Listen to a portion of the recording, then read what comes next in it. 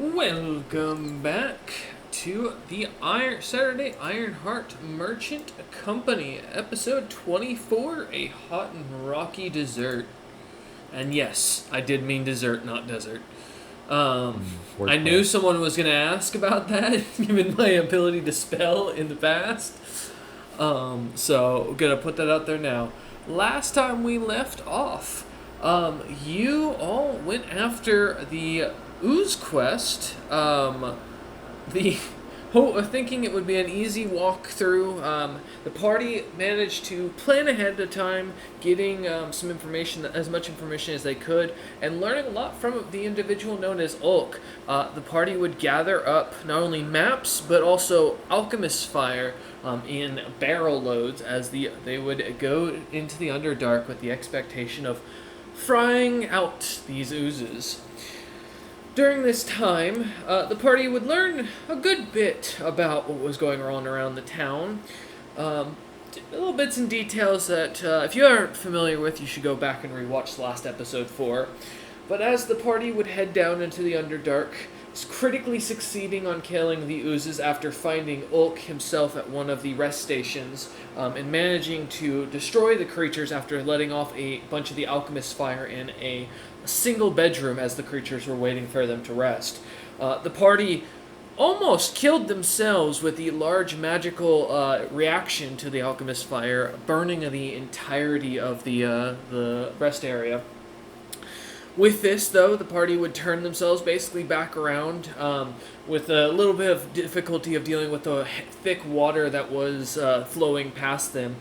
They would return, though seeing and dealing with a creature called Mr. Hands momentarily. Rolaman single-handedly, completely killing it by himself with a very well-placed arrow. As the creature chased the party. It was delayed damage, as he would later claim at the tavern. The creature knew its end was coming, if you will.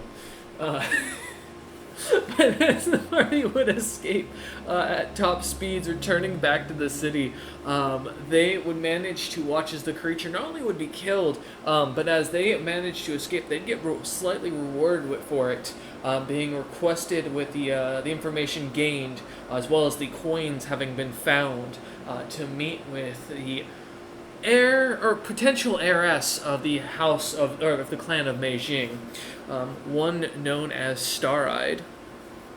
As the party got an unfortunate title that they really did not like and are doing everything to avoid, the party decided to return the large cache of 2,000 soul coins that they had found to the desert in hopes of avoiding a certain situation with another individual. Having signed the deal with Jakix, and with the hopes of those individuals no longer interfering with the Ironheart Merchant Company, we returned to the party after 3 days of downtime, having spent it mostly getting themselves tattooed and gathering information for what they could.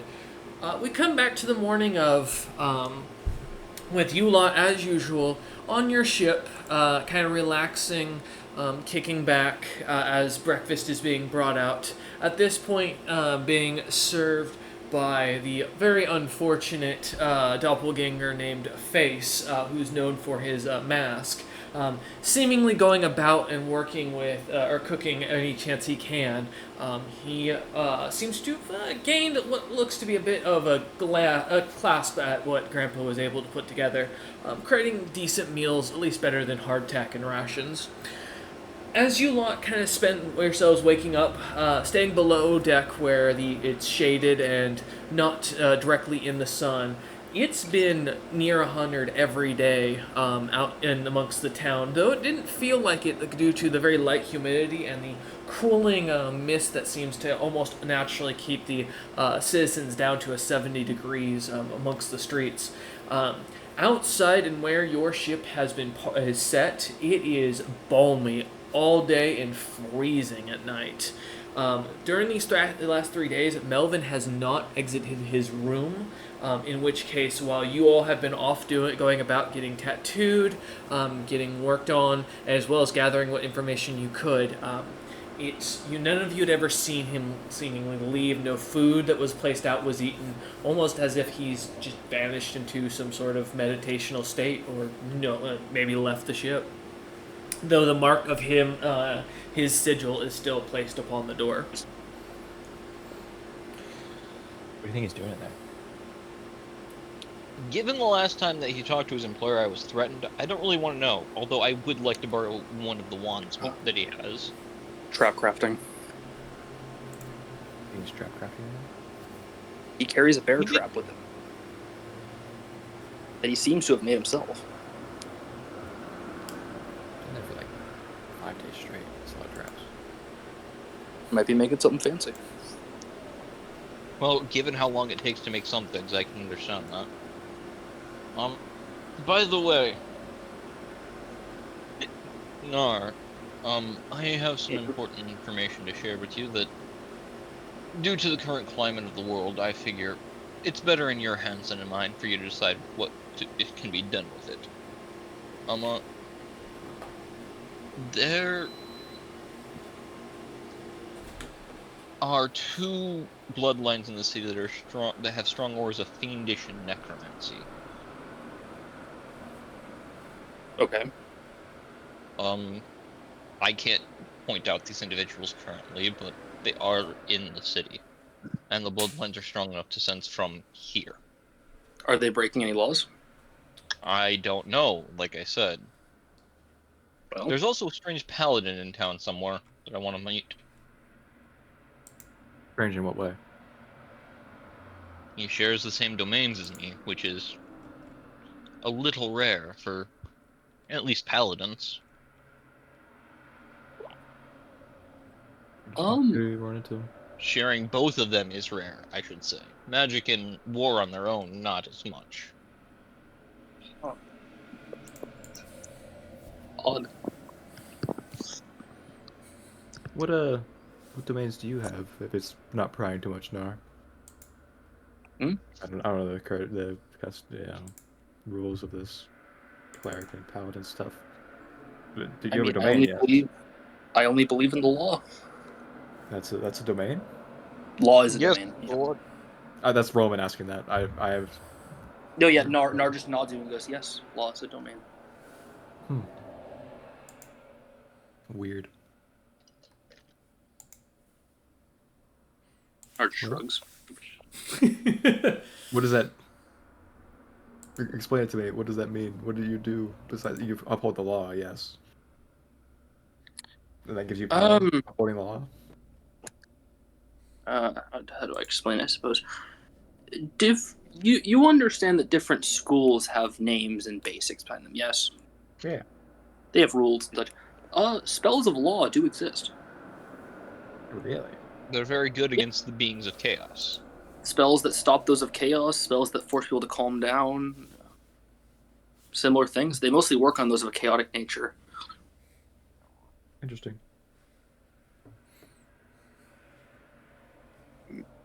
Yes, And that's just why like there's how also Evil and just good. like how evil and good are in a constant battle, so are law and chaos.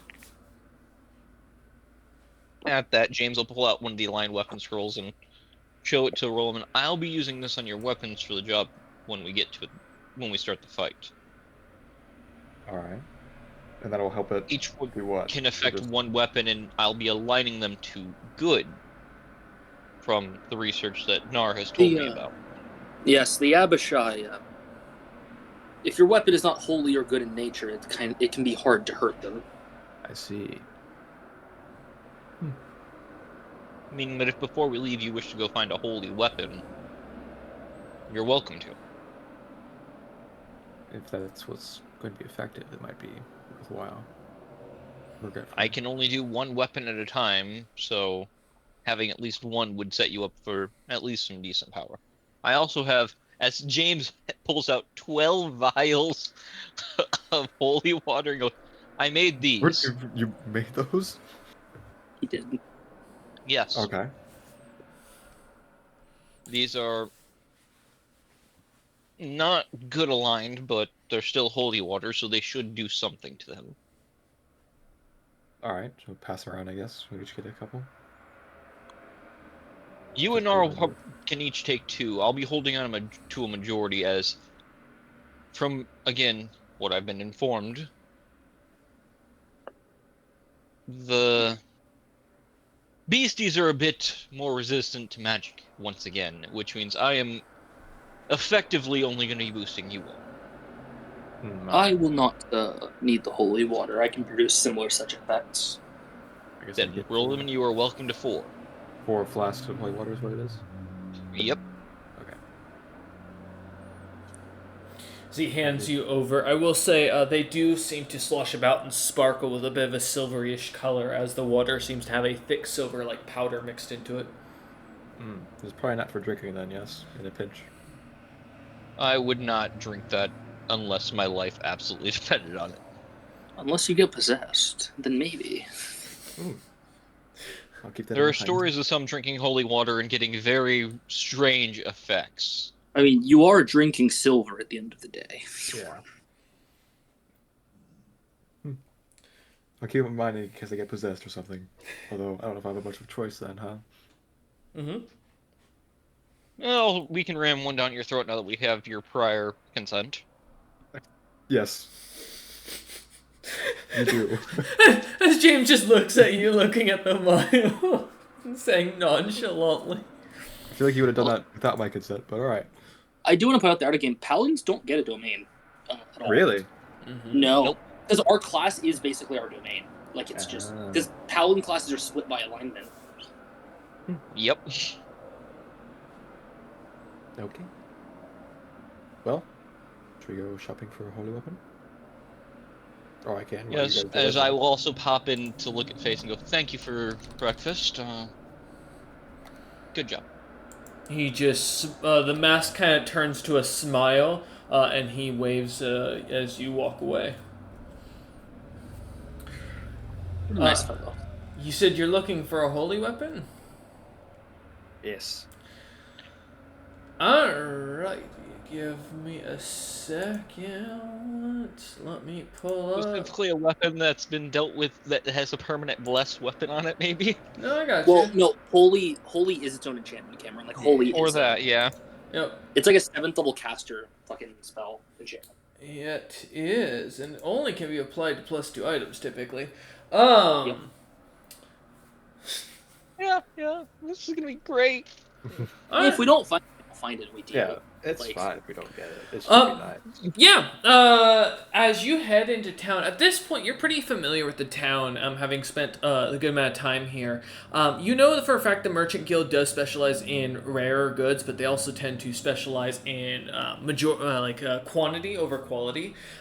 Typically rare items are on a order basis rather than an immediate on offer. That being said, while there's not a strong religious following here in the Tabaxi lands, there is a small church on the outskirts of town that looks to be kind of somewhat run down. Not many people go into it, but you do see on occasion when passing by the long street that ends in down at the end, or ends in it, seemingly having shadowy like figures heading towards it. None of the guards that walk the streets seem to be at all interested, and no one seems to care or take notice.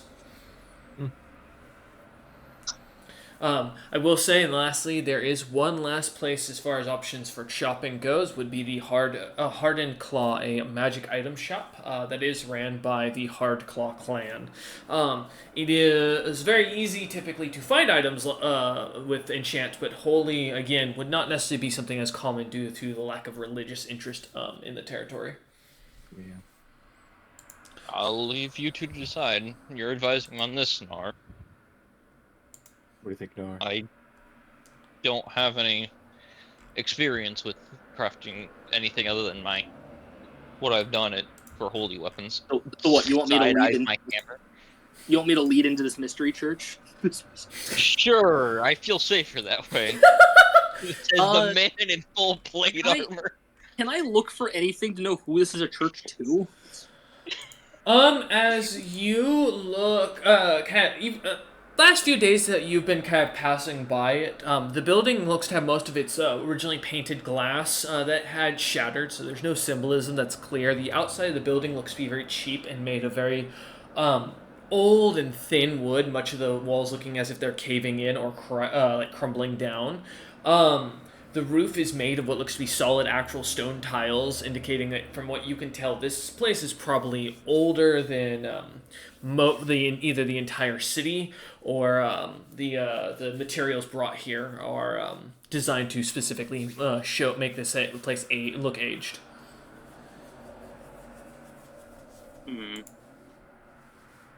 Well, I suppose we can find out who it's to once I enter. I can at least show respect to whatever religion is here. I'll walk in. Fuck it. Okay. As you head in, you do see a somewhat old-looking tabaxi that seems to be sitting at the front altar. The inside of the building seems to have only two pews, one on the right and one on the left at the very front. The church itself is about what looks to be almost 30 feet deep. As you see the Rakshasa, it seems to be almost laying over the large stand at the front.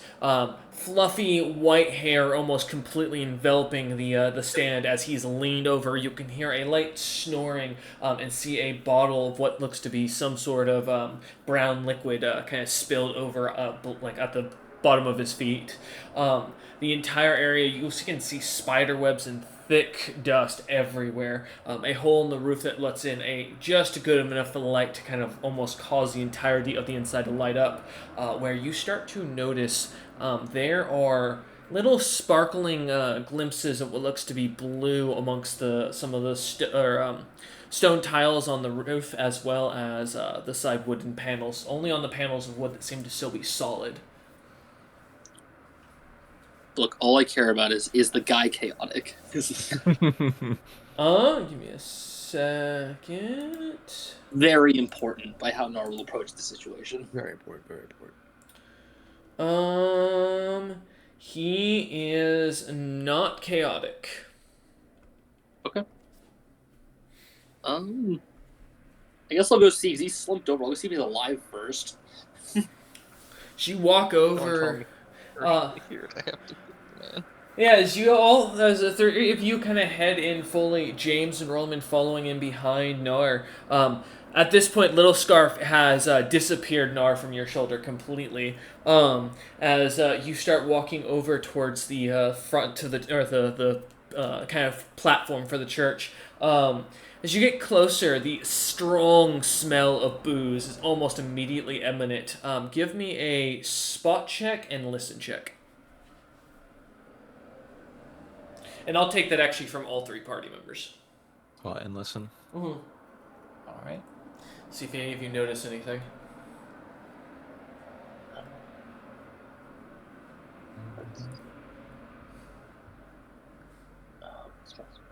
Not the best. Well, if I roll like that, that works. Fucking 23, nice. Yep. Where's listen? I think my listen modifier is exactly the same. Same here, make sure. It is. Oh, wow. Okay. 18 and 23, alright. Roland Well, got then 8 9 and and 9. Alright, James? Are you paying better attention than me? Listen and spot, James. You can choose your poison. Would you like to try Beyond 20, Avray, or World Anvil? That's a 13 on World Anvil today. Ah, not bad. What's the other one? Not bad, thanks to a +5, and that's a 13 listen. So 13 listen, and so it's 13, 13? I'm about to roll the spot. Okay. 7! Thankfully, Nar is on high alert and concerned. As everything about this seems fishy. Nar, all your senses are going off. There's a powerful being surrounding you, and you don't know why. You can sense that there is more divine aura in this room than you've ever felt before, and the other two look oblivious as they seem to be kind of looking about at the dust. James seemingly looking at some of the wood that's held up and kind of examining it, as you feel... Not safe. as you feel the strong divine aura coming off of this individual, almost kind of radiating from him. I kind of put a hand behind me to stop the two wherever they're standing. As Nar kind of narrows his eyes, looking forward at the seemingly priest. Do I get the feeling from the divine order? Do I think it might be coming from him? You fully can feel the pressure seems to be emanating from this individual. I ask you to please wait here and please do not speak.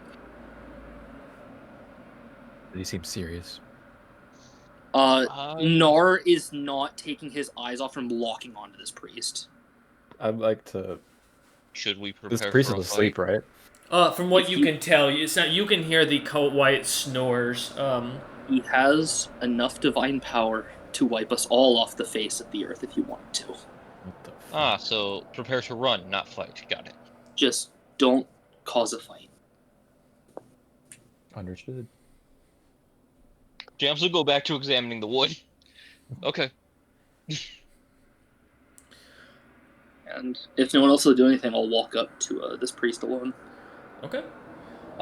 As you start taking a few steps forward, all of you begin to hear a deep voice as the church begins to rattle. You dare to entertain the one who stands. Explain yourself. As the door behind you slams shut and you watch the few holes in the roof and the side wall suddenly repair, closing, darkening the room. What do I roll for the one who stands? You can try knowledge religion. You can try. Give me a second. Can I roll a flat wisdom check to see if I've heard of it? I'll take wisdom. I will also take knowledge arcana in the case that if you think this could be potentially a fiend of some sort or some sort of pact giver. 18 religion. I'm trying. 18 religion. Okay. Trying to think. 6. Damn. Okay, that one. James, this is scary as hell, James. The building repaired itself. I need this. Cameron, this roller, not for you. Go back to the roll in. This is why I never change. I won't roll because this is beyond me. Yeah. All right. Nar with. Sorry, give me a minute. I'm trying to compose myself. Yeah, I'm still giggling at the James thing here. So James, like I said, as you think about this could be, for all you know, this could be the individual that you've heard known as Durali. This could be what the god that Utham serves. You're too unsure to feel confident enough to speak at this moment, and the sudden change of the environment seems that this creature is powerful enough to have sucked you into another plane, as there's no way that no one's noticing out in the streets. As you kind of immediately causing you a slight panic and a cold sweat to kind of hit you as you realize this creature is more powerful than you thought. Nar, immediately, not only realizing that something has pulled you into another plane, to note this in the background, but as you take with a knowledge religion to think for a moment, there's only 2 gods that have very old notes and scriptures about them. Both would be very rare to have heard of. And even in your travels, it's only been more common to hear amongst paladins and crusader types, those who were holy but bloodthirsty. As many of them would either bear a symbol of what looked to be a blue clock, like a sundial on their shields, or those who would bear the blackened tentacle.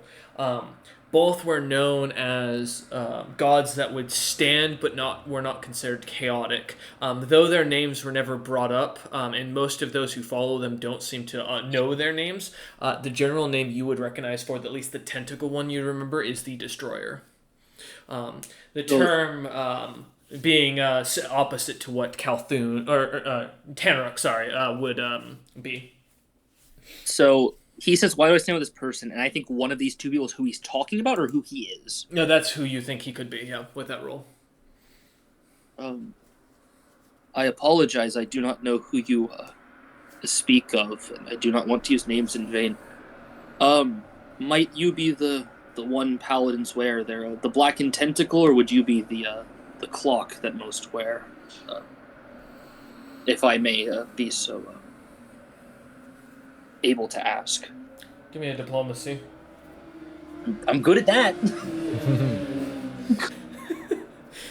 We're gonna see what happens with this here. Oh, something good. 26. 26. You do not need to address this being as anything more than a friend and an ally.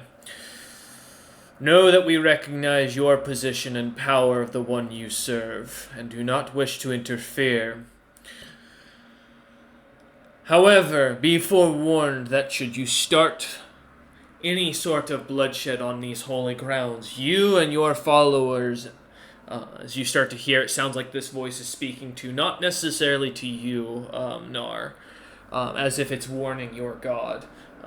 It continues. Will be considered a crusading subject, and we will eliminate you from this world. You will keep your power, but you will not have influence. As the voice kind of goes silent. Well, if that's all, that's good, my friend. We've come for not harm, but for potential assistance. We did not know where to go to find a holy weapon to help with the more chaotic fiends causing trouble nearby. Are you telling the truth? Yes. Okay. The voice dissipates almost as you hear a low rumbling begin, and you notice as the building begins to fall apart once more, hearing the sounds of the town, the light music from a tavern down the road, these sounds of distant birds chirping. Yeah, and James, a little sigh in the background as he sees light coming through once more. And Nar, as you look forward, you feel the almost divine aura dissipating as this very drunken Rakshasa looks up at you. Long, white, lion-like face, golden eyes that seem to glow a little bit. The mane going in every direction as if it's just been static to all hell, poofing out, and goes, Oh, I got a headache. Oh, did someone ask for assistance? Oh, I was just dreaming about a troll. A dwarf. An elf. That would be us. He looks over at Nar as he says hello, friend, as well. And he goes, Friend? No. I think you talked to someone that's important to me. He looks down at the spilled cup, and you just see a sad sigh as he looks back at you and goes, I've been told, I believe you're seeking a holy weapon. Indeed. I can provide you ones, but they will not be of my god, if that's, he kind of rubs his eyes, and goes, if that's fine. As long as they are the alignment needed to deal with what we're trying to fight, I don't see a problem in that. Specifically, there is, one item, well, I think, you see his eyebrow kind of raise for a second, goes, it's technically a pairing, but, yeah, one moment, as he kind of stands up, you hear a lot of popping as he does so, a very loud sigh as he kind of rubs his back, starts to walk away, his robes glimmering in the light, the very bright silver cloth that seems to sparkle as he dissipates behind a doorway that's right behind him. James is prepping to count coin to donate to get this fucking wood repaired. This is fucking terrible. A few moments later, he comes back out and seems to set down what looks to be a greatsword and a shield that's about a tower shield in size. Both seem to be made of what looks to be a bright platinum-like coloration with mithril in the center of them. Both seem to depict what looks to be a cage of some sort as he looks over at you and goes, The item is magical and suits the intent of the user, the last individual to use it. was a big fucking giant. He kind of looks at the kind of looks over at Rollman and goes, "I don't think either of you classify as a big giant, so I'm gonna recommend whoever plans to wield this item make their thoughts well known. I I'll should look warn, the item Rollman. is, huh? Hold on, let him finish talking. I'll look at Okay. let I was talking talking, to James. the GM. Oh, The okay. GM can continue talking. He was he kind of gonna looks say? at you and goes, "I should warn them. Slay too many creatures that are evil with it, and it'll awaken. I don't think any of you are capable enough to resist its charm." Ian, are you giving us a second set of the 9 right now? Not answering that question. You wouldn't know that in character. You absolutely are. Damn What it. size is the weapon? I Huh? can identify it. If possible, would you mind if I... Actually, I'd rather not waste a spell. The ritual takes a spell. Well, we're only dealing with a small number, so we should be alright. I feel like more importantly, as Roman asked, what size is the weapon? Large, Oh. huge? I will say it is currently large. However, as he mentioned, it does seem to change to the will of the user. Okay. Well, This seems to be able to wield it. Mind if I try? By reaching out to hold weapons. He Hold looks. the weapon and shield. He looks at you and shrugs, and as he sets it down on one of the pews and goes, "You think you're strong enough?" And he takes a few steps backwards, turning his back to the weapon. I'll attempt to pick up the sword and shield. All right. What is your preferred weapon and size? Bastard sword large. Okay. 1 second. As you begin kind of picking this up, give me a will save. Will save. Alright. I will use the maneuver. What's the name of it again? Moment of perfect mind to replace the will save with a concentration check, Okay. which I'm much better at. Probably smart. Even this thing in its current situation is not great for you. Yeah, probably not. Concentrate. Nat 20. Holy shit. As you kind of go to pick up the shield and feel the weight as it's almost 1,000 pounds by itself, and go to try and grab the sword, feeling it's almost double the weight, just taking hold of him, it starts to morph, and you watch as it turns into the bastard sword almost immediately, beginning to glow a almost greenish coloration along the metal or along the blade. The handle seems to be made of the platinum-like color, with a single blue gemstone that you can see is carved into the face of a very strange-looking fiend-like creature that has just what you'd expect of some spiked teeth, 2 little horns, and what looks to be a frown on its face. It's very simplistic in its design, but the gemstone seems to glow. The leather almost feels worn to your hand immediately as you take hold of it, roll them in. As you hold it, you feel a pulse across your entire body for a moment, as if something is trying to take control of you. Almost as soon as it does, it seems to dissipate, and you just hear a light and faint snoring.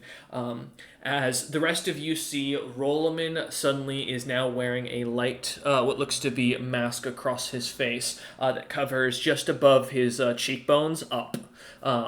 It seems to be what looks to be blackish in coloration, and seems to slightly spike at the sides, giving it almost like a raccoon-like mask. Strange. A trash panda. What? What did you say? Do you remember the small creatures that would rummage through the garbage? There's a mask on your face. You have a mask on. Does it look like there's a mask? I feel like, is there a mask? As you go to feel your face, there's nothing there. You playing a prank? There's nothing here. No. No, to my perspective, you seem to be wearing a mask. The Rakshasa speaks up and goes, "I wouldn't touch it. That means you've been chosen by Koyak. Who's what? Oh, Who's congratulations. A being that was asleep in the Thousand Face. The item now you carry. The mask is a representation that he has chosen you. Means you're not stupid as I was expecting, and apparently have a mission to slay those who would be good, if you will. Who would be good? He looks about you all and nods and goes, "Yes, this is a vessel created, and from my understanding from my god, long before our time, during a time called the Black Fog, a piece of history that's been lost to us. My understanding, there are, they say 9 of these items, but I've only ever heard of 3 ever being discovered. 2 of which are currently, held within amongst reputable adventurers now. One of which, we are unsure." Well, Rollman, you now have a sword, and did the shield change? The shield Or- vanished as soon as it morphed into the sword. You now have a sword you can use. I think that's better than anything I'll be able to craft for quite some time.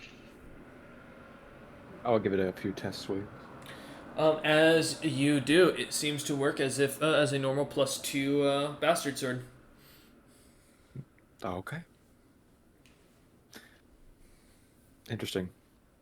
See if it is more effective than my other weapons in this fight. But if it's designed to kill good, I don't know how effective it'll be.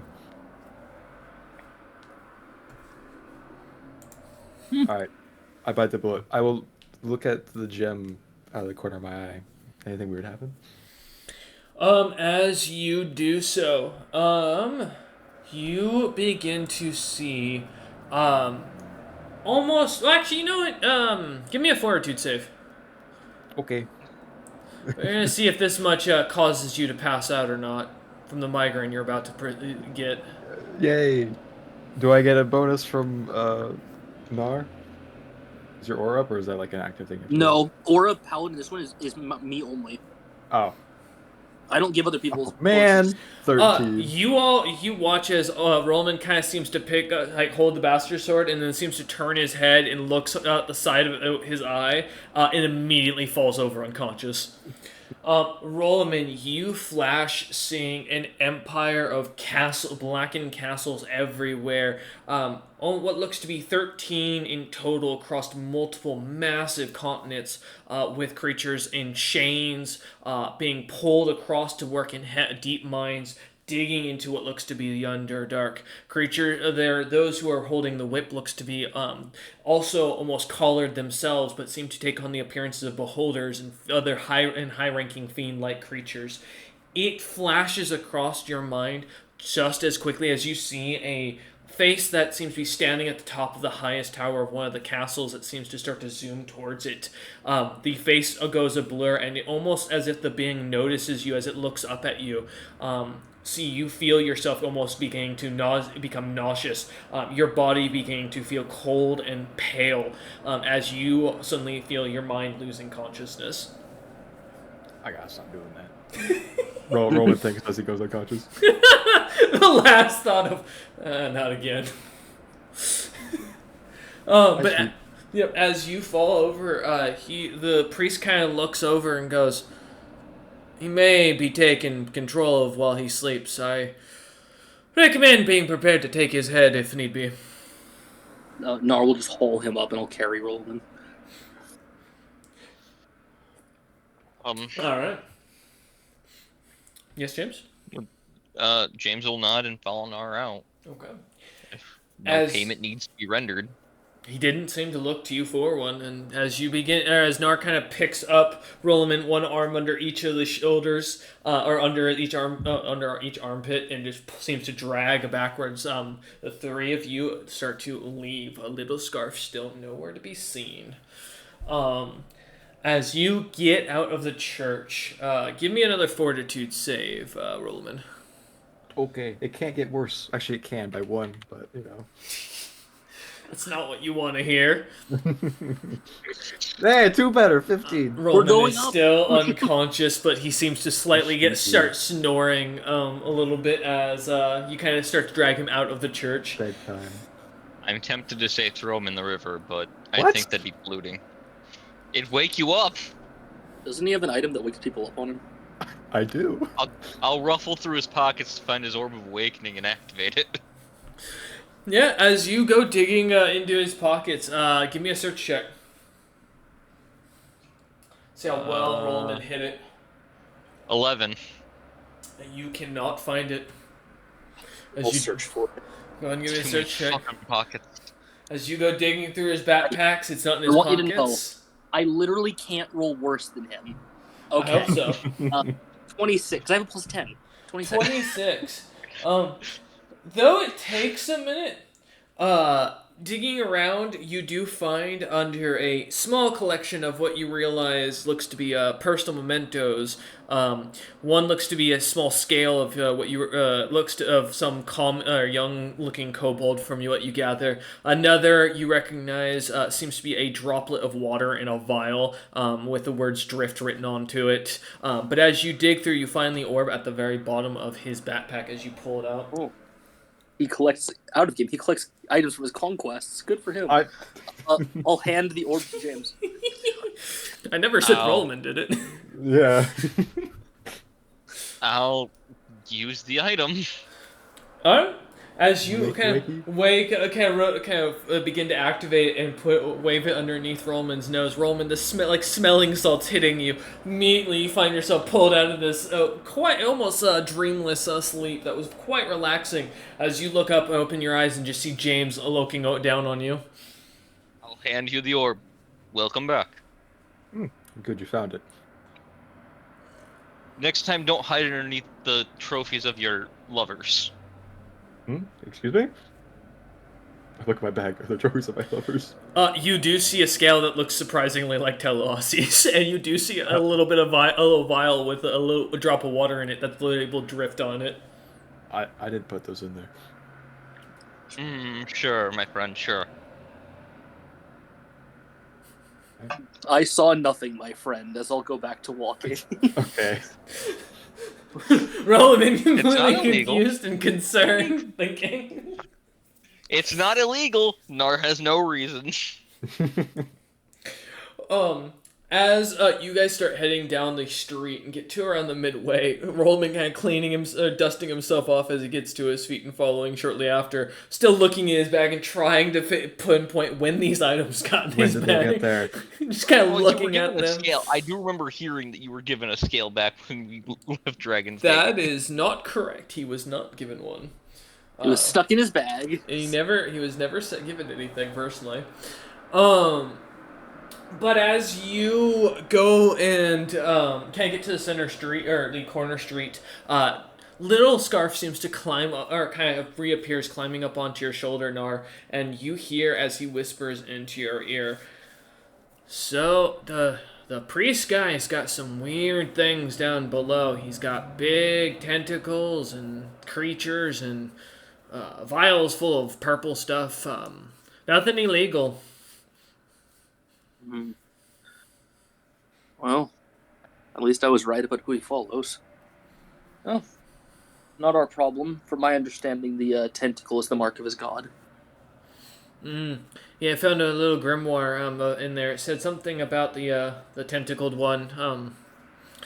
I've got ideas, but I'm still looking into it. So he kind of climbs back down. Yeah. All right. He vanishes once more. I'll have a good time. Almost, yeah, as Roland and James, you watch as this little fellas kind of climbs down the back of Nar's back, walks over to where it looks like there is a slightly bit of a shadowy alleyway, just enough to where it seems dark enough to obscure someone slightly, and the little Scarf vanishes. But while he's leaving, I just give him a thumbs up and a wave. Fair enough. He can just teleport or just vanish like that. He's just that good. Sneaky. Useful. I mean, he is a caster.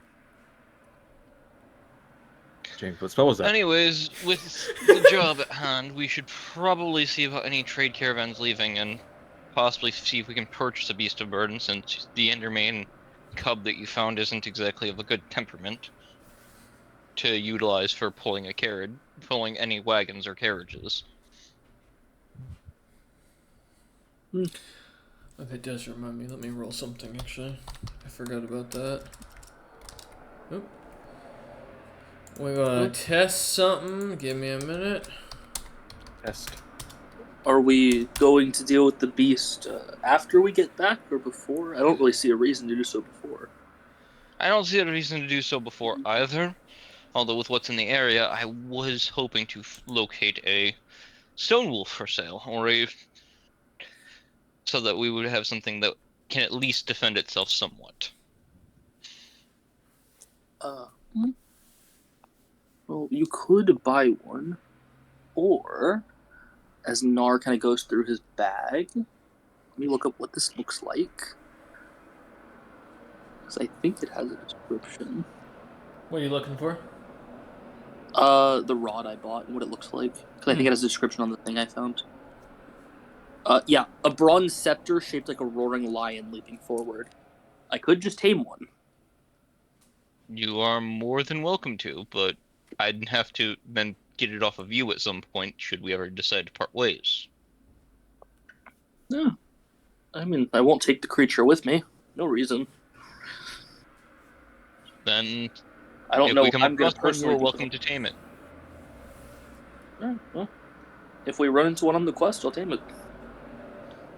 Do you believe you can pull the wagon until then? Easily. Then we should be able to set up pretty well as guards. As you planned.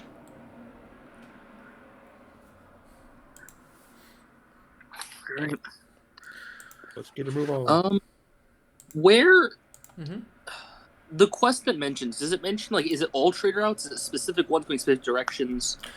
It's been sporadic. It just seems that the most common thing, the common thing is that no one or most of the people being attacked are merchants, very lightly guarded typically, and almost all of their items, including the wagons, are basically stripped down and vanish. All right, then I guess better question: with the portal to Grayson, where are most of our merchants going? North to the other cities. They are traveling amongst the cities to bring both supplies as well as make better deals. As it wouldn't be like at this point, I would say you would have heard in the common rumors amongst merchants that the other towns will pay higher prices for valuables because they aren't as close to the trade, and it is a lot more dangerous to bring goods farther north. Then what do you want me to roll to find a caravan leaving soon towards one of the other cities? I'll take a gather info from from all three of you. Gathering info. Well, Aaron, you prepared for this? yes, I did. As my one tattoo gets used, the merchant's charm, to grant me a bigger bonus on gather information. Big bonus. I'm now to a +6, guys. It's a great time. My +1's better. As we'll see. Oh my god. That's so funny. Get him, Roland. It was my one. Get him, Roland, get him. 21. Alright. As you lot head into town, kind of heading towards the outskirts, there is a merchant group that is, well, not a merchant company that is getting set to leave, but what looks to be a large sponsored group. You see the sigils of what looks to be a blackened fiend-like creature with what actually almost looks identical as you look at the symbol that you have on your sword, Rollman. The words Bathala written across the bottom and above reading house. As you take a moment to look at this, you've seen a sigil in town, all three of you.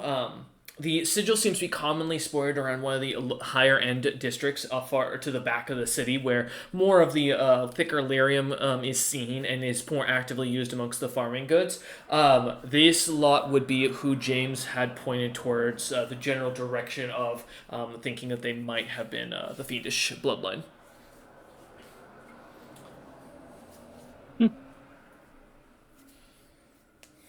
Well, fiends would probably know a bit more about Abishai, right?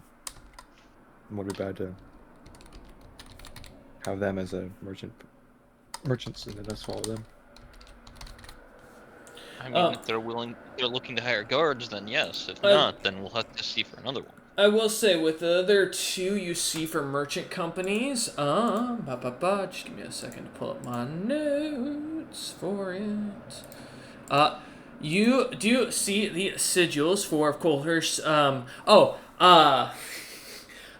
other two are, I forgot about this, KJK, and below it reads the House of Crump. That is seems to have a golden apple with a bite taken out of it as their sigil. And then the last one looks to be a hand that is missing both of its pinky and thumb and is listed as a second craftsman. Mm-hmm. I'm saying it now. We're not going with KJK. Okay. Yeah, no. I will say they're the only ones who look like they don't have guards assigned to their merchant group. Oh, no. We can go to the hand one. I'm fine with that. Well, if they are the only ones that don't have any guards, and the other ones don't want guards, we know what we have to do. But do we have the strength to do it? You're the boss. Let's see if the other ones need guards first. Exhaust all options. The liaison. All right.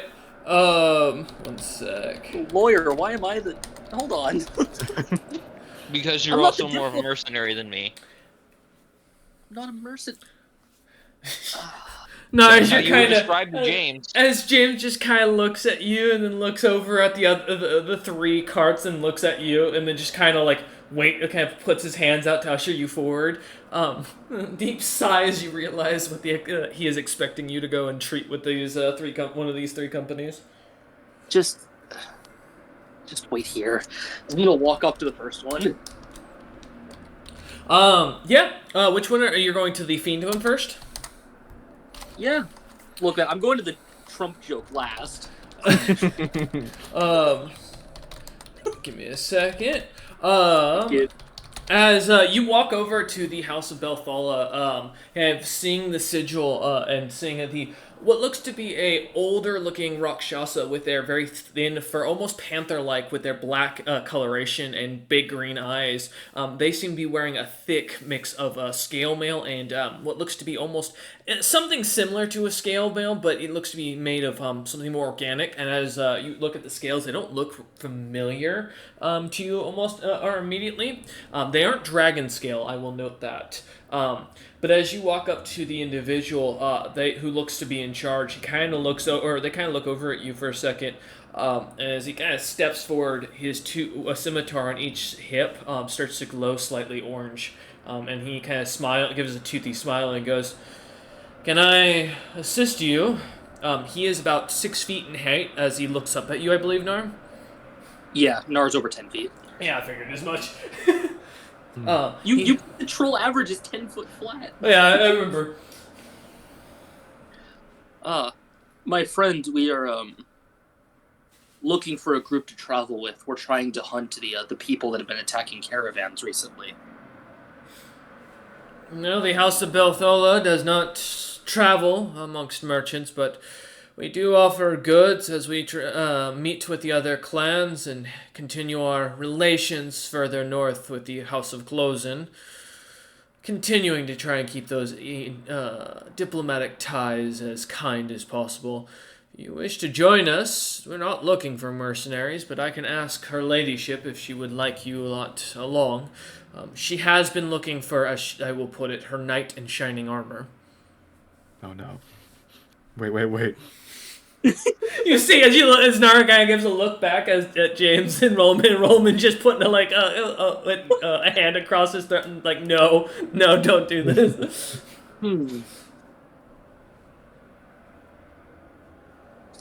All right, but he did specify that they aren't technically merchants, right? Yes, he did say that.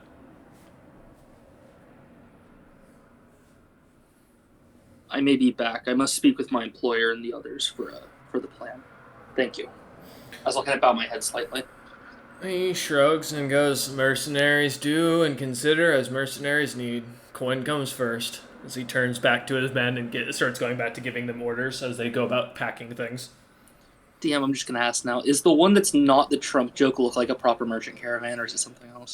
As you look about, they do look to be dragonkin-like. Many of them look to be golden in coloration. Only a few seem to have like silver or copper scaling.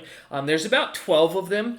They look to be mostly a mix of slightly armed to where like they have like a weapon on their hip or on their back to fully plated, though it looks to be very mixed, and most of it seems to be like personal gear that these lot look like they've taken. You can give me an appraise check to see if they look capable as mercenaries or merchants. I'll take that for either. Sure. Let's see. All right. Not the best appraisal, but give it a shot. 13. Okay. As you look at them, give me a second. There we go.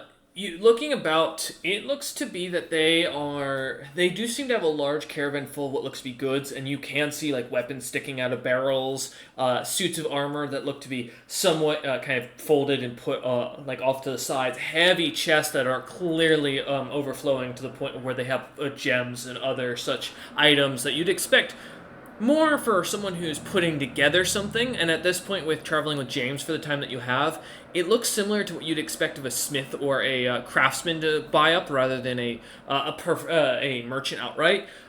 As you kind of get a rough estimation, you'd guess that these lot is probably a crafting group, meaning that they probably sell their goods, but they're not like merchants by trade. It's probably more of like traveling city to city and selling what they have. Kind of like what James does is basically the best way to put it. That's what I thought. I'm gonna walk over to the Trump caravan. Ah, you mean Crump? Yeah, 100%. That's what he meant. You do see the house's sigil and do hear the very annoyed sounds of the Rakshasa within the wagon itself.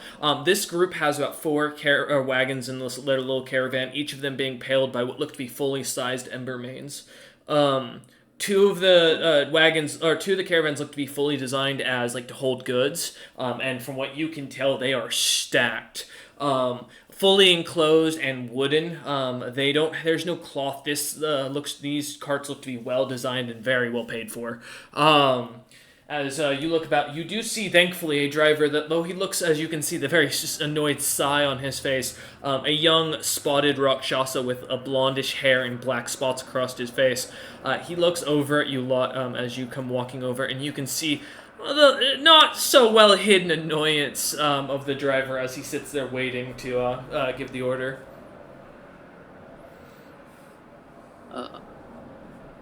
My friend, if I may speak with you for a moment.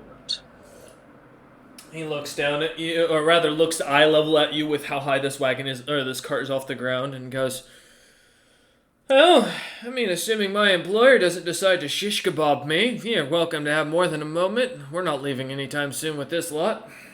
Goddamn crumps. We wanted to know if you were accepting, I suppose guard's the way to look at it. We're hunting the people that have been hunting merchant caravans that have been passing by. Are you sure you want to take this up? As he looks back with dead eyes at you. As you hear these loud screams. Well, they're hunting merchants, and those ones technically aren't merchants, and those ones technically aren't merchants. Looking at the other two cart trains.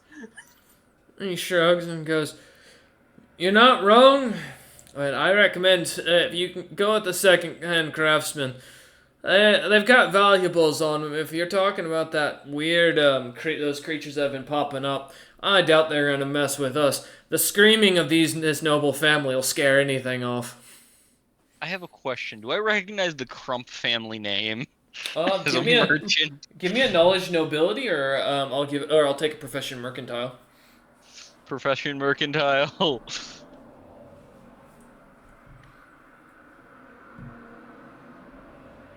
$17. 17. As you kind of take a minute thinking, they're pretty a well and notorious family for being the one of the top slaving families in the amongst the Rakshasa nobility, even compared to the main clans. They are a lesser clan only by name, as they probably, from your guesstimation, would carry almost 75% of the wealth of this nation in their own clan's pockets. And they're quite wide, meaning there are many of crumps that seem to pop up pretty much everywhere. The main line, though, that lives here in or supposedly lives in the clan of Meijing, are notoriously very close to the House of Closen, and one of the main reasons why the Meijing clan and the House of Closen do not get along. Nice. So, if this clan were to vanish, Meijing and House Closen might get along better. Good to know. I will say, as seeing the ones in, it looks like the oldest son and the mother. What you can tell is the matriarch of the family arc in the wagon. Notably, as far as those two go, the oldest son is considered the brightest of the Crumps, as he is actually quite a capable merchant, but very arrogant for it. The matriarch is very arrogant and very hostile. Is the kindest way she's been described. Do I He told recognize me a to go to second-hand the. craftsman He told me to with go the to same role? Yeah. One, so. No, as you kind of turn, hearing this like shrieks and pincing, kind of cringing at the sound of yells and screams going on as you walk away. James, from what you know about these secondhand craftsmen, it's a recent known company to have popped up, and there are very light rumors of it. Some have stated that a new nation of tradesmen have popped up in the far north. However, and that this is their first extension out to the world. However, others have stated that this group is following some sort of evil creature, and that their leader is a sorceress who plans to destroy the world and take over everything she can. It's kind of a 50-50 depending on who you've been talking to. Though the name you don't recall off the top of your head. Okay, well, still, it's a better bet than the Crumps. Anything's a better bet. As you kind of walk over Nar, almost immediately you see this what looks to be about 6 foot tall, small winged, heavy green plate, like almost like adamantine, coloration, covering them. Helmet off, bright green eyes. Seems to kind of jump down with a bright smile. Almost immediately, she seems to speak in a higher pitch voice as she goes, and I'm not going to do the voice because it will kill my voice. She smiles and goes, "Can I be of assistance, good sir?" We were referred to your caravan by the others. We are hunting the flying creatures that have been hunting merchant caravans, making them vanish. Oh, we're going by the last area they were spotted in. Excellent. We would like to know if we're allowed to come with to deal with them. Of course, if you'd like to tag along, we can't afford to pay you, but you're welcome to join us in traveling together. I look towards James. Do I get a I'll nod give or a head? nod. Okay. All right. I'll nod to her. And she, Works for us. Let us go get her. She nods and goes, "We leave tonight. We're gonna try and pass through the deserts while it's cold. A little chill never hurt us, thankfully, to the armor we've got. So, meet us back here. Let's say in a few hours, and we'll get everything together." Excellent. Nar's off to buy cold weather clothing because I don't have. You don't have any? James is Nope. prepared already, as he's more used to cold weather shit I and specifically has cold bought weather clothing. clothing for hot weather before Yeah. we came here. No, I that's got cold weather as I'm well. wearing cobalt, and it's gonna be cold. Yes. Yep. Right, Even I'm gonna a have to go cold change. You're not a frost giant. I was say you're not a frost giant. You will. This will be like below freezing, so keep in Well, I mind. will be swapping out of the arm underneath the armor. I'll be swapping out of my regular clothing to cold weather clothing. Okay. Little better. Yeah. As as you lot head back to the wagons, back to the ship, while Nar heads back into the city. Nar, as you head in, give me just a quick search check to see if you're able to find any place that sells any cold weather clothing. Please. 21. As you go about running through the streets, many of the shops seem to be closed, or those few that seem to have items of similarity do not seem to kind of hold anything of the that seems to be like clothing or cold weather clothing. Though the further you get in, you do finally come across a small contingency of frost giants who, while not the kindest, are willing to part with it for about 500 gold pieces. Of course. What do we roll for haggling? Diplomacy or bluff. I'll take either. Depends on how you plan to haggle. I'm good at diplomacy. I'm not good at bluff. Okay. And you're lawful. Before we head to the ship, James wants to go check the magic item shop for something for Rollman. Okay. And 26. 26. All right. What do you say? If anything. I looked at them. Is the clothing like frost giant size that they're parting with? It looks to be something. From what you can tell, it looks to be not to their size. It looked more to what would be equivalent to a teenager, but almost like a little bit, a quarter of the size smaller than this lot. You're selling me teenagers' clothing. You can at least do 450 if you're going to scout me anyway. You get a good chuckle out of the frost giants as they agree to it. All right. I mean, if they're going to scout me, fine, but I'm not doing 500. God. I'll accept this as a last-minute bad buy, but shit. All right, James, you said you wanted to head into the city. You're heading to the Are you heading to the Hardened Claw, which is the... Yes, I am. Okay. As you head, Rollman, are you heading with him, or are you heading back to the, ship? I'll go with him if he doesn't mind me coming. I don't mind you coming. I may pick one of these up for an hour at the very least. All right. As I just remembered an item that might be helpful. As you head to the large smithy in town, really the only smithy, from what you've been able to see, that seems to be open to selling items to the public. The building itself, is pretty plain. It's mostly made of what looks to be a gray and white mix of clay from the outside. Nothing really to distinguish itself, though you do see commonly soldiers going in and out of the shop pretty much daily, getting custom gear ordered and such. You would recognize, James, having passed by here enough times, that the shop is ran by Shink, Shink, this also known as the Soft Claw, an old rakshasa that looks like a spotted cheetah. However, the thing that makes this shop most unique is the very drunk and very tired troll that works amongst the smithy, working a very large amount of calorium the shop has set up to, causing many of the guards to come in here and buy their goods of calorium from this individual. But as you head in, like me, yeah, I'm coated in calorium. As you head up to the shop, Shink, the old Rakshasa with his thick gray hair, kind of comes walking forward, looking over at you, James and Rollman, and kind of just nods and smiles and goes, "Can I be of any assistance?"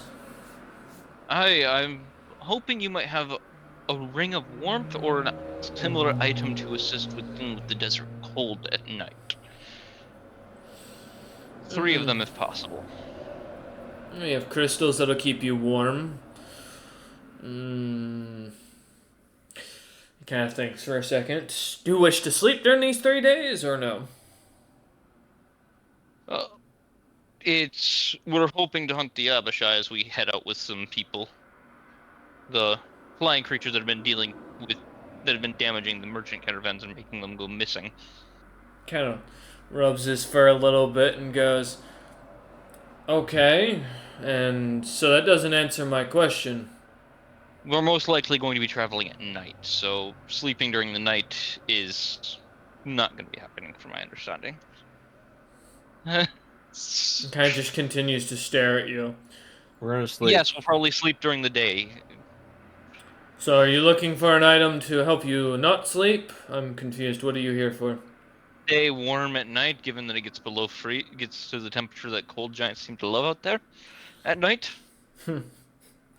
I've seen cold giants freeze out there in the desert at night. Closest thing I can bring you is an ever warmth crystal. They'll last as long as you can keep magic going into them. They take a full spell slot to pretty much keep going. But beyond that, they'll keep you warm for 24 hours. Interesting. I'll take them. How many do you have on hand? They'll sell them to you for about 2,000 apiece. I can sell you 12, 18. Depends on what quality, quantity, and the amount you're looking for. One for a large creature, then one for this gentleman and myself, so 3. 3. 6,000 gold pieces it'll be. It should keep you warm. We'll take someone of your group to be able to cast into it, but once magic is pushed into the item, it will begin to activate. Magic can also be taken out of it, but from my understanding, it doesn't seem to come back to the user. It just seems to dissipate. That's fine. As James will fork over the 6,000. I'll take the gold and lean down underneath the behind the counter and seems to kind of pull out a what looks to be a couple of crystals that are set into a wooden some wooden circlets just to kind of hold them up. As he kind of pulls them out one by one, kind of jiggling them about as he does. He hands them over to you, and they seem to be what looks to be almost perfectly carved. As kind of like almost like a wrapped Jolly Rancher with two slightly spiked ends and a very what looks to be almost a round Cylindrical. Thank you. In the center. Man, my words today. Thank you. Have a wonderful day, softball. He looks at you for a second and just kind of you hear a loud sigh. As James will slowly walk off. Alright. As you and Rollman head back out, kind of turning away, it doesn't take you long to run into Nar, who seems to be holding the clothes over his arm as he's walking down the street, seemingly grumbling, I imagine, about the price that he just paid. No, he must let no one know what just happened. Just James will look at him and offer and hold up one of this crystal. I haven't hold up the circlet. It's a warming crystal. It will work, and I have a way to maybe do it without having to waste the magic on it ourselves. Interesting. I mean, I'll take the one being held up. It takes a first level spell to activate it. Alright. I'll put it in a pocket for now. Okay. Ever warming crystal. So yeah, I'll hand roll him in his, and James has an experiment to run on his own. What, are you gonna pump a bunch of fucking magic into it? It seems like a great idea. No, I pull out the thick water. Oh no, this is way worse than I thought. And I'm adding a single drop. I'm getting away. Onto the. I'm heading outside of the city to do this because I'm not gonna have it explode in the middle of the fucking city if it does. Okay. And I'm adding just a single drop of thick water. We're just gonna hear a boom from the desert. Yeah, as James kind of peeling off, letting Nar Rollman head continue heading off to the ship, James kind of seems to step away, giving a wave and a smile as he holds the gemstone up and holds the vial of that you both immediately recognize as the thick liquid as he starts to kind of walk off into the desert. Wait, James, no. I'll be fine. I'm wearing my armor. The soldier willingly marches to his death, Nar says as he watches. Oh, no. I take cover. I'm gonna die. Give me a minute.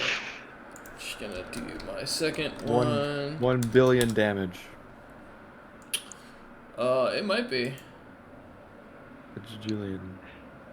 Many damages. As you both watch kind of from a distance, James vanishes. Oh. It's not good. James, would you like to roll where you end up? I told you not to do it. Sure. Alright, give me a D7 for the roll. This could be where the campaign ends. Potentially. Oh no, James. You really did not roll a 3, did you? He did. I'm in pandemonium. No, you're far... James, as you find yourself kind of waking up suddenly, moments as you seem to have hold the vial over a drip down, and you watch as a spark of red explodes around you. To the rest of the Nar and Rollman, you just see as James, a flash of red light expands around him, and then he disappears. Just a little bit of smoke and a blackened sand where he was standing. I go over to the sand. There's nothing there but just burnt sand. As James, you find yourself waking up for a moment, looking about. As you kind of stand up, pulling yourself out of this thick black tar-like material that's very wet and almost like thick, dark mud. Kind of standing up, you see thick, heavy water around you, trees trying to like almost climb out of the swamp. The sounds of shrills and screams in the distance. A couple of what looks to be in the around you, about 30 feet from you, in almost every direction. Little what looks to be like faces kind of sticking out of the water up. Some that seem to still have hands that seem to kind of protrude from the thick water. Screaming for help as they seem to notice you standing. Only you now standing ankle deep in this material. In the far distance, you can see solid land. Almost all around this large swamp within view. Even further on on the horizon, you can see large, what looks to be building-like structures, blackened. The sky above is dark red, and the ground itself is almost a pitch black. As you look about, James. Can I move through the water fine? As you take a step forward, you can. You seem to be able to pull your foot back, your foot up enough to pull out of the swamp. However, as you do so, you hear more people shouting. Some in Dwarvish, some in Common, begging for help. Looks around, shrugs, and walks out. As you start to walk about 30 feet to your edge, give me a reflex save. Is this against a spell or spell-like effect? Nope, this is someone trying to grab you and pull you into the mud. Reflexive. Okay. Be reflexive. Sorry, word. Probably. Yeah. James, you failed to save as you feel your leg grabbed by one of these creatures immediately, as now it's going to make a touch attack on you from that. However, it doesn't get any bonuses, so a 5, I assume, does not hit. Pink. James, as you hear and feel something almost grab hold of your foot, as you look down, you see the face of what looks to be your father looking up at you, anger and glaring at you as he screams at you to pull him out. As you feel something grab hold of your ankle and try to pull it down, and then something almost tinking against it, as something seems to try to be like almost spiking it from the feeling of the metal. I'll use one of my father's favorite phrases against him. Pull yourself up by your bootstraps and get to work. Find your own way out, as I will keep walking. Uh-oh. Alright. Well, we're going to jump back to you in a moment, James. Nar and Rolliman, as James vanishes. Alright, Nar. Nar message. I saw Nar's message. Roman, as you kneel down looking at the sand for a moment, you hear Nar begin to kind of say a prayer, closing their eyes, standing behind you. As Nar whispers up, what did my dumb friend just do? And how can I help him? Well, they're yeah, doing go. that. I'll look out of the corner of my eye and see if I see anything, because that seemed to do something last time one of us disappeared. Yeah, as you look out the corner of your eye, you see a thick blackened ash. The snow itself, sand itself around it, looking normal. The blackened snow. Why do I keep saying snow? Blackened sand, looking to be as if it just charred. Nothing kind of pops up out of the corner of your eye. Nard, give me a wisdom check. Okay, which was modifier? It's health too. And I did roll a 19, so... Oh, it's plus 4. Ooh. 23. 23. You feel as something starts kind of climbing onto your back, and you feel Little Scarf kind of lean down and whisper into your ear. I think our God says she can get us out of it. But I don't know about him. He'd have to accept her within his heart. Get us out. Are we? As I look around. You are not, as you still see the desert and sand around. And when he says him, does he look at Roland or are you talking about James? He seems to be looking towards where James had vanished. I mean, we can certainly try, can't we? Well, where is he? Nor shrugs. Little Scarf looks up and goes, "The domain of the damned, those who have died. You have a friend traveling who climbed out of there already." That's head back to the ship. Let's run. Go, go, go. I'm going to look for Little Scarf before I move. What needs to be done, then? He must figure it out for himself or choose to take another god. This is his trial. We can help him, but only if we go with him. You saw how to get there. Nar doesn't know you well enough to go help you personally. Put That's his life fine. Roman, as you start to jog away, you hear in your head Little Scarf's voice. Would you like to save James? I guess I gotta. Little Scarf kind of pulls back, and Nar, you hear once again as Little Scarf looks at you and goes, "I think we have no choice." All right. For the good of saving someone. Okay, I'm gonna try something. Roland, you find yourself kind of almost turned around, almost unnaturally, as your sense of direction seems to shift, and you almost like a haze kind of gets around you as you find yourself now turned and running back towards Nar. As Little Scarf begins to glow from the eyes and then surrounding around them. As they do, James, as you stand on the or like trying to pull yourself away after you say this to your father, kicking at his hand, you feel more hands begin to grab and pull you down slightly, feeling yourself sink to your waist. Does this feel magical?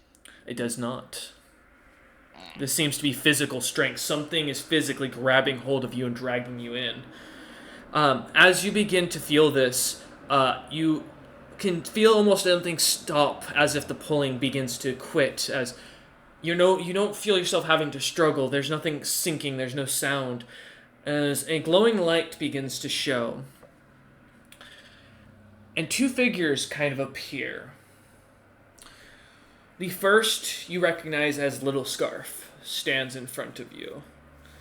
The second that stands in front of you, you recognize him almost identically to Alfred Stone, though a little more haggard, his beard seemingly longer and more aggressively fluffed out, still a couple of sticks and blood kind of sticking out of it. He had cuts and scars across his face, and his armor, though you still see his common like merchant silk that he's known for wearing in his casual day, it's all torn to shreds. James is just smiling seeing him busted to shit. The little scarf speaks first and looks to you, James, and goes, I have stopped time for the moment, but I can only do this for the time. You must choose. You have 4 decisions to make. Or, well, a decision of 4 to make, rather. You may choose my hand, accept me as your god, and I will remove you from this situation, for you are in Moors, and there is nothing to get you out of this right now. Your friends seek to come to save you, but if they do, they will be damned, just as you are. Now with that, I can offer to get you out of here, but you'd have to give up your interest in godhood, and swear your fealty to me. Serve me and everything I represent.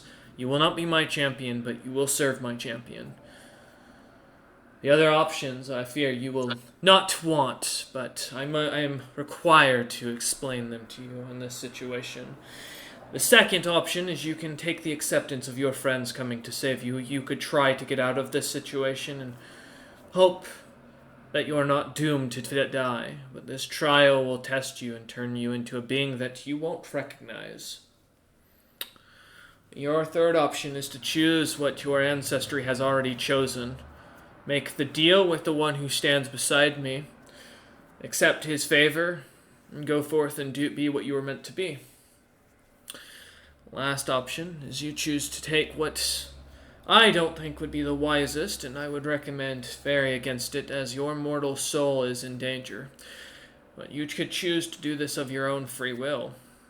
I promise you, though, only one mortal being ever got out of this place, and you don't have the ability and mindset to do so. You need to make a decision, and quite quickly. What do you mean by accept his favor? You will serve the House of Stone if you accept him, but you will be rewarded as your right, as his true and next heir. You're not a member of your father's clan.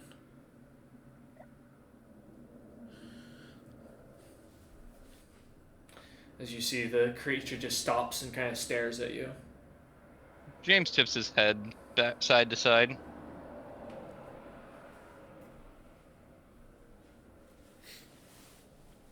Okay.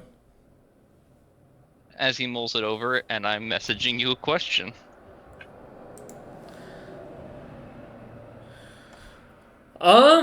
You don't know. Well,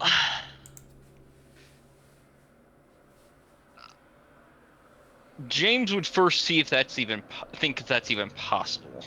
Give me a knowledge religion, we'll say.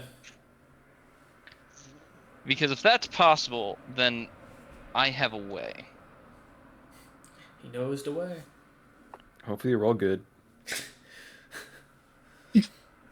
Cat God. Raleigh. Cat God. That one's not bad. 21. 21. There is no known god that's ever sacrificed their lifespan to to gain power. Not to say it couldn't be done. It's just there's no history of it. The concern that immediately comes to mind is that a will that strong and willing could be manipulated and used by a creature that would be willing to give that power without your understanding of making that deal. In a sense that by willing something like that for yourself to such a degree and willing to put up your life on the line like that, a demonic or fiendish like being may use that and give you what you're asking for as a sense of consent to the deal, being able to write in whatever they wish. That would not be an unheard of thing of many people getting suckered into pacts that way.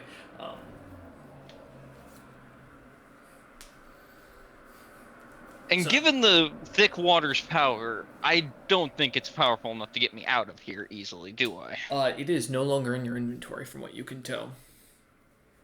All the vials of it are gone? Seems to be.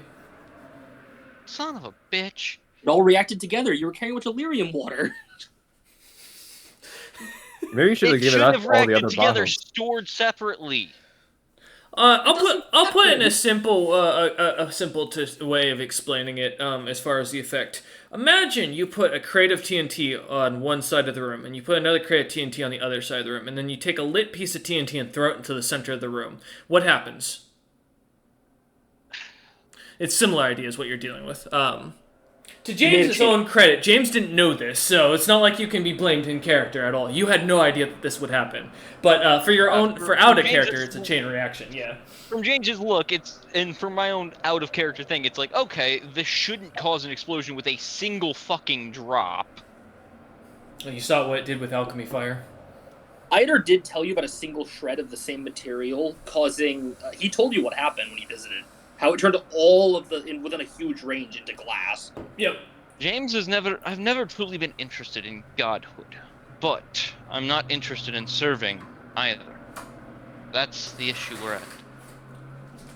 As for that bearded bastard that's all cut up, I don't care if I have a blood tie with him. He's threatened me. He's done worse. And personally, I'm a little upset that he's there because of the loss of resources for the homeland, but with how he was acting, I don't regret that he's there. You hear a sigh from a little scarf and go as the creature continues and goes, I do not have time for your musings, mortal. This spell is not easy to maintain even in this age. You must understand, there are creatures amongst this plane I cannot hold back, and they've sensed my intentions. You need to make a decision, and quick. Either choose one of the four or figure it out for yourself. Your friends are coming if you choose not to make a decision. I promise you that.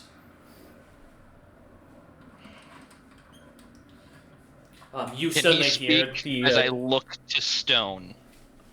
Yep. I will say in the background, you do hear the sudden sounds of screaming and rumbling as if someone's giving out a war cry far to the distance. But as Stone. So you look over at Alfred Stone. He just kind of smiles, and you see his two of his teeth seem to kind of be missing. Don't fucking smile at me.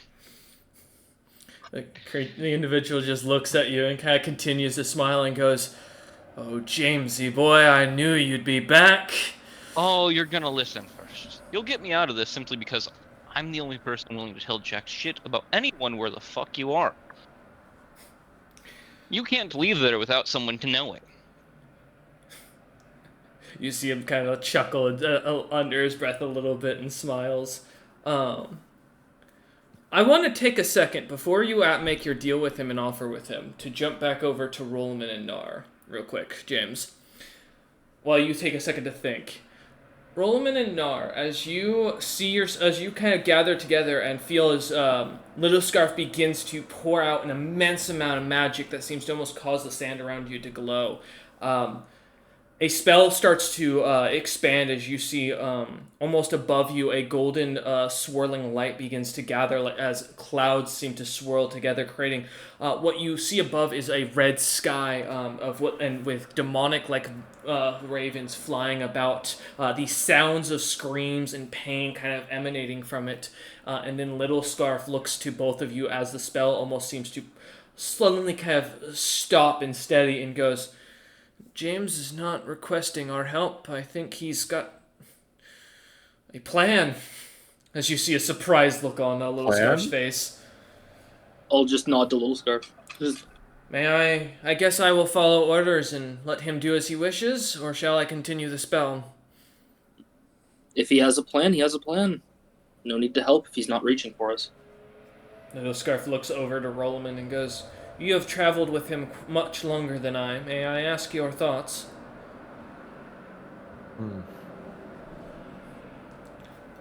Maybe he intended this. I truly don't know. Let's wait and see what he does. I understand. As the spell kind of stops and you watch as the magic dissipates, Little Scarf kind of sighing as the magic vanishes and goes, I hate when it does that. Oh, it always gives me a migraine and a taste of salt in my mouth. As we jump back over to James. James, as you look at Alfred Stone, he seems to still have his smile, and he seems to almost eagerly be looking at you, waiting to hear what your deal is. I'll be back, and I'll continue my plans to shift the power of the Snowbeard Nation, putting someone in charge so I can keep the clans alive, and I'll make sure someone comes your way with either supplies a weapon, something that you want. Even a ship. He begins to kind of like smile, and then you hear a light chuckle, and it begins to rumble as his entire belly begins to laugh, though very much shrunk at this point compared to last time you saw him.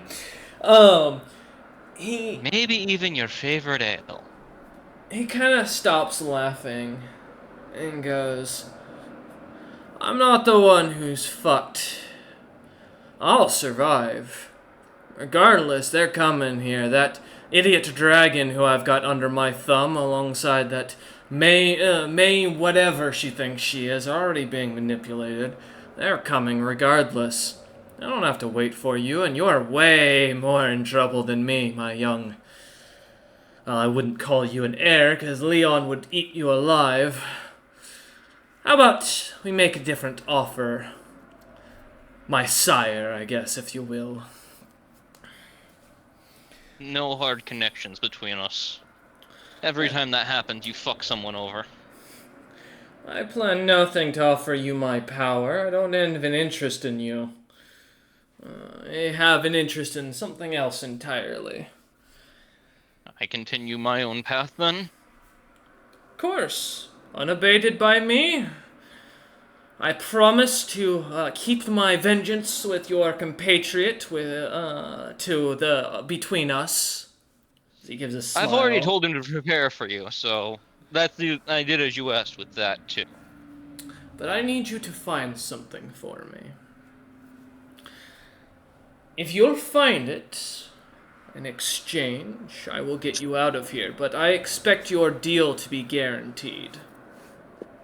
A merchant's honor is his word, is it not? I don't care about merchants. I want your soul to be back it. You give me your word, and if not, your soul will be mine. You will find this item, and you will report where it is. You do not have to seek it out to grab it. I don't require you to bring it to me. You will find it and report where it is. I may be able to do this depending on the item. Oh, my dear I can't give a guarantee without hearing what it might be first. You don't understand how this works. This deal, you will be required to seek it out. You won't remember why you're seeking it out. And when you do, I will know of its location. You won't have anything to do with it. Your life and day-to-day will continue on as if it was nothing else. Then that sounds fair to me. As you kind of see a smile on the individual's face get even bigger as Stone kind of laughs. I'll look to Little Scarf, and I will nod an apology. I want to continue my path. It was my foolishness that ended me up here, so if it's my soul that has to back something to get me out, I'd prefer that instead of having to serve. Along with, I wouldn't want my friends and your champion to be stuck here either. See the Little Scarf cat just look at you with a bit of an annoyed look on their face and go, "Mortal, you assume that you will know way more than you do. The gods' game is beyond you at this time." And I have no real interest in it. We'll see about that. As you feel suddenly the area around you begin to darken, as for a moment, almost out of reflex, a fear hits you that you can't save from. As you look back and see an abomination that is unexplainable, James, something that you know will haunt you the rest of your days, a creature of malformed, disgusting pieces of flesh, bits of chunks of bone, and other grotesque features that almost seems undescribable as you suddenly see a bright light kind of surround you and feel yourself pulled out of the swamp. Nar and Roland, as you look over, almost as where the sand was burned, James seems to, in a poof of bright gray smoke reappear, kind of coughing hard, as you can see a dark black tar like covering his, almost from his hips down, that seems to ooze to the ground and burn the sand. James, what Hell happened back fucking there? sucks. As James's hand is on his hammer, he looks ready to fight something. Are you all in one piece? Pretty much. As you look him over, Rolaman and Nar, almost immediately you notice a very strange mark on the back of his neck, that immediately to both of you reads in your head as Cataclysm. Oh, As you far as I know. absolute buffoon. I don't know what that means, but alright.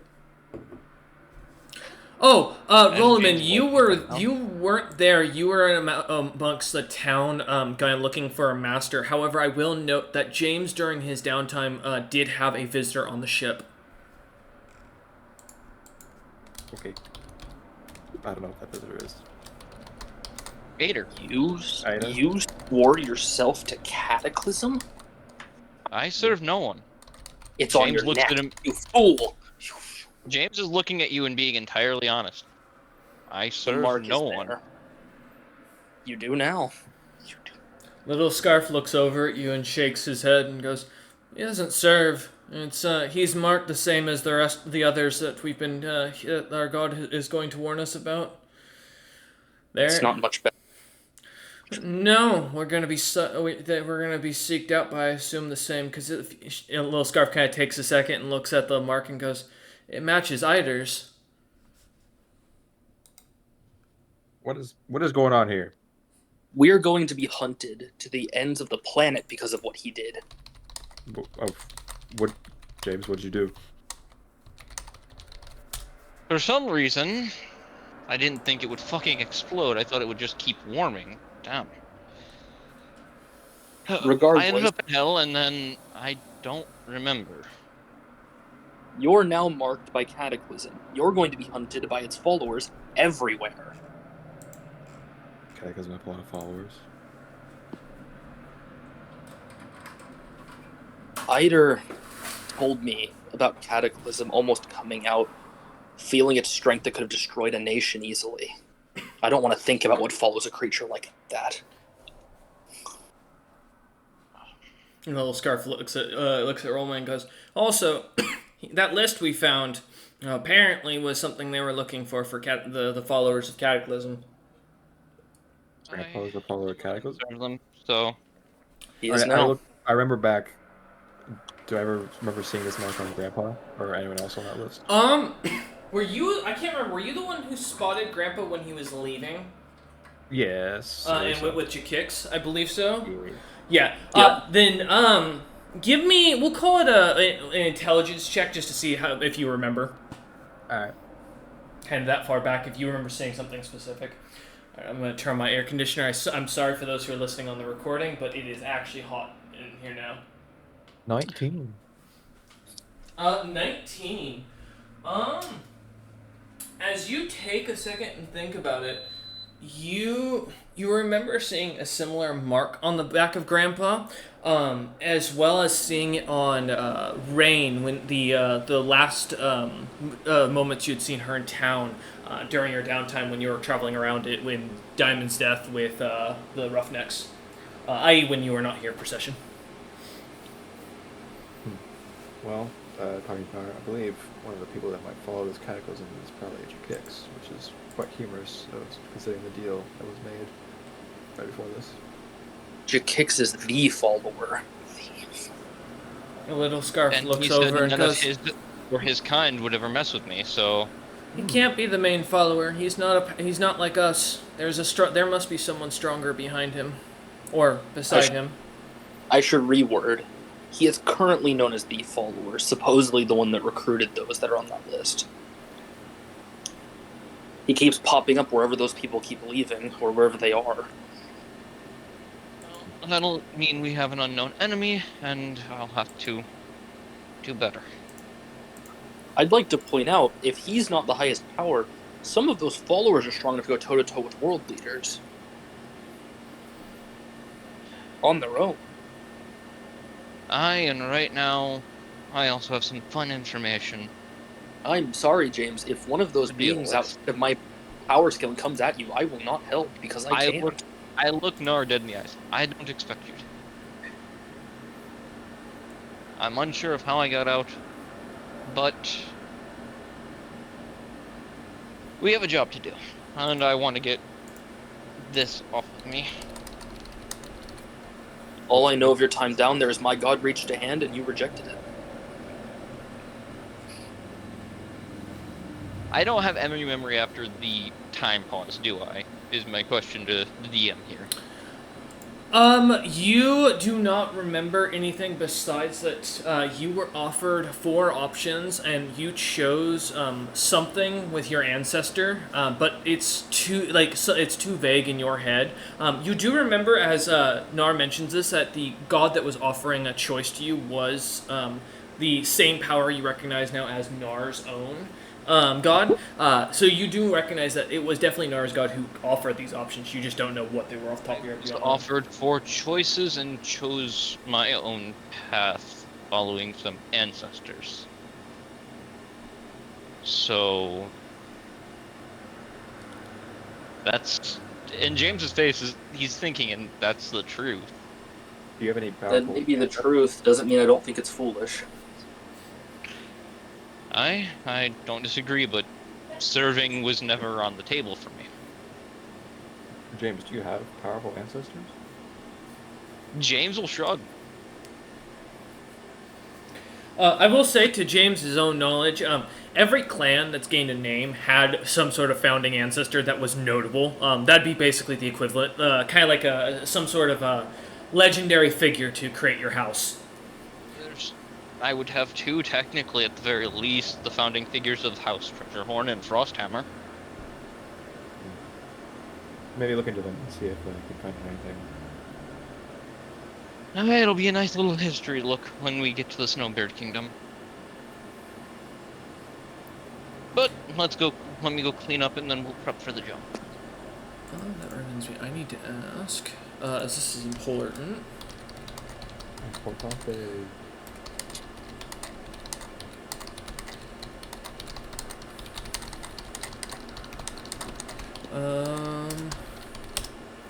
Alright.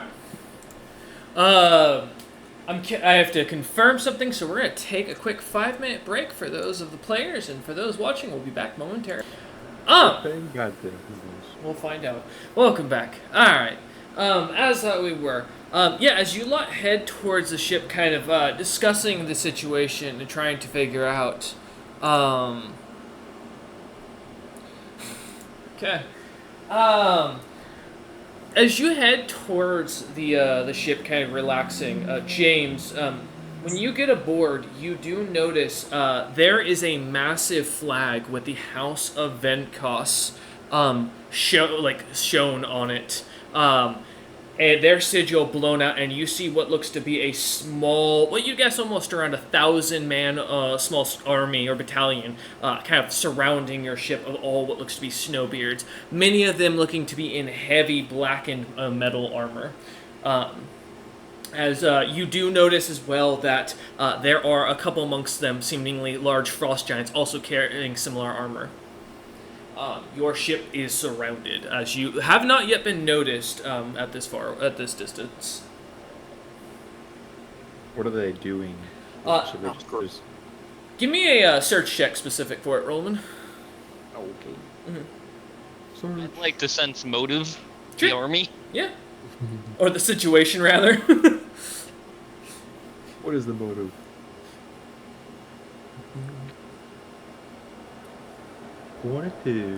22. Okay. And then I'll wait for the sense motive from James.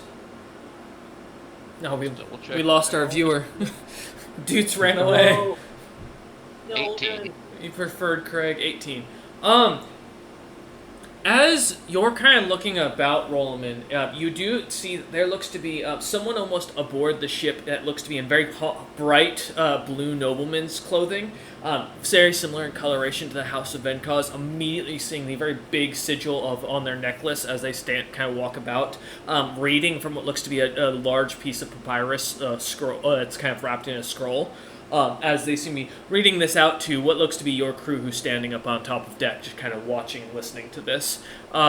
James, as you're kind of taking a second looking about this, you've seen this happen before when you were young. Smaller noble houses having their lands seized, their shops seized by higher nobles and owners of the land itself were a common thing amongst snowbeards. The fact that that's the House of Venkos doing it, something almost immediately is cluing in your head that there's a leak that someone has maybe could have mentioned that you're seeking the throne. I'm going to look at the other two. You two stay here. I have to go get my men. Stay here and have them. We can't stay here. They're looking for me, and this is going to become a problem. Well, then don't otherwise. approach with me. I have to negotiate. Go on board and go get your people. Gotta go negotiate with the noblemen and his guards. As you head forward, give me a moment to pull up something. I want to get my name here right.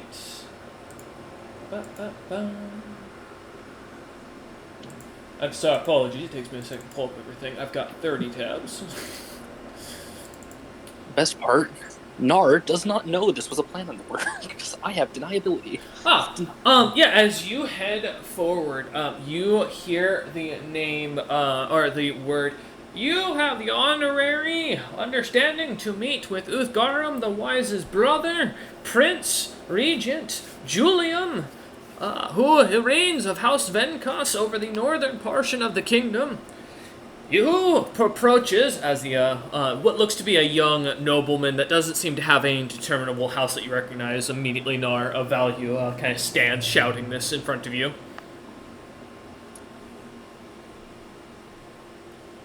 I'll start approaching slowly. At this point, I am honored to meet with the prince. However, I am just here to collect my men, who I don't think have anything to do with whatever situation this is. The House of Venkos has recognized this ship and those aboard it as conspirators against the crown, and have recognized that the one who runs this merchant company is planning to overthrow and take the throne of the House of Venkos. Well, I don't know about all that, but my men were never signed on technically with this group. Are you the owner of this legal department or clan organization? Can I just hand him a card of my my business office and ours legal? As he reads it, he kind of goes, "You have been found to be a co-conspirator after documents of proof of wanting to acquire the 3 clans were found within your domicile. By the House of Venkos, your men are now under our arrest." I don't have a domicile. I'm confused. Plus, the room wouldn't technically work for them. They can't walk into someone else's room. You need to James read saying this out loud. No, this is the player. Okay. Do you need to read my mind? Do you need the zone of truth? I actually have no idea what you're talking about. Okay, you see the young noble kid kind of looks at you and kind of sighs and turns to one of the men, whispering something in his ear. Kind of turns back as the man kind of walks away, and he goes, "I will provide you the proof momentarily, as well as the House of Venkos' representative, who is happy to speak with you. May I ask, are you traveling with the Snowbeard slave behind you?" As he kind of looks behind me, not expecting someone behind him. You see James kind of standing, still pretty far, but slowly walking towards you. I've been traveling with him for a little while. So you admit to knowing the Snowbeard. Understand that we must put him under investigation as well, for we are looking for a member named James of the House of Frosthammer and Treasurehorn. Yes, amazing. Look for whoever you wish. I'm just trying to get my holy order off the ship. We're not tied to whatever this is. You are Nar, the one who also has the member named as Vodek? He was legally freed. He is... and is not tied to... I bought him fully legally. He is currently under the same arrest as we do not know which member of the House is the one planning it. Do you The Doc, Eider, and James are all under investigation as expected targets for this claim, as we have been informed by an anonymous tip from Regan Utham himself. do you need Vodex papers? He just kind of looks at you almost blankly. Sir, do you not think you're understanding the law and the grasp of the situation that you are in? I am absolutely saying the law, and I also know the implications of wrongfully accusing me. I am a fully trained lawyer, and if I have to persecute when he has proven you are wrong and I'm not involved, I will. Sir, are you threatening a noble of the king or the Snowbeard Kingdom? I'm not threatening Oi. any physical action. No one will be hit, As but I know Dwarven law. As you hear James make a noise behind you, the individual kind of like side looks, ignoring you as you continue, as you get the ignorance of a There's no nobleman. one here of noble birth or anyone that has any connections to the clans. Give me a will save. Mine's about to get red. Yup. I offered my mind to get rid of James- yours, too. This is messed up. James, Don't say you He's willingly. lying. Don't say you willingly accept this. Do not do that. Do not No. be that. Okay. this is a spell, so this is a +10. Uh-huh. That'd be a powerful end to the campaign. Yeah, I'll willingly show memories. Oh, you are a traitor. This is true. Oh, excellent.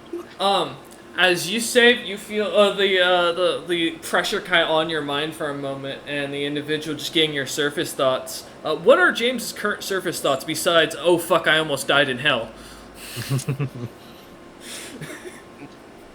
The fuck are these people doing on my ship? They need to bugger off. I have no noble names anymore. Okay. I renounce them. As you hear, or as the individual seems to kind of stand back up and goes, "Are you the one known as the Ironheart Merchant Company's leader?" As he looks at you, James. Currently. So does that mean your name is James of the clan of Frosthammer and Treasurehorn? Frosthammer's clan died. There's no question of that. They were executed and summarily any outside of the homeland we were enslaved. From my understanding, Treasurehorn's the same way. That does not answer my question, good sir. I have no ties to either of them. I have not used either of those names since I left the homeland. Give me a bluff or diplomacy. I'll take bluff if you're trying, depending on how you're trying to spin this. I'm being straight honest, because Alright. James hasn't. I'll take a diplomacy check then. Let's see what you got. Names of House Metropolitan. Oh no, and no friendly face because he already used it. Oh no. How long does it last? Yeah. Not It's long like- enough. At the level of the tattoo, like 10 minutes. Yeah, it's like minutes plus the caster level. James is telling the truth, flat out. But can you convince him that? Give me a second, I'm gonna roll something. Hopefully they sent some that's not smart. Oh, okay. It takes a second and goes, "You are now under investigation until at the expectation that this individual," as he looks up at Nar, "has stated he knows the law of the the Snowbeard lands.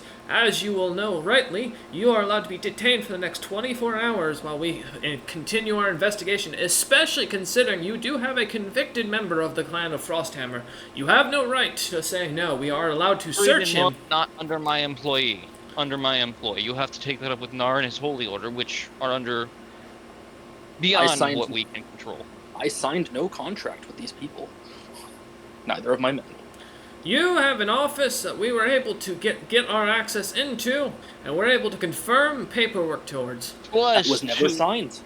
From my understanding, to execute such a warrant on foreign lands isn't. We do have the Allowed. backing of the Ja Terrasitis, as she has already confirmed. How dare you decide to... And you see as the larger and older-looking Snowbeard kind of comes down from the ship at this point, his beard almost like down to his belly, long gray hair, Do I a recognize thick this staff. man? Yes, he is a very familiar face. This is Julium Uthgaram's supposed brother, although the relation is two different mothers, same dad. I'll He do is a polite considered bow to the him. the strong warrior of the family and is typically considered the tactician amongst the two. I will give him a polite bow of respect. He kind of smiles at you and goes, "James, I can tell that's you. I knew your father. Aye. Nice to see you again, sir. You know we have to put you," and he looks over at Nar and goes, "I have to put you as well into holding until we can prove that you're not actually planning to do anything against my family.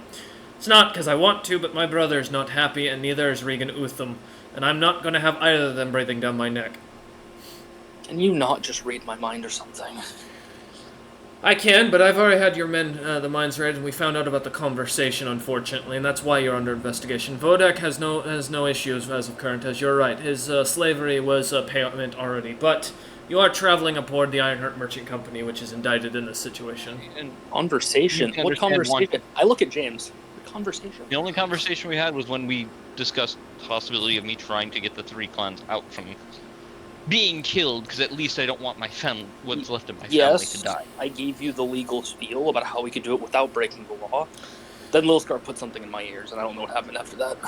And then you have a member of the Iron Wardenship, as we have been already informed, that you have sent out to seek members to support your claim. We've already gotten a confirmation from a member aboard that ship. I'm sorry to tell you, James. Understand, this is not personal. I'm not going to drag you back to the homeland. I'm not interested in dealing with an incidental war, and I can tell your friend Nar here, as he looks him up and down, would probably be willing to rip my head off if I did try to take you back. I'm not interested right now in the battle. I'm not wearing armor. I'm not coming with a hammer. My brother can go and enjoy his fat throne. We have a job to do tonight. I can promise we won't run. We're dealing with some demons. Run if you will. This won't take quite long. I just need confirmations. So, you can either, as he looks, as I assume at this point Rollman is coming up to the party. Yeah. He kind of looks up to Rollman and looks back down to James and goes, "I just want you to confirm, young James, are you planning a coup on my family and to take the throne? And I do want honesty. If you're planning it, then you need to make it very clear. A declaration will keep you out of trouble." Can I gesture to walk into the captain's quarters? Because I'd rather not say this in front of... I have to have as witnesses. I the mouthy merchant. Nar can work as a neutral party. He follows the law to the letter, due to his god and his beliefs. He just looks up at Nar. I am bound to follow the law as an absolute, else I would lose my powers unless I am ordered to otherwise by my god, who, as far as I know, has no interest in whatever is happening here. He kind of seems scratching his chin under his beard a little bit. He pushes it aside. Because I'd really rather not have that mouthy one there.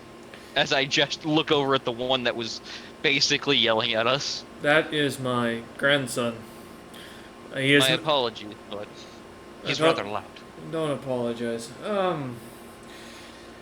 I don't honestly need private. You do need to make it clear in front of those witnesses of my own. So it's easier if you just make a statement known.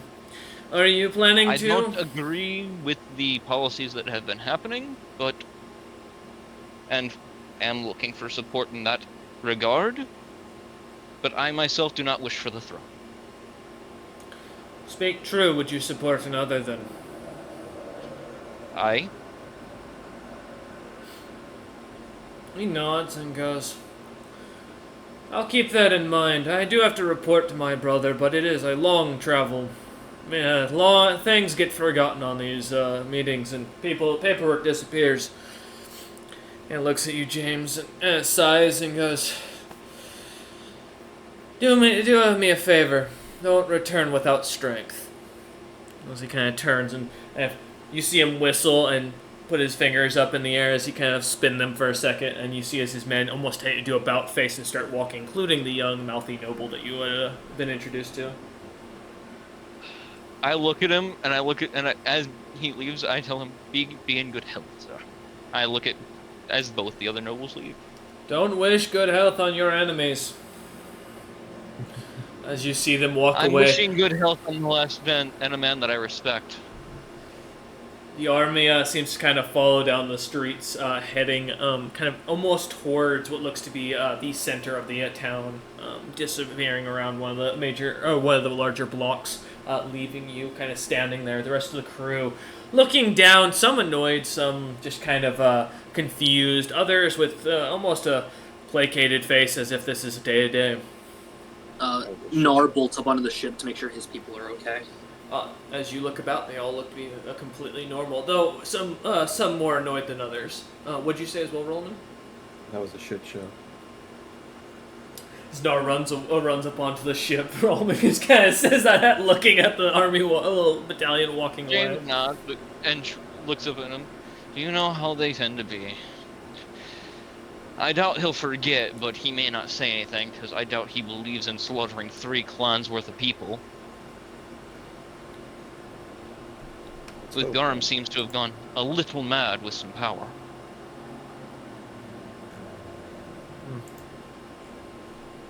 Let's keep our opinions to ourselves from here on, just in case, you know?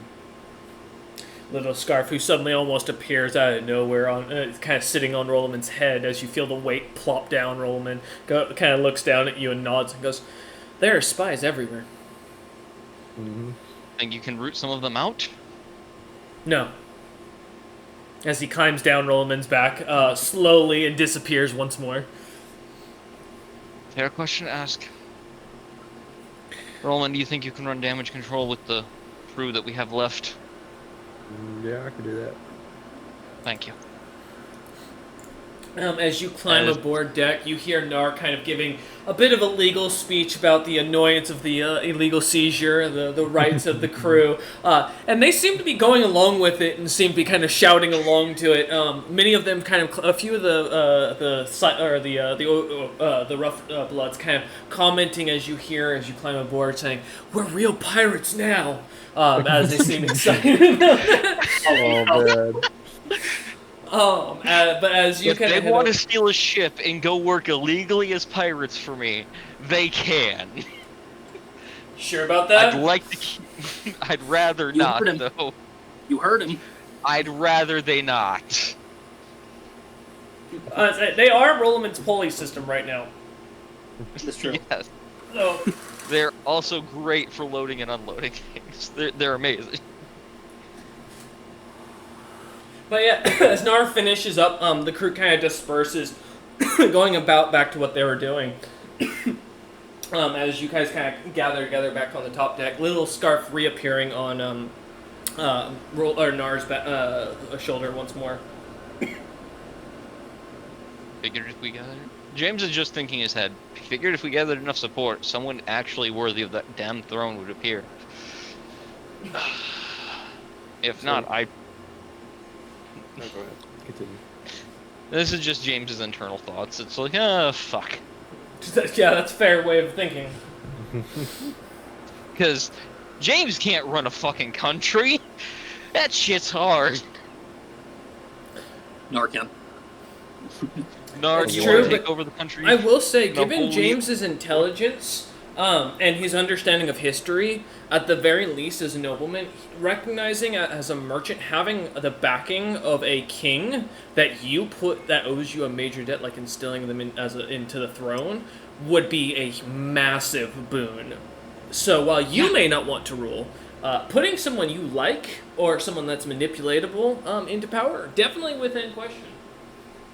Yeah, that was the entire plan. I was gonna let the fucking other guy rule. James, I will not support or act like I know what you were doing as you know nothing. Obviously, if you were breaking the law, I'd have to do something. Please consider all avenues before you start with not 1, but 4 nations who all support the Snowbeard current throne. Aye. 4 nations? Hmm?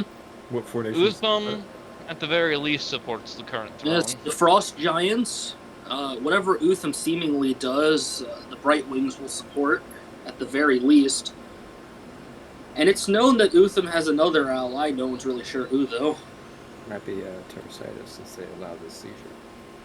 Well, no, Terrasitis is more of a neutral party, and The I'm sure if we neutral- went to Although- explain what our side of the story, they'd be more Roman's interested not in wrong in learning that the regard. whole thing. Anything that'll get in the way of trade, such as a civil war, the alliance of Greg's Markham and Terrasitis probably would not be a fan of. That's true, but explaining my side may smooth things over later, so if possible, we may go for a visit after we deal with the job. Or we go somewhere that the snowbeards aren't really welcome. Might avoid all this in the future. You Oh, can like get- If Well, they're not she's- really, I would if say they're not really welcome, how am I going to show up there, Rollman? you could give me a knowledge nobility or local to see where for the area, to see if you know of if there's any towns that you'd know of that would be common to kick out snowbeards. Me? Yeah, Yeah. Oh, it's local. I believe in you. Yes. The hill giants. I've been there. It's true. 22. 22. Attaboy. So, while it's common for snowbeards in pretty much any race to go to Mana's Grove, the city you're in right now, because it's the capital, it's connected via not only a port that is on the other side of a mountain that's kind of directly connected to the city, but it's also connected to Greg's Maritom's Lands, which is noted as the biggest merchant city and most common place to travel through Portal.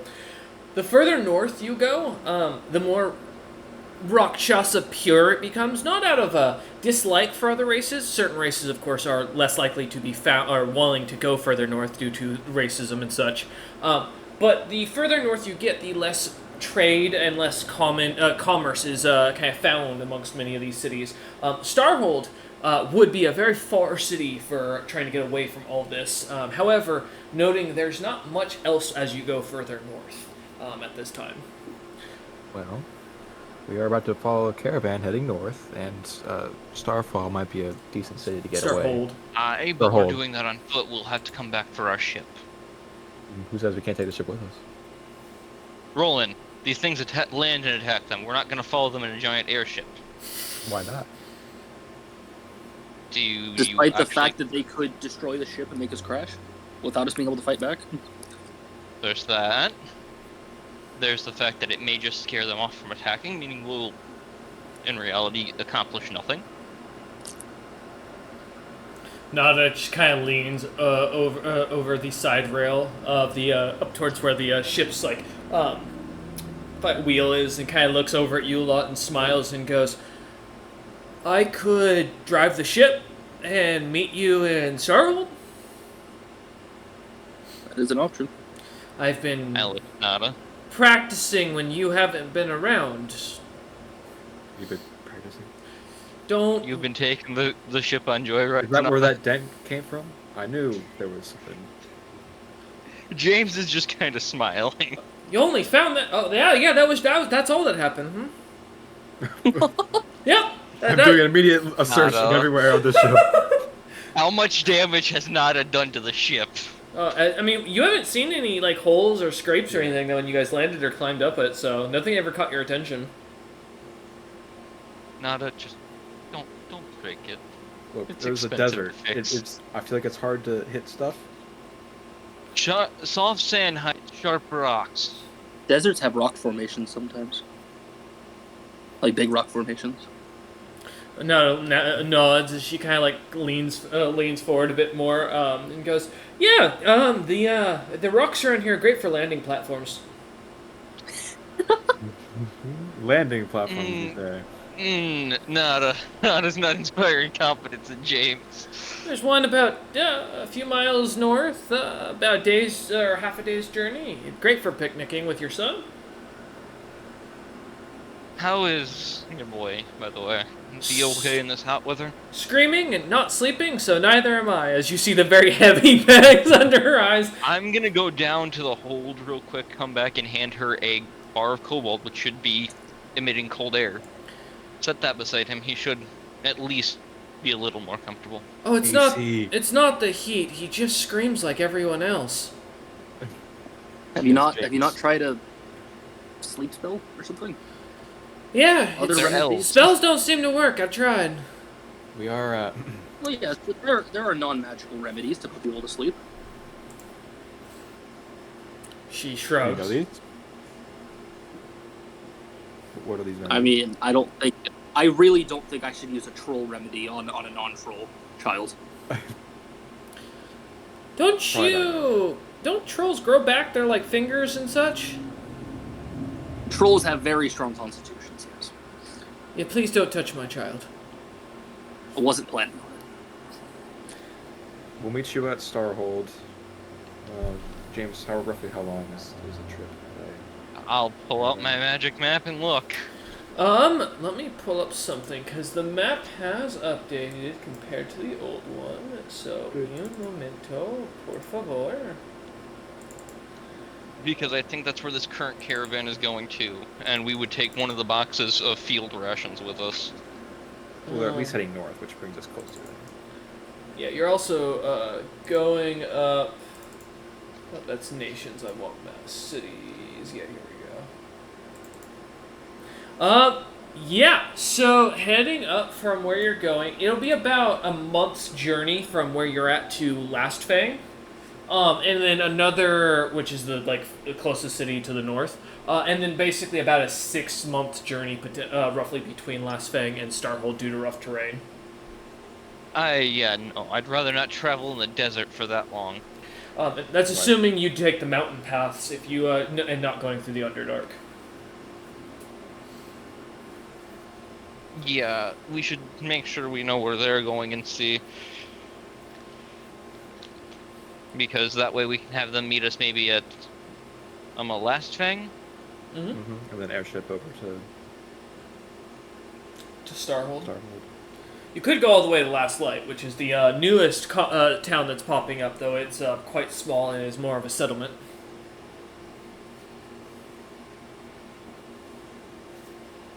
Something to think of. For James's own reference, I'll post the map real quick for you lot. We can go clarify with that group and see exactly where they're going. There you go.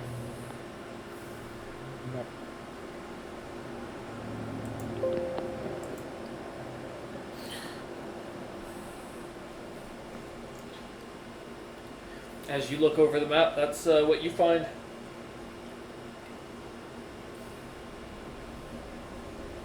One moment. No worries. Oh, here, we can take a second.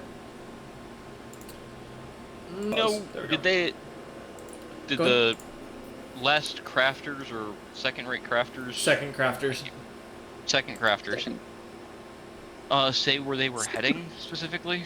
Second-rate crafters is an insult. It's a very bad name, and I was gonna say for that. What you found, I'm just gonna leave that for your own notes. That was those are the people who run it and their names. So as well as the note you got. Thank you. Mm-hmm. They did give a name, and what was your other question? Where they were heading. They did mention. They did not mention it. They just said they were heading north. So as far as your guesstimation, they're either heading to Starhold or they're taking the long way around to Last Light. We can separate though at Last Fang. Either way, they're going to the Last Fang because from the traveling notes you'd know already around the area from the little bit you've done. Traveling through here, the only road through that will keep you where there's rest stops to grab water and find places that have been discovered are basically going straight north to Last Fang and then going west to the Bright Gate. So there's no way of going diagonally. We go to Last Fang, and then depending on if the Abishai do attack, we'll decide what's next of how we're getting to. That sounds like a plan. Nana, do you think you could do that? She nods and goes, Last Fang? Sure, I've already been there. What? Not on the air. No, not on the airship. In my younger days, of course. Oh. I went there. I was looking for a love of my life, a mercenary I was following around. Didn't work out. Slowly looks to roll him in. What are you looking at me for? Famous mercenary? Someone I know? He was, but as they always get famous, they always end up dead. Now he's, he went down to kill... He's the one who discovered Mr. Hands, unfortunately by discovered, I mean, his last will and testament was him screaming, saying, the hands are coming for me, as he was pulled back down into the Underdark. That thing didn't have hands. It didn't at the time, is what I've heard, yeah. I don't know why they called it Mr. Hands, I'm not sure to this day. I think there was a story about a horse. Horse in a carriage. But... yes, if that's the case, then we can go that route. You'll fly there, and we'll meet up there. About a month from now. She nods and goes, There aren't many waterways, but thankfully, due to the extreme heat, most of the creatures don't like to travel out in the above ground. So you'll see anything that's coming. If I had to guess, the mountain is where you'll probably see the creatures. There's no other real good water source that you can easily protect between here and Last Fang. I mean, considering it's all just giant desert. Good to know. We'll leave you all with the field ration boxes then. All except for one we'll take with us. That way we have food. She nods and the common knowledge. Probably have to also pick up some barrels of water to put in the cart. Can you take the 300 liters of draconic ale you bought? They said that was gonna be months, didn't they? I said that was going to take 2 months. I know. And she kind of looks at you and goes, "We've already got a keg. I'm meaning 2 liters of it." They're sending it bit by bit. It's going to be a piecemeal thing. God fucking damn that. James's mind is going, piecemeal? Really? Do you want me to go put a stop to the already. order for them to build it up? I can while you guys are heading out. It's not like it's going to take me long by airship. What takes you a month will be what? Maybe a week and a half? You're welcome to. I'll also leave some spending money behind for Oh, no all the good worries. things that you need. I've already got some. And she holds up a very fat coin purse that you'd guesstimate just by the immediate look. There's around like good 10K in there. Spending money. James will nod and smile. As you do, I will note, she kind of looks over and gives a slight look at Rollman and goes, "Oh, by the way, there was a missus that came on with a letter for you." Ladder? Yeah, you've been summoned for something. Can I see So this who letter? and from where? She Oh, kinda, please don't tell me into more legal trouble. She kind of pulls the There you go, letter out of her vest and or out of her leather vest and kind of hands it to you. As it reads, from Dragon's Crown. Oh no. You have been summoned for the payments required to raise the child that you have helped create. One known as Rolleman Jr. Aussie has been recognized as within your kinship. We've confirmed with a bloodline spell through Blood's End himself that the two are of relations. Oh, congratulations. Is this legit? Can I look at it? As you see the signature on it, give me a. We'll do profession lawyer. Yeah. There you go. It's 25. It is signed. It is notarized by 4 other dragon lords and King Wavasi himself. It's legal. I have a child. You have a son, Rollman. That's nice. I didn't know I had a son. You have a royal son. Apparently. Intriguing. Well, if it is your kid and you have to make payments, well, there's no reason for legal to get stepped in. I will note the amount at the bottom does say for about 200,000 gold pieces owed back. Fuck. Wow. Roman, like pale as he reads that. James looks at Rollman very calmly and back says, to "I'm zero." glad you gave me your share of the business, and you're just an employee now. Can I profession lawyer if that's a normal amount in Dragon's Crown? Yeah. With your roll from earlier, I would say that's so it's the equivalent of a dragon's hoard is what would be considered a normal law for a child of royal dragon birth. They are if the father or mother decides to leave and abandon their child and their responsibility to it, giving up that claim to the creature, you have to provide it a hoard equal to the position of the individual. Teluasi, well, you don't know the name or recognize the name, but given the fact that they're not a member that you immediately recognize, you guesstimate they're probably from a lower cadet branch, therefore not as high ranking. This is actually a pretty light endowment, basically. Well, you do have another Dowry. decision roll. Hmm? You can go be a part of the child's life. You won't have to pay the money if you go raise the child. I'm not a father. You're a father, at least You by can, blood. you can go and give some advice to him, maybe, and see if we'll work something out with Telewatsi. No, legal. It's not up to, technically speaking, them. The law has to hold. If he doesn't raise the child, he'll have to pay. This is actually on the lighter end of payments. You got lucky. Little Scarf kind of speaks up and goes, technically, by law, right, you just have to find someone also that looks identical to you and has the name Rollerman, and they have to show up. It doesn't have to be you. I look Rollerman up and down. That'd be an interesting challenge. I mean, I was going to say, I've got Goliath, very large features. Not normal for any elf, and none of you really knowing much about Goliath to recognize that this guy's just a really strong fucking built elf. An elf built like a brick shithouse. Well, either way, Would bringing them on the ship count as raising them? you'd have Like to convince that. the mother to come with you. I mean, Couldn't I, like, technically, visitation? yes. Technically, it would count, because if he takes him aboard, he is raising the child. Yes, Like, raise it for a it's- little bit, then drop them off, and then raise them a little bit later? We are not making multiple trips to Dragon's Crown every other fucking year. DM, Well- I'm assuming the law, by raise the child, he has to be there and stay with the child. By right, he just has to, yeah, so the child either has to go with him or the mother, so one or the other would have to provide the hoard. So if he took right of the child to take care of it, she would have to pay him the same equivalent. It'd probably be a hard spin to get the mother to let you raise the child on an airship. But technically, if you took the child, legally, of course, then she'd have to pay you. But you would have to That's raise. something- You'd still have to raise the child. Guess we can And it's been stop what by since we left? 2 sometime years. Little I'm Scarf not kind of cheating. looks about and goes, technically, if he's dead, he doesn't have to. soon. If I'm dead or the child? Both. Or both. Well, both in the count, but or if you disclaim, or if you don't lay claim to it, and therefore basically accept that you'll be a wanted fugitive, you can technically accept a warrant or a bounty for yourself to not show up. Yeah, However, it is 200,000. true. If you don't want to pay legally, I could cut your head off. Although I don't think you'd Oh. want that. I don't want that. Like, well, We'll have we'll to stop send a by there return letter. sometime soon.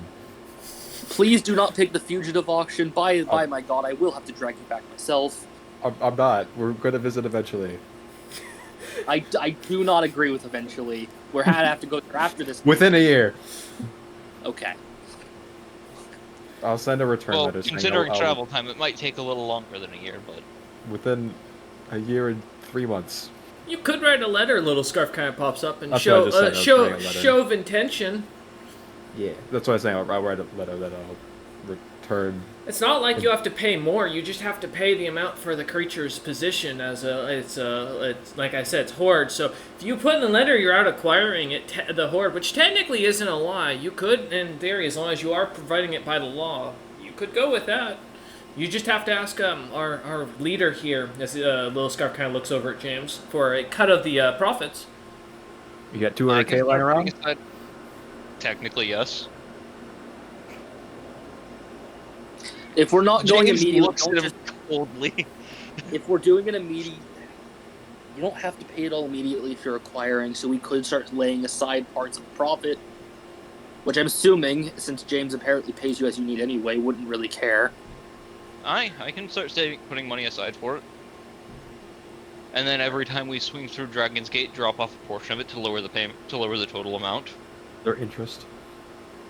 I No. don't think there's accrued interest. As Nope. far as I know, there's not interest. It's just that is the amount. Alright, we could do that. I'll send a letter back saying I'll send payments Okay. when I can. Quick question. Plus, if Um, items are allowed to be Do you valued, then- have calligraphy? Like, what do you mean by that? The skill calligraphy. There's a calligraphy skill. Like, I think it's for no. form, I believe. Yeah, it it's perform calligraphy. So I need a... Would you like me to pen for you? I will attempt first. Thank you very much. Okay. This is gonna be just as bad as my notes. Can I Going roll? to- Can I roll profession mercantile to see if I can write a letter for this too? Let me make sure, Who's writing letters for me? because it's been... Well, I write it in legalese. Because I remember it's up in... Is it craft or is it perform? Let me check what I took it on Utham, because I have calligraphy on Utham. Only reason I remembered it. I know. I just hope it's intelligence based. Uh, Or It definitely. is. It is craft. It is Craft. calligraphy. Yep. Craft Okay. calligraphy. So give me an It's a int thing. check. Intelligence. The DC will be higher, but that's we'll see how bad that goes because you don't have the craft skill. 22. It's not pretty, but Rollman manages to get the common down. It's rough, it's jerky, there's ink spilled a couple of places, but it's as legible as what you'd expect of a 5th grader writing in plain text. Hey, man. Do you want us to make it look better? Huh? What? Nada What just seal do I kind of use? Nada just kind of takes the scroll and just kind of puts a seal to it and goes, "All right, I'll have it delivered while you guys are traveling." No, just Thank size you, of the Nada. letter, shakes his head and gets off. I'm the looking ship. at it. I'm looking at. Can I roll Profession Mercantile to know how, if it or sense motive something to see how it's going to be taken? You can give me an appraise check. You could let me try professional law. You can try your professional law. I'll give an appraise check. This Is has to this do with money, so I get a bonus to this. Is this letter acceptable in the name of the law? That's a 20, thanks to my Okay. bonus. Alright. Put it on a fucking scale. Alright. I have a plus I'm 12. appraising. Yep, I heard. Don't worry, you're good. No. If I roll really low, I'm just disgusted with the writing and I just walk away. We'll find out. Yeah, that works. Alright.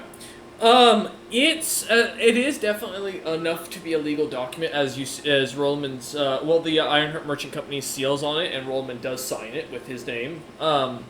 It comes out and it is Rollman's true name as he writes he signs his actual full name to it.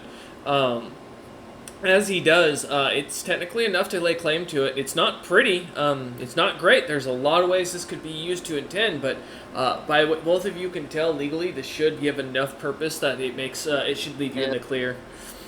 Do I know how long we probably have time-wise until they come hunting us if we don't show up? That would be dependent on the individual's family, and how much they would be indebted to need this cash or this gold supply.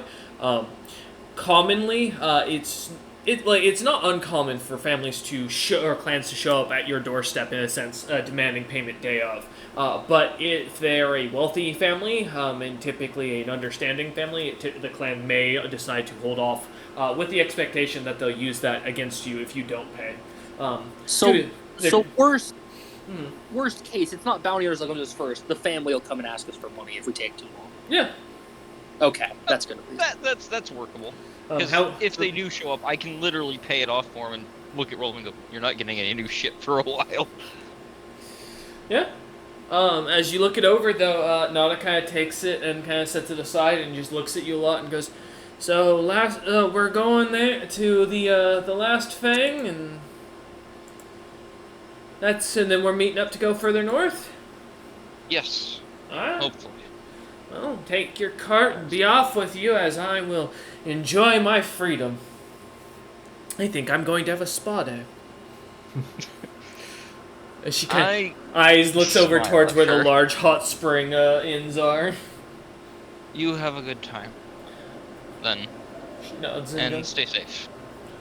Hey, I'm not the one who's risking their lives to kill a bunch of ugly, scaled folk.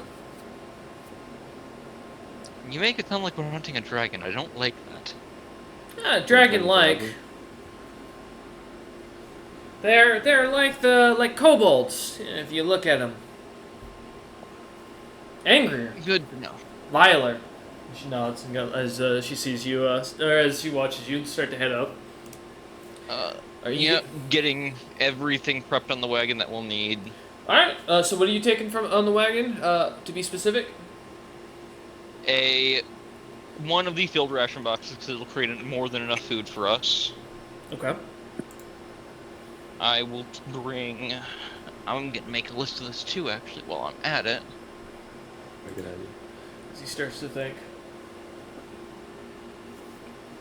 And then what's pulling the cart? Are you summoning, DK?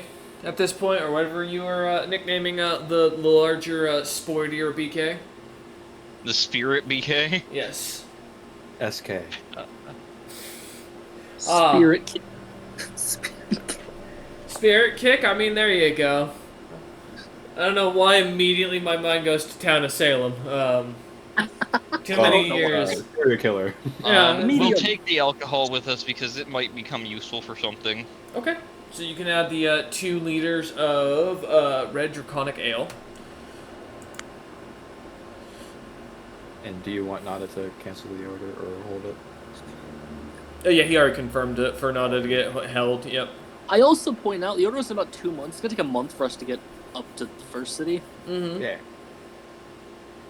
Mm-hmm. You know, Yeah.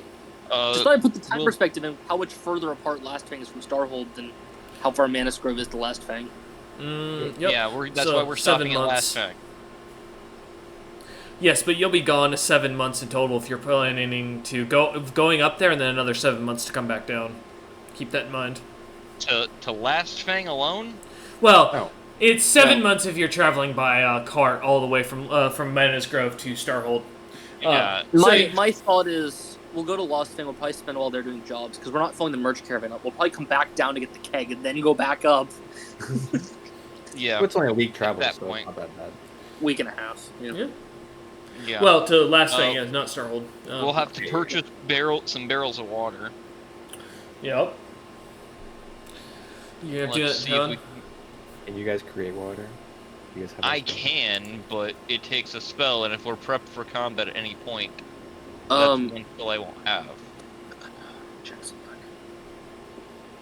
I'll bring some common wood and some other craftables, so I'll bring 5 pounds of gold.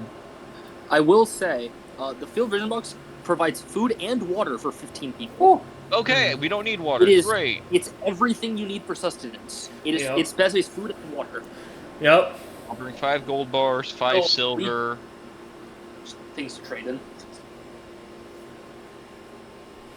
5 electrum.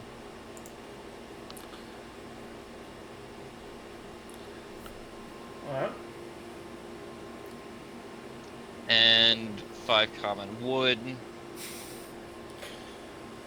I really hope you're writing this out for yourself. Yes, I am. That's why he's saying it and listing, because he's creating a list. Well, he usually talks to himself anyway when he's not writing, so I have to ask. Oh, that's fair. Let's see, what else should we bring? Do we want to bring the Vial of Creatures, guys? Here, well, you go through your stuff. I'm gonna hit the head real quick. You couldn't Vial have... of creatures. Yeah, the potato-like creatures. Oh, that. No, we don't need those. Worm things. We'll have the Scroll of a Lion Weapon.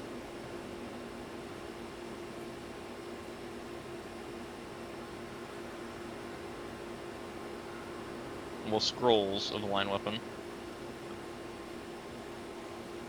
I can just take it now. We'll have all our stuff by the time I wake up. I've got everything on mine already. And Oh, I rolled. I'll leave the bucket on the ship. I'll bring a few spell components as well, which I'll list out real quick. The ones that at least cost something. What if the bucket is the item that Alfred Stone wants?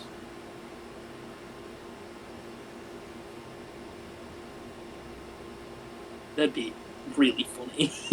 If it is, he's never getting it. You have to. No, you have to. You already did. No, the I game, just man. have to give the location of it. The location will be ever shifting. I want you to know, Alfred still last we checked is level 25. Do you think you can stop him?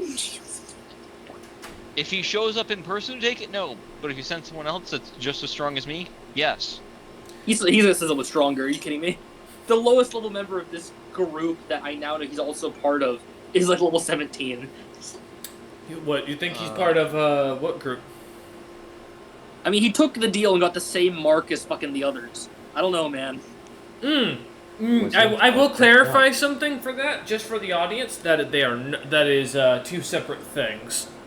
It is, yes, but we know they are that we know Jakix is tied to the person that's doing the markings because we know that. True. We learned that. Mm-hmm. That's why I'm concerned. That's it. And I'll bring the Jade. Okay. Look over and see his giant pack. You got everything? James is just loading the cart up, man. He's been I'm grabbing, loading like, the toying wagon, things. and technically most of this is going in that one chest of holding. You look like Santa Claus right now. You see him kind of running up the stairs with, like, vials of stuff in his hands as he goes and drops it into the chest and turns back and runs back down. I'll take a little bit of a detour real quick and get some potions from the potion crane. How many can I get from them today? Let me roll for that. Because you did improve their thing. How many potion crane did you buy? Remind me, originally? We didn't buy, we were gifted. Oh, gifted, yeah, still. One small cage of them. We weren't given an exact number. Oh, it was a small cage, so, okay. And now they have a terrarium. Yep, I have their number then. Terrarium. Oh! 8. Alright, you got 8 of the lowest health potion. Awesome. 72 vials left. And we'll bring those 8 lowest potions with us at the very least. The ones that heal 1 HP? I think they're not that low. Let me double check for you real quick. Nar? As Nar is heading into town real quick to grab something. Last minute edition. Well, James goes about looking through everything. Give me a moment. And you're sure you want the stone variation? Whichever will do better for the deserts. You're gonna want the desert one then? Yep. The lowest is, I do believe, cure light wounds, which would be 1d8. Yeah. The lowest potion, usually, yeah. It'll be 1d8 plus 1 for reference for caster level for these creatures. Since they actually are in a good area now. That's nice. Yeah. Excuse me. There we go. That will be, it's 20,000 gold pieces, for reference now. I can afford it. I'm down. You want a male or female? How much bigger are the males? They are exactly, they look to be the same size, it's just in coloration. Females seem to be made of vibrant stone in comparison. I think it's, let me make sure. I'll also add on there the fact that some of the stuff is put in the chest of preserving that we have, because we got that back. I'll flip a coin. Hold on. Because it really doesn't make a difference. Are you out buying something else to pull the cart? Yes. Maybe. Potentially. I don't know, he might use it as a mount. Who knows? Heads, male. Okay. You can feel free to name it, but it is just an average creature. It would be equivalent to, let me find the monster sheet for you. Give me a second. Look, I'm just saying, 1 pet wasn't good enough. I need 2 pets. Oh, God. He needs more pets, gentlemen. Who's the first pet? The Embermane? He also had his Oh, yeah, dog. your He also had his wolf as Essa. Yes. Yep. Pet collections. So yeah. And he had, technically as Alar, the entire crew was Alar's pet. That's messed Damn. up. That's crazy. I don't want to hear that it's messed up. You tamed them. So it would be equivalent to a sand cat as far as, but doubling almost all of its stats that are below 10. Okay. So, including for its HP, that it would be equivalent to about 5 hit die instead. So, I don't have a full roughed out actual thing yet for it. We'll come back to that one when we get more of the monster sheets done. There we go. So just kind of note that for now. We'll come back to it later. Got a rock thing. Got himself a desert name. Oh, desert name. All right. Are you all packed, James? I think we're ready, as I will copy and send the list of everything that's on the cart. All right. You can post it in the Saturday chat. That's where I was posting it. Yeah. As you pack up the cart, Rollman kind of finishes patting off his gear, kind of cleaning his blade. What you see is Nar coming over as the cart's kind of reaching the ground with this large looking creature, a wolf with a longer face, a very bright bluish fur. This creature seems to stand roughly about the same size as Nar, and kind of almost looks over at you lot. Also will slide a note, or put a note at Melvin's door, letting him know where we went. Okay. Alright. This is Hottie. Hi, Hottie. Hati for reference. Yep. Hattie? Uh-huh. What about Hattie? It's Hottie. I looked at the pronunciation. I will say the fur seems to be kind of intermittent with thick scales, as this creature looks to almost have like chunks of little bits of like rock to kind of keep itself cooler, and almost blends in quite well with the desert as it walks up to you lot. It seems to move without issue, and does not seem to give off any sweat or panting as it just kind of stands there looking at you lot.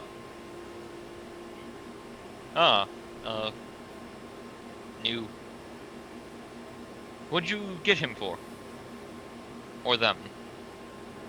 I mean, I bought him to pull the cart. You didn't have anything to pull Well, it. thank you. I will repay you for him then at some point. I mean, deal with that later. As I will get him hooked up to the cart. How do you kind of meet, or Hottie? Yep. Okay, I'll make sure I heard it correct. Hottie kind of immediately grasps hold of the bridle, like almost as if a horse, taking hold of the clasps as it seems to almost without issue seem quite comfortable as you kind of begin to fasten it to the cart. The creature seems to take a few steps forward and moves the wagon without any issue at all. James, a little bit of nervousness I imagine would cross your face. This creature looks like it could pretty much sprint for days with this wagon and without any issue. There's no weight to it. I'm not actually nervous. It just makes me miss BK. Fair. As you kind It of makes look me up, nervous for a very different reason. as you watch the creature Another seems animal to get murdered. ecstatic about moving about. It kind of waits. Yeah. We'll pull out a bit of some dried meat from the ration and offer it to it. The creature seems to take it almost immediately, biting at it and tearing it away from your hand. Good boy, Hottie. Let's get over to the point where we said we'd meet them. We'll be a bit early, but I think this deals with everything.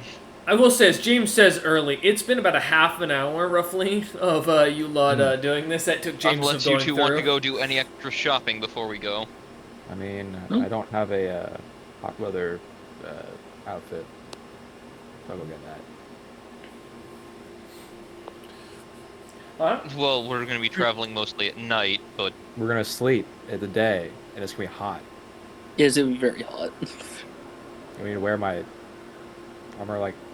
you know what? You're Yeah, the fair. hot You're, weather. you're right. I don't have any hot weather clothes either. Looks- I've been making do with my armor. Looks down Your at armor should be fine. looks down at his armor, Rollman, who's wearing the very fancy, like, green suit. It's armor. Let's go get some hot weather clothes for sleeping in and Oh. and Need for some just generally pajamas. walking around in. I have my hot weather clothes, so I'll meet you at the exit of town. Of course.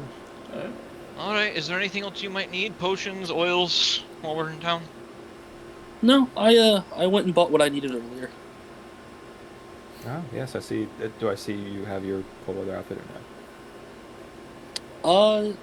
I think it'd just be. I'll packed send the in- cart like- with you Okay. then. I mean, you saw me carrying it earlier, but it's packed up now. I'll send the cart with you then, Nar, if you don't mind. All right, come on, boy. You're making us walk, James. It's not a long walk, I don't think. Besides Get that, your we have cart- time to kill. Get your cardio in as I walk away. Alright. He needs it, not me. As Nar heads off, give me a search or gather information check to see if you guys can figure out where a hot weather clothing salesman would be. I'll take a search. Okay. Damn. How I to don't gather know. info? 9, ouch. Oh, 8? Oh, God. Yeah, gather info, feel free. Actually, wait, no. You Whew. said spotter. You said search is an option. Yeah. Goddamn rules. My search is higher than gather information. If you nat 1 too. It'd be really funny. You should do it. Let's see. My search is a. You a +2. Yeah, 19, not bad. Yeah. As you kind of take a second, Apologies. Alright. As you take a second and look about, Roland, I mean, it's not that hot, and the spritzing of the water about, you're kind of relaxing, enjoying yourself, but also at the idea that now you have to go walking about the town as you watch your cart being pulled away by Nar, and then there's just annoyance about the fact that now you're going to be kind of foot Over a in level it. 0 spell a cantrip to make sure he's cleaned up via prestidigitation from the trip to hell. No, oh, okay, fair enough. As the mud kind of drips away onto the ground, burning away at the tiles or the clay bricks at your feet, seem to kind of begin to smoke as the material falls in and kind of dissipates into the clay. But as you continue walking about, James, you do see a merchant stall that's kind of set up. A very old-looking Rakshasa that seems to be very gray in coloration with very deep black stripes kind of all along his belly. He seems to be roughly about 5-6 feet tall, sitting down as he looks at you. His large belly kind of protruding out in front of him. He does have clothes for sale, as he seems to be selling a bunch of different outfits for other races. Standing in front of the shop, I will mention, you do notice there is a what looks to be a short female of sorts that you immediately catch the attention of, has a very bright snowy hair and very thick mustache and heavy chops on the side, each braided with bits of silver and gold that you kind of catch as depictions of the Regan Utham, having seen his likeness recently. You recognize this person as a female Snowbeard, as she seems to be standing at the stand talking to this very overweight Rakshasa. I'll wait behind her for my turn to talk and just politely give her a nod if she looks back at me, and a greeting. In Dwarvish, I guess I'll go with. Okay. As she kind of looks over at you, and kind of, as you nod and greet her, she kind of looks at you and then looks at Roman and looks back to you and goes, "Are you... Oh, my apologies, you must be... Oh, so, let me get out of your way. I was just asking some questions." And she kind of steps out. You feel free to take your time. We have much time to burn right now. Oh, that's very kind of you. If you don't mind my asking, I don't see many Snowbeards in these lands, well, besides the small army that came through here earlier. Are you someone of note, or just a commoner traveling? In between is how I'll answer that. Understandable. Ironheart Merchant Company. No. She kind of looks at you and goes, "Iron? Isn't that ran by some Snowbeard who was said to take on like 4 storm giants in the sky? Is your My name leader... is James. I snort at A that. pleasure to meet you. You're much..." She kind of looks at you. "Much shorter than I was expecting. I'm 5.5 feet. Damn it. There 4.5 are stories of you taking on a hag that was the size of a 2-story building, and beating her with a wooden spoon. I mean, you can't be that same Ironheart Merchant Company leader. He's some They're the famous only warrior. one. The one who even slept with a dragon? Some That tales are rumor's spreading still. exaggerated. Some of them Lair. are. I butted. Some tales are exaggerated. She looks at you and goes, "Are you the one... Wait, are you the bard that's traveling with him? The one that's trying to leave his seat on every continent?" I just give out Wow, a pretty, Rollman, I didn't know you had such lofty goals. a very large laugh. A bard? I'm a swordsman. Yeah, someone, everyone keeps saying that the great and mighty leader of the Ironheart Merchant Company has beside him some jokester who's tells great witty tales and lays with every woman he sets his eyes on. And she kind of like covers herself slightly and takes a step back. Strokes his beard and looks at Rollman. I mean, they have the great stories and the jokester, right? Jokester. You aren't a bard, but you tell some good jokes. I bet I could make a good bard. You don't have the charisma. You don't have But the it's chops. a pleasure to meet you, miss. If you wouldn't mind sharing your name. Ah, my name's Tesla. It's a pleasure, and I'm guessing I immediately recognize that as this is Uthgarm's niece. It's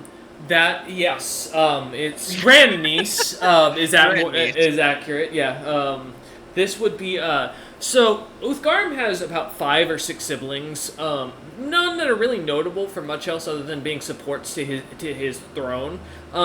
Most of his two children his current 2 children have taken their names from his brothers, and they're already more his children are already more famous and notable.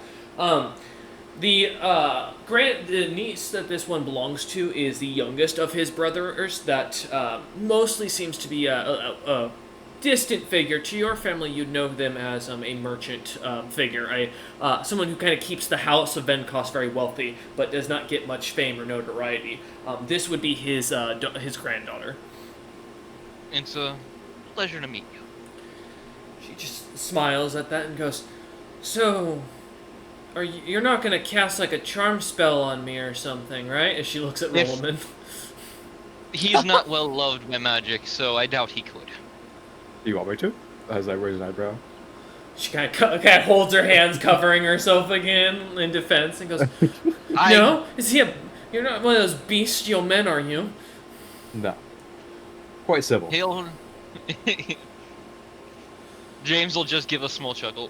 Rollman may be maybe a part of a race that's not commonly seen among the civilized, but he's very civilized and has been a good friend for many years. Kind of looks him up and down. She kind of slightly puts her hands down, still crossing her hands, kind of protecting herself slightly. And as she looks back at you and goes, Well, if you say so. Well, if you don't mind my asking, I saw them enter onto your ship. Did you shrink yourself down and make yourself weaker to not be noticed by the army as they go about? Because I'm not gonna... The tales of your notoriety and what you've done, as well as your group James has will done... gesture to his armor, which automatically has logged a lot of their adventures. The stories are here. These are the truths. While they maybe get exaggerated or shifted, that's a fact. Are you just trying to get me a look at your chest and your arms? I'm not interested. You're of a lesser throne. No, I was merely showing the stories on the armor. Uh-huh. Yeah. That's how you get them, isn't it? James is very straight-faced and being very honest. He's solid seduction tactic. She just kind of looks over at Rollman and goes again, and then looks back to you, James. Goes, "I think I'll be going. It was interesting meeting you." I can't say the same. She looks up at Rollman and then looks back to you, James.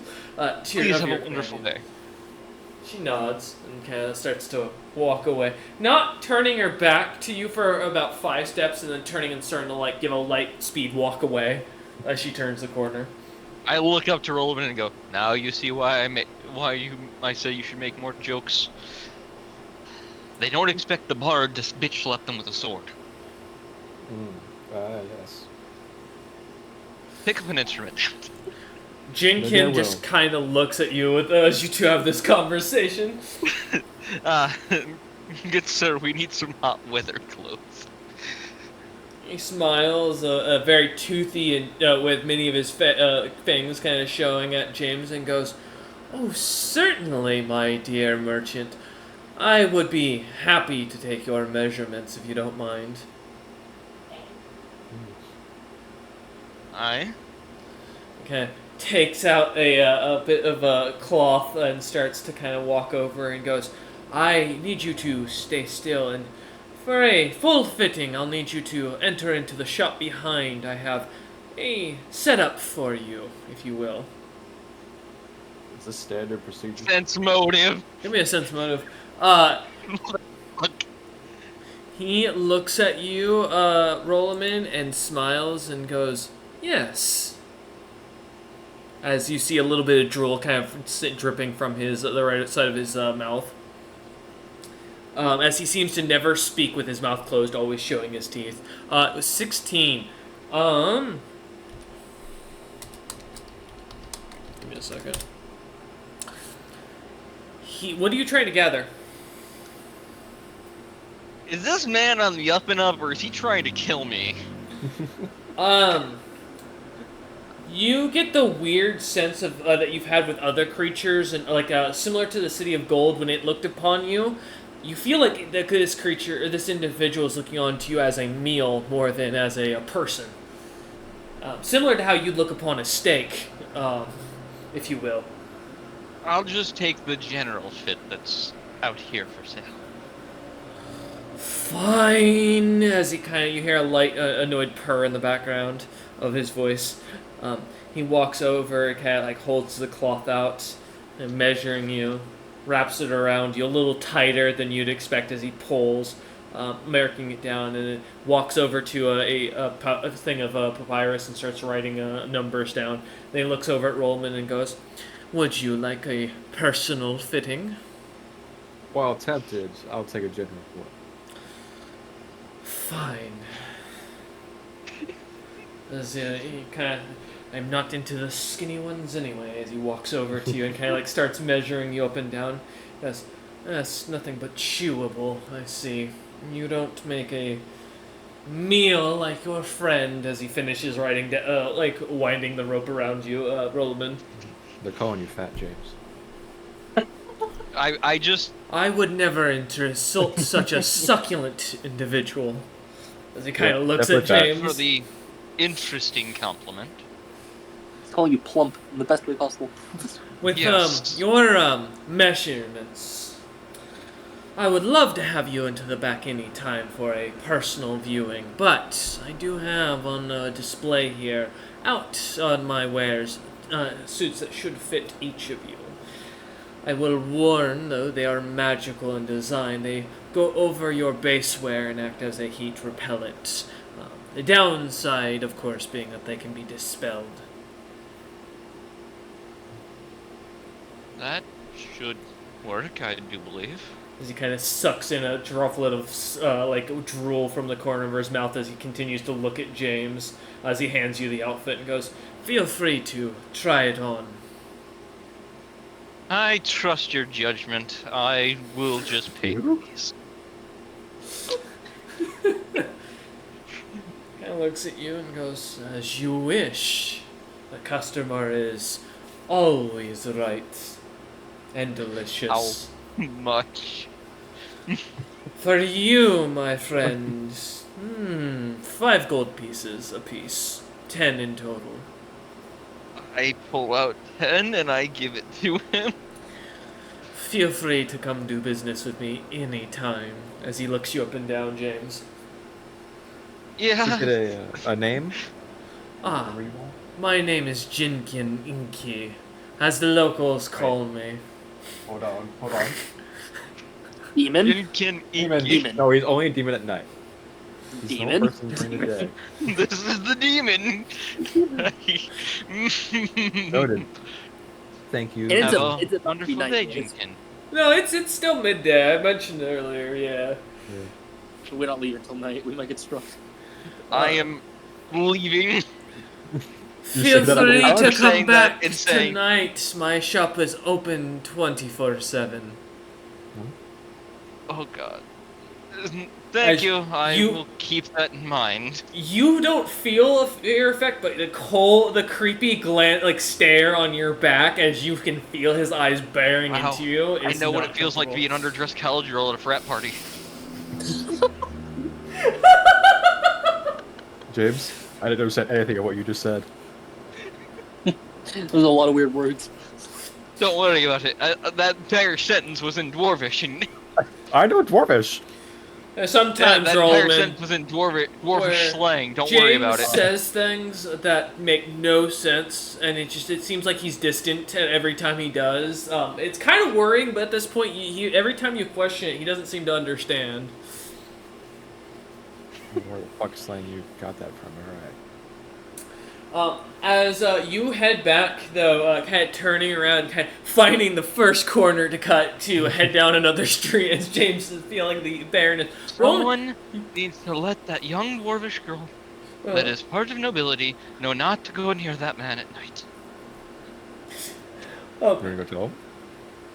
I don't want to hunt her down. That'll make me look like a stalker. I'd rather not get Oh. arrested, you know. As Yeah, that would be bad. as you find the main street, you see as Nar is kind of just standing at the far end of it, talking to a couple of merchants, handing his card out to individuals that are passing by. As he stands there with the kind of slightly petting Hati. Do I see Littlefoot? Little scarf. Littlefoot. Little Scarf, not What? Littlefoot. Little Where'd you get Scarf. Littlefoot? Littlefoot. I think it's a character in the Warrior book series. It is. Little Scarf is nowhere to be seen. I'll ask Anar if Little Scarf can go make sure that that young lady doesn't get killed. As you lot head kind of down the street, you come up on Nar about after another 20 minutes of walking to catch up to him. Sitting there, kind of just waiting with the cart. The second hand, let me pull up my own notes here. I haven't forgotten Littlefoot the is second not from craftsman Warrior, company. It is from the land before time. That's what it Oh was. yes. What There's a the dinosaur. core memory. Little dinosaur, yeah. Fuck. Oh, I remember when they used to make toy or stuffed animals of those. I had one of those until I was like 12. Oh, loved the thing. Oh, But anyways, no, as we you get do see close, the second. James- You don't see the second craftsman company, but you do see a couple other minor merchant companies kind of going about their business as you come up on Nar. Yeah. Did they already take off? As I look at Nar. I'm assuming they just weren't here. Yeah, when you got there, they weren't here, but you were told to meet them there later the evening. So They're probably getting stuff. Well, we'll be here and be ready. If you see Little Scarf, could you ask him to ensure that a message is passed along to a young lady of the danger of the drooling lion? Oh, he's always We met- listening. We Always met. as Rollman I'm says be that, very- little scarf appears once more on Rollman's head, just kind of sitting there. Why do you like I'm my a- head more than James's? He just looks down at you, and Kazi leans forward and goes, you've got a flatter head. Is that a You're also compliment? taller. No. Damn. And he looks over to James and goes, you talking about the young noble that you were talking to? Yes. She doesn't like you. I don't care. Why would you want to help her? I'd rather her not die. When did you care so much about people? An avoidable death is Who's- that is that easily avoided. You know that's a Who's proposition of marriage. If you're looking to seek out her protection, she's going to take it as that. Are you sure you wish Hold me on. to? Who's dying? How? What's happening? I'll give the quick rundown to Nar of, well, Uthgaram's great grandniece, is in the city, and she was in the shop where the guy that apparently goes out and kills people at night owns and runs, and we purchased from him. Uh-huh. Before knowing that was who he was. Roll Before Yeah, getting that's- an introduction. I'm gonna ask a real difficult question here. Totally. Uh-huh. Is Yeah. killing people illegal in the city? So that's the issue. Oh, Technically, by right, because of his species and Terra's laws, he is within his right to do so, as long as he's only doing it at night, and there's already a specified warning in the town, which there is in every inn, to not go out at night in the case of being eaten by one of the what they're called are those affected by the moon. The general thing is amongst those who are affected by the wear disease are who can't control themselves. Nar goes through a little book he's carrying, like for law, and just goes, Damn, "Oh, that's hey, legal." it's legal to kill people at night for his species." Well, my hands are tied. I just look. I'll just write her off if she dies at this point, but someone should let her know. Are you like hoping someone overhears this and is like, I should let them know? I could go do it. That's up to you.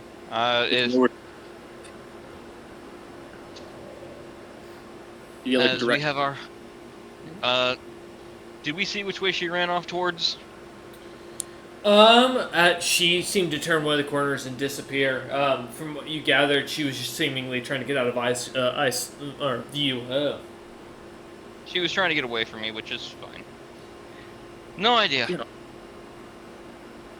Little Scarf might know where she ran off to, but I'll look to Little Scarf.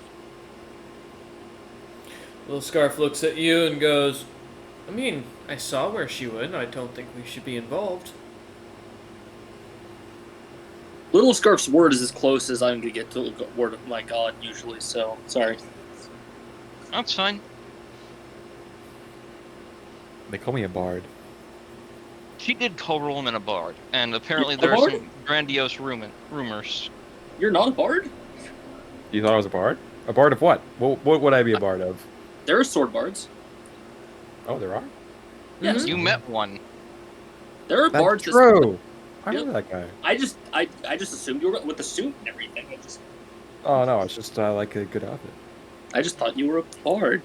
How No. He peculiar. likes to prove that he's civilized. Yeah, I don't bards are need to usually prove anything. more civilized. Odd. I can dance. I think. See? It's a dance of, you know... The dance There of are my bards that people. specialize in dance. What'd you say? There are dancing specialist bards. Yeah. Nark, you see in his eyes, Nark concludes you are a bard, but he doesn't say Let's anything. go. I'm a bard. Oh, God. I'm a bard. Alright. As you are kind of talking, discussing this, spending kind of the day, are you guys just going to spend the day hanging out around the mercantile, or the merchants? Like, this is generally just considered like a stopping post for where merchants are getting ready My to head thought out. is, we were told, what, a few hours? Yep. If they're not here 3 hours, we could just make the journey ourselves. We are technically a merchant. We could get attacked by the Abishai. It's funny. Yeah, That's that's why I prepped the stuff on there. I guess spend some time just wheeling and dealing here. Either there's 3, anybody 4 for- hours. Okay. Alright, as you lot... Sorry, I was looking at something. I had to check something in the background. As you lot kind of stick around here, as you are kind of... you watch a few businesses go by, a few merchants pass through, a couple of adventurers that seem to head out, a cyclops with what looks to be a group of two trolls, a rakshasa, and another cyclops that looks slightly smaller than the individual, kind of pass by you lot carrying the sigil of a giant eye on a banner as they seem to head out onto the desert. Noting that you can see almost immediately that they hear as they seem to be talking loudly about the quest that they have as they took on the Oath Sire and the Jakixmoran Stronghold.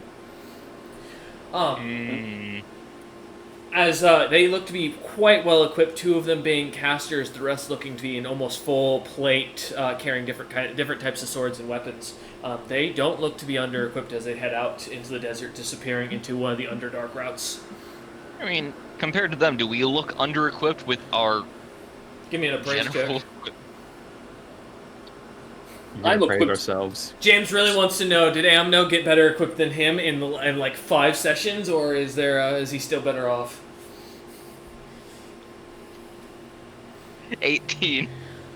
I hate to tell you, James, but you gather by gold value alone for all of the equipment you lot are wearing between the 4 of you.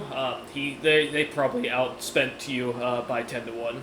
Most of their equipment looks to be +3, and most of it looks to be blessed of some sort. Look, I'm happy with wearing my some full pretty nice armor. Mm-hmm. I have a full set of +2 gear. I'm fine with those. I will note, Yeah, and my there weapon's is an a item +2. that catches your attention that they are carrying, because this is where this all got started. What looks to be a single staff that immediately kind of catches your attention as the highest value item on there, as probably near 1 million platinum pieces, is just a solid piece of what looks to be a mithril metal staff. That is hollow in the center. It looks to have depictions from this distance that you can tell looks to have strange creatures kind of circled around with different objects kind of above their heads. Intrigue. Is that the strange artifact that I felt before? Nope. Worth asking. Nope, that is a fair question.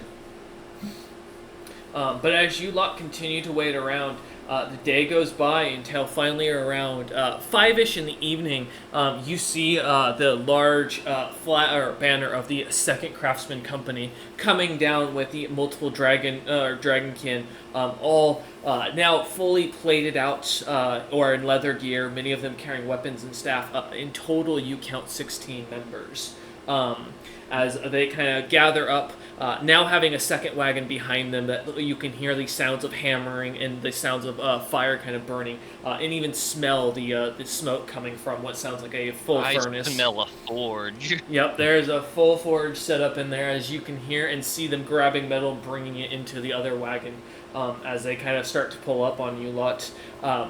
The gal at the front, Pema Mac, who introduces herself immediately as she kind of steps down in her heavy adamantine armor and smiles up at you and goes, "My name is Pema. I've met Nor, but the other two, what are your names?" I give a bow. James. Rollerman. She nods and goes, "Rollerman. The traveling bard?" Seems his name is really James catching on. immediately looks at him and starts chuckling as James puts a hand out and goes, James. She takes the Not hand. just me that thought you were a sword bard. And she looks at Rollerman and goes, and leans down to James and she goes, he can't be allowed near any of the females amongst my company. They're very susceptible, and it's been months since they've been from home. I'm going to give you an honest secret. He's not a bard. We'll see. The way he's dressed. He's just a very charming individual, and I can guarantee that. I've known him for years. Are you sleeping with him too? No, I don't. You're fat. We won't judge. She kind of like no. leans back as she pulls away from James as she kind of like finish shaking her hand, take her hand away, and goes, this is the Second Craftsman Company. We serve under King Normac himself, although King isn't a term he prefers, but it is his rightful title. We're here doing business. We're heading to Starhold and in the Last Light. We do plan to stop in at any LD towns and watering holes as we go. If you're planning to do the quest you mentioned, I understand that you'll be camping with us? Yes. Good. Then my only ask is that we set 2 separate camps and are expected to keep our own watch. I don't mind camping in the same area, but due to the religious interest of some of my people, she looks at Rollerman for a moment and seems to give us almost go from a smile to a stern glare. I'm worried about their individuality. That is perfectly fine to understand. If we have any need for anything that you have or need any assistance from us, we can communicate and work that out on the road. She nods and goes, "Will you be following behind or ahead?" I'll look to Nar, as demon hunting is a little out of James's wheelhouse. It has to be behind. Then we'll see the Abishai going for the group ahead of us. She nods. Goes, "Understandable. I haven't heard of them attacking at night, so if I am understanding from what the tavern rumors are, it'll be during the morning when we're at most exhausted. It'll be at the first mountain or the next, as those are the 2 most unguarded areas for the watering holes. No locals seem to like to go that adventure and take those mountains yet." Be vigilant. She nods and goes, If we do capture the Abishai before we get to First Fang, or the last Fang, my brain swapped words, gosh darn it. Or the first tank. The last Fang, then we'll probably separate there, although we will be happy to offer travel services if you need them at that time. She nods and goes, "No, we plan to eventually head to all the way up and make our venture. It's a pilgrimage, as our leader has mentioned. This is our way of proving our position to join the Golden Dragon Knights." I wish you luck, and perhaps I can hear more about this, as a leader that is a crafter and sounds very down to earth for one. Would be interesting to hear about. I've never heard of a King Normac before. He is to be soon announced. Him and his merchant company, as well as a mercenary company, as she starts to get the wagons moving, and starts kind of giving up, barking at orders on the side, kind of pointing them in the right direction. She kind of seems to step over and kind of starts walking with you a lot as the wagons start heading ahead. Someone takes her position as the front cart leader, and they start to move. She kind of stays behind and walking with you a lot behind the back, and continues and goes, They managed to kill a apex monster with the help of the mercenary company that he hired on. Between the two of them, apparently they became fast friends and ended up taking up the territory for themselves. There's a lot of metals that undiscovered in the lens, and part of the miners' way of pilgrimaging and proving themselves to join amongst the Golden Knights. They must prove themselves by going deep into the Underdark to discover new metals, or bring back rare metals as a proof of their willingness to the country and loyalty. The mercenary company is also founding their own nation. Is quite unique. If you're Would like, this be Blair Dukedom that we would have heard about from the one guy that we traveled for a while with in the Underdark, as he was telling us about that? oh, Desgrom, yes, that was correct. Yes. She kind of looks think at I've you. heard of that. Yeah, she The Blair nods. Dukedom, correct? She nods and goes, "Yes, you are. Yeah, you're quite well informed. There are not many people who've heard about them. Flair is a unique individual. Our men hold the city like it's as if an embrace of iron. But honestly, as you guys at this point are starting to look back and you can't see this town anymore, she's kind of continuing this tale. James is listening with intrigue, because this is a nation of crafters. Nar, who I assume is going to be on high alert during this whole thing, why don't you give me a search and listen check? For me and Little Scarf, or just me? Assumedly Little Scarf as well, who'd be also watching. Okay. Before I continue this tale.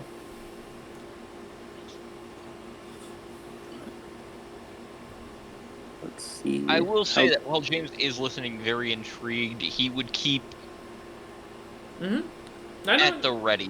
He's holding an action to Amon, specifically with a scroll in hand, to align Roland's other sword that isn't the magical artifact that he received today. Okay. 25 search and 10 listen for Nar. Okay.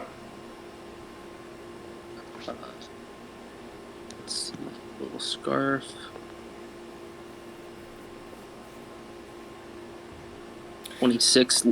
Search for Little Scarf. Okay. And then listen. Yeah, we're gonna see, because I don't think I put ranks in listen for Little Scarf. Oh no. Don't worry, I didn't Everyone. for either of these characters. I was going for search. Did I put... I mean, I have decently high listen, but my ears are kind of taken up as... Oh, don't worry, guys. I have a massive modifier. Oh, he rolled really high. Nice. Okay. As Dude, this is fucking amazing! she continues the tale, the sun at this point is kind of starting to close on over the mountains in the distance as you're continuing on. She goes into a tale about something about Normac and this and Flair kind of meeting each other, coming together to form a pretty strong friendship on the continent of Krikek. Some rumored that was in the Snowbeard Kingdom. Others said it was in Movasi's own court. Others have even stated that the the Genasi themselves allowed Normac within their territory. There's a lot of mixed information that's gone out, and the collective has yet to come to any information. But as she continues through, telling you about how they came together, you begin to see in the distance as about midnight kind of hits. Now almost the entirety of the sky is blackened. Most of the the two carts now light with torches ahead of you. I assume you guys would have lit your own torches on the sides of the wagon. Yeah. Okay. She still continues on with the tale as she seems to know a lot in quite detail. As she continues on going, Well, finally, when they would settle, Flair would manage to bring in pirates, mercenaries, soldiers of all sorts, and manage to keep them without breaking any laws. The city is more peaceful than anywhere else on in the planet, I'd imagine. Um, as she kind of continues on going about it and goes, though I must admit it is quite weird because as you enter into her ranks, she invites you into her tower and then I don't know. There's something about those who exit, something about their eyes that just seems glassy. They seem to be able to continue to discuss and work about their day to day, but I don't know. It always seems weird. I have a friend of mine who ended up amongst her ranks that I haven't seen since truly act the same. It's like every bit of his personality would vanish. I don't know. Doesn't seem very good. Do I know of any magic that would strip someone's individuality like that? Give me a knowledge arcana check.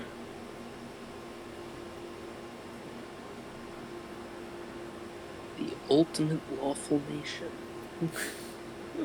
Where the laws drilled into their brain. quite 13. literally. Wow, I'm aggressively average at this today. I mean, if there was a spell that could take away people's magic, in theory, James, you figure it's probably possible that someone could, in a sense, take their personality. It could just as equally be as a pact that, has a side effect of taking away what would make a soldier what is most often their personality, which is that more aggressiveness, that more natural killing mentality that they would carry with themselves if they were a mercenary.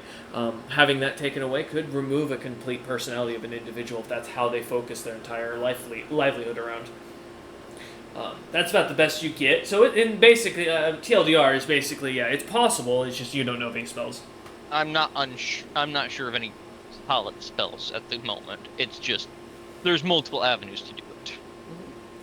She continues and goes, "City has no walls. Like from what I can tell, I mean walls in the sense of they have a pathway they walk around the city. It's ridiculous, but no one seems to be bothered. No pirates come to attack it. Everyone seems to be almost terrified to bother Flair herself. But given she took out, she is a Genasian assistant taking out an apex monster, I can understand why. and she nods. As Nar kind of looks about, Nar, you and Little Scarf begin to hear these light sounds of almost crunching on the sand around you, and it sounds it's within range of about 60 to 80 feet. As you're looking about, you can see the mountain. You probably got another 3 hours before you'll reach it, and can see the large waterfall gleam from the moonlight above as the skies are completely clear. It's starting at this point to get now down to about minus 40 degrees as you lot are kind of walking about. It is freezing cold, but as you can see the water gleaming in the distance on the mountain as this gal continues to talk unabashed. What do you want to do? So I hear crunching nearby? Yes, like some feet crunching on the sand. From what direction? Either right. side. Like both? Yeah. No, I mean, yeah, both sides, yeah. Let me check the spell. Because I know Little Scarf has it.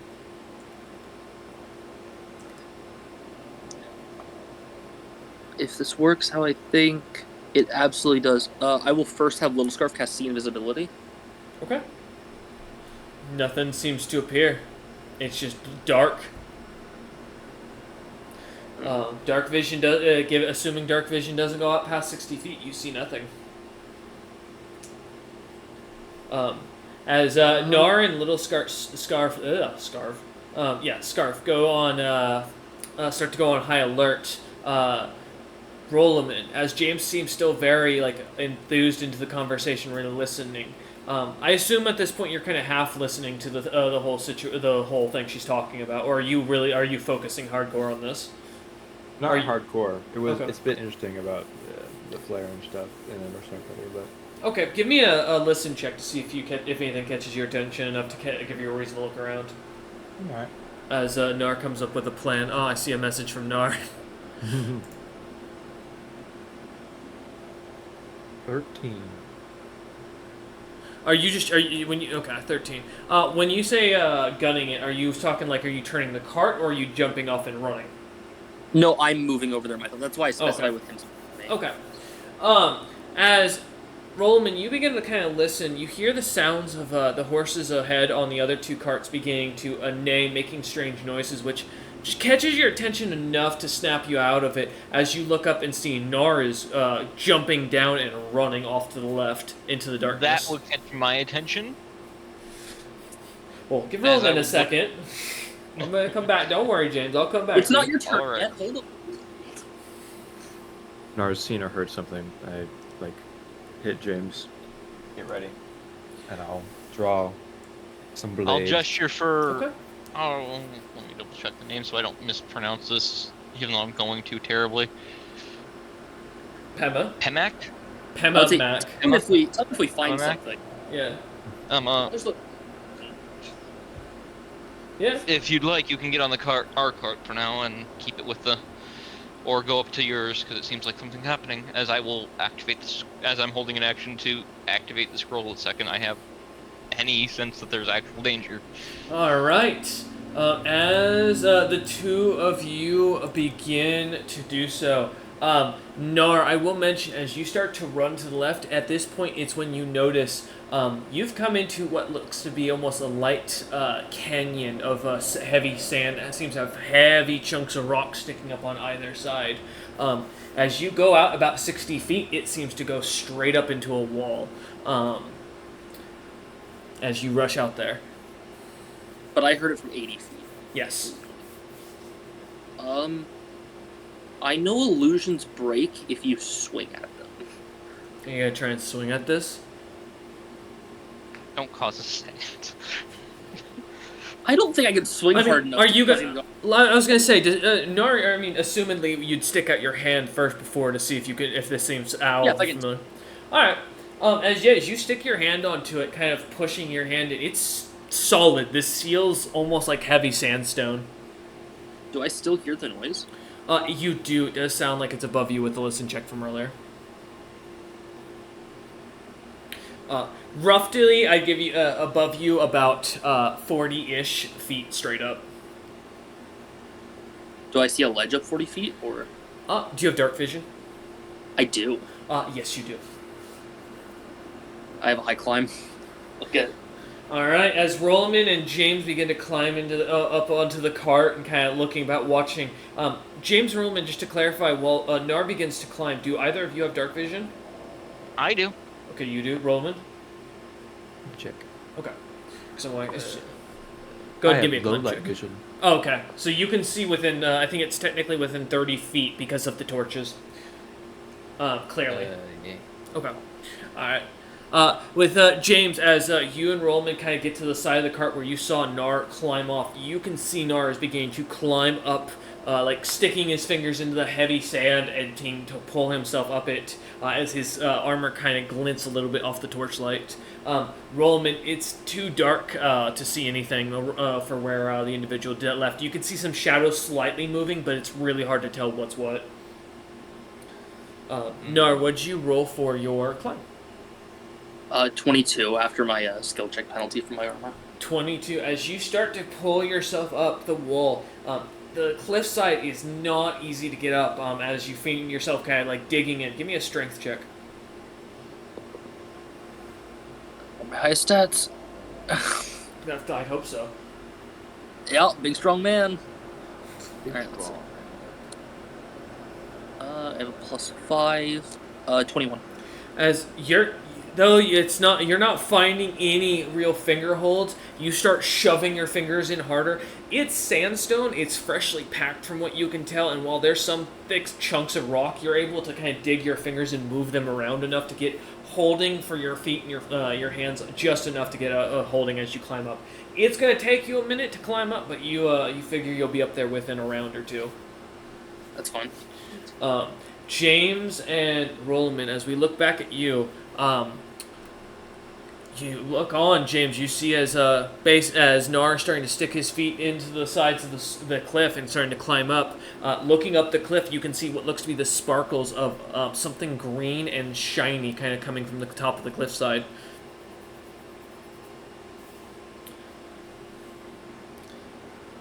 I think James walked away for a second. Nar doesn't have a whispering gem. Fuck. Ah, James was Nope. confirming something. That's fair. Believe in me. I'm gonna point out the enemies to Rollman. As you point up Rollman, you see as he's pointing up at fucking shadows that are barely able to be seen behind around the darkness. I can't see that far. The shadow's alive. I Green pull scales. out my ever-burning Torch. torch and I throw it. All right, give me a strength check. No. Let's see how far you chuck it. Can I stop him? Why? I need to see. If you reveal their location, they're more likely to attack all of us instead of just Nar. Trust Nar. Halfway up a cliff face. Trust Nar to at least get them to come to us. You know if there's an enemy, you're just gonna hear "Hiya!" as I start swinging at the enemy. All right. As Nar begins to climb up, let's get some initiative rolls, gentlemen. All right. I'm glad I took improved initiative, guys. Yeah. Oh no. Yeah. Alright, don't worry, that's not the, just one 24. creature's, yeah, don't worry about it. 25. Oh Guys, god. I'm really glad I took improved initiative. Yeah. Because you would have had a 6 instead. That would have been funny. That is a bad, okay. Don't worry, Alright, Nars. Oh, wait, I forgot Little Scarf. yeah, I was gonna say, so Nar, you got what, 25? Yep. James got 17, or 10? I got 10. Okay. Little Scarf. Roman Same got motherfucker. 17, There we go. 20, alright. Give me 2 seconds to get my Does everyone have order. improved initiative here? Yes. Right. Gotta go fast. What is this? This is ridiculous. Alright. So James, man. You know, James, surprisingly, you didn't roll the worst. So that's the good news. Technically, by all accounts, I had someone roll in that one as far as it went, so it'll be fine. Probably. Alrighty. As oh man, that's just horrible. Okay. As you begin to climb up the side of this cliff, Nor, coming up to the top of it, as you peek your head over at first, you spot a small encampment of about 10 figures that seem to be kind of gathered around a pretty large campfire that seems to be kind of pushed into the ground. Just able to see the licks of the flame coming off it and some smell of the meat cooking off of it as you see sticks kind of being pushed onto the sides of it. You count 9 roughly figures of dragonkin-like creatures, kind of all in a mixture of light leather armor, carrying either staves or wands or rods of a mixed assortment. Roughly, you count 3 blue, 3 green, 2 black, and 1 red. And then the last figure that kind of catches your attention looks to be a very thin humanoid in a very big and bloomy dress, which is pretty easy to catch or spot from the design of it. It seems to kind of glimmer a bright red in the on the moon or in the firelight. James, are you looking towards Nar? Yeah. You'll see me scratch the number 10 into the side of the cliff face. Enemies. As I'll relate in a And whisper keep in to mind, Rollman. Nar's only on one side, and he looks to the other side as well. And there's more on the other side. Nar, give me a spot or a search check to see if you notice anything. Okay. I think I have a plus 10 to search. I do. And if you plan to have a little scarf also look that way, then also for them. Yeah, I'll roll Little Scarf as well. 23 for Nar. Okay. Little Scarf, I want to point out, has yet to roll above a 10 as base for search. He just had such a high modifier. There it is. Damn. The As little scarf neck. you look over at the side, both of you are able to see as you see figures, but at first they look to be similar to the ones you're seeing on this cliffside that you're hanging on to. But as you kind of focus more clearly, it's just suits of armor just put with sticks as if making armor stands. As you kind of takes a second to click, this is an ambush site, and they just haven't noticed you guys are rolling right through it. How far is this little camp from me? Roughly about 30 feet from the cliffside. I can get to them in one movement. How close together? How close together are they? They are in the assuming the fire pit as the center. They are all within about 10 feet of that, so they are all within about 20 feet of each other. Oh, they're all fucked up. I got it. Oh god! Rollman just sighs, and I imagine he's going back into the cart. That's right. I'm leaping right in the middle and casting Holy Storm. Oh! Holy storm. All right. Their fire's about to go out too. As you climb over the cliff, so you're jumping into up there. I'm leaping into the middle, roughly where the fire is. Not into the fire, but like right in front of it. All right. Give me a jump check. This is from the side of a cliff that you're basically holding on to, so keep in mind. Nar's about to go and destroy. Don't worry about it. Murder. I think my jump's just my strength. Let's see. That's a 17 rolled. I have a plus 5, 22. 20, because minus 2 for now. 20. Give me a second for something, just to make sure I'm correct. I always forget. Even a chain shirt has a minus 2 to skill check. As you jump up straight into the air, you get about 5 feet up and kind of find yourself now about midway up the cliff with like your stomach now over above the cliff, but your like legs and still down below it, dangling off the side as you try to jump up. They still haven't noticed you. It's fine. I mean, they're close enough. I can just walk up to them and cast it once I can get up the cliff face. All right, as you scrabble up the rest of the way, James, you watch as Nar disappears over the cliff's face, basically up above. I think Little Nar's Scarf- about to go deal with most of them. Little Scarf will head back down because he will also be hurt by the storm if I kept him here. Okay. He's evil. Little Scarf will disappear into a shadow and then suddenly appear behind Rollman. If Rollman says that, I swear the Little Scarf will respond. I don't say that because Okay. I don't know that's the reason why he's leaving. His little scarf just reappears right behind Rollman and James and just kind of sitting on the cart and just goes, If I hear him it's appear, I'm gonna time. have a situation. Should The we climb Abishai, up? You'll see. the Abishai and the crew and everyone below will hear, "Oh, hello!" and then a crack of thunder and a storm pumping. And it's a 20-foot cylinder. Okay. This will be your first action. All right, let's go. My actual pop, and I'll align his weapon, his other sword, which Rollman's? lasts for 3 minutes. Yeah, Okay. it's Alright. aligned to good. If you hold use your held action to pop Rollman was it spell scroll? It's a scroll, yeah. Yeah. You burning the scroll. The scroll burns up on as Rollman. Your weapon begins to glow.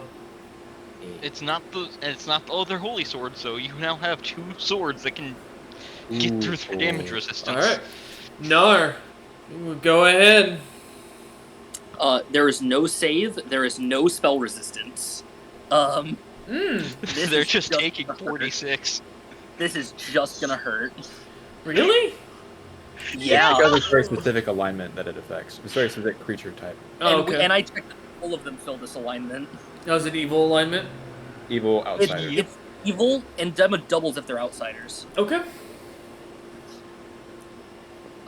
So let's see. Starting with 17 damage to all of them. Okay. Hold up a second. Or well, go ahead and do your other rolls. That is the roll. Their fire is also put out. That's fucked up. As a downpour starts. They have a -4 as long as they are in the storm to listen, spot, and search. And when they start their turn, they will take this damage again. Question: does it affect non-evil beings? The They get the damage. minus. The damage does not, but they will get the minus. They do get the minus. Okay. Oops. Let's see. All right. One moment. You're about to tell me these guys aren't an evil outsider. No, they are. I was just doing damage calcs in the background.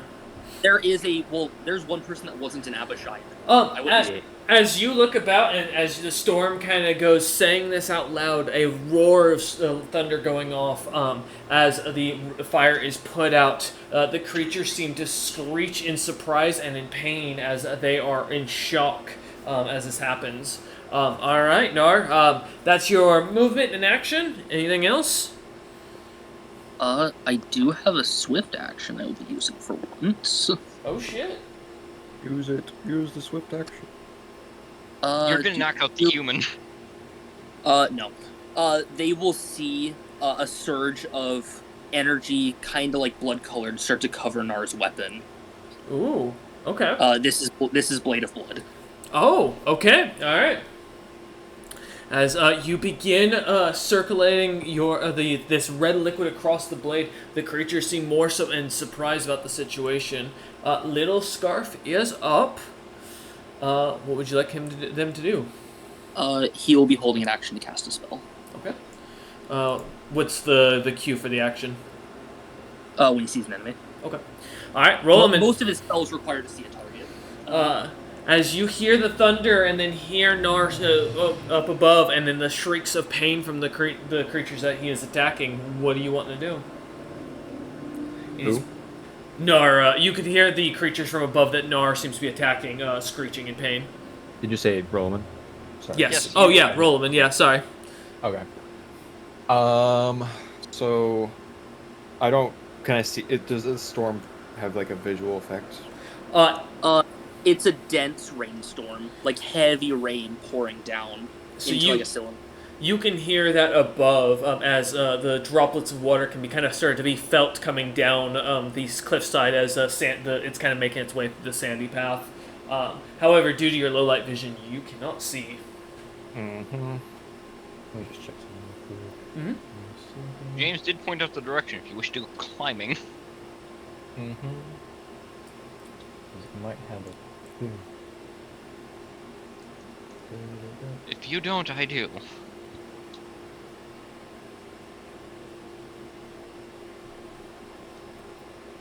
Okay. Alright.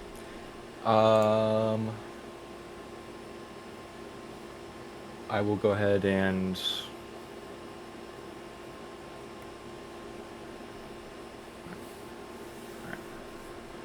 First, I will activate my tattoo of heroics. Mm-hmm. And I will be gaining the feat martial study, which gives me another maneuver from the 9 things. So I'm getting the maneuver Shadow Jaunt from the Shadow Hand martial thing, which lets me, as an action, teleport 50 feet. Oh! Alright, and are you just going to go straight up the cliffside, I assume? Yep. Alright. Do you have to be able to see where you're teleporting?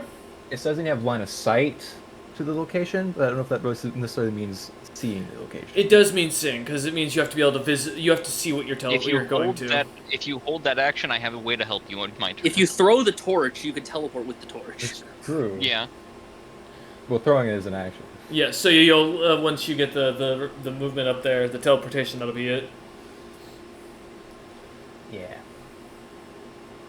Up to you. Yeah. Up to you. Well, I had to use an action to activate my tattoo, so... That's also true, so you won't be able to. So yeah, what's the decision? I'll hold... Okay. I'll hold that. Alright. Until I can see.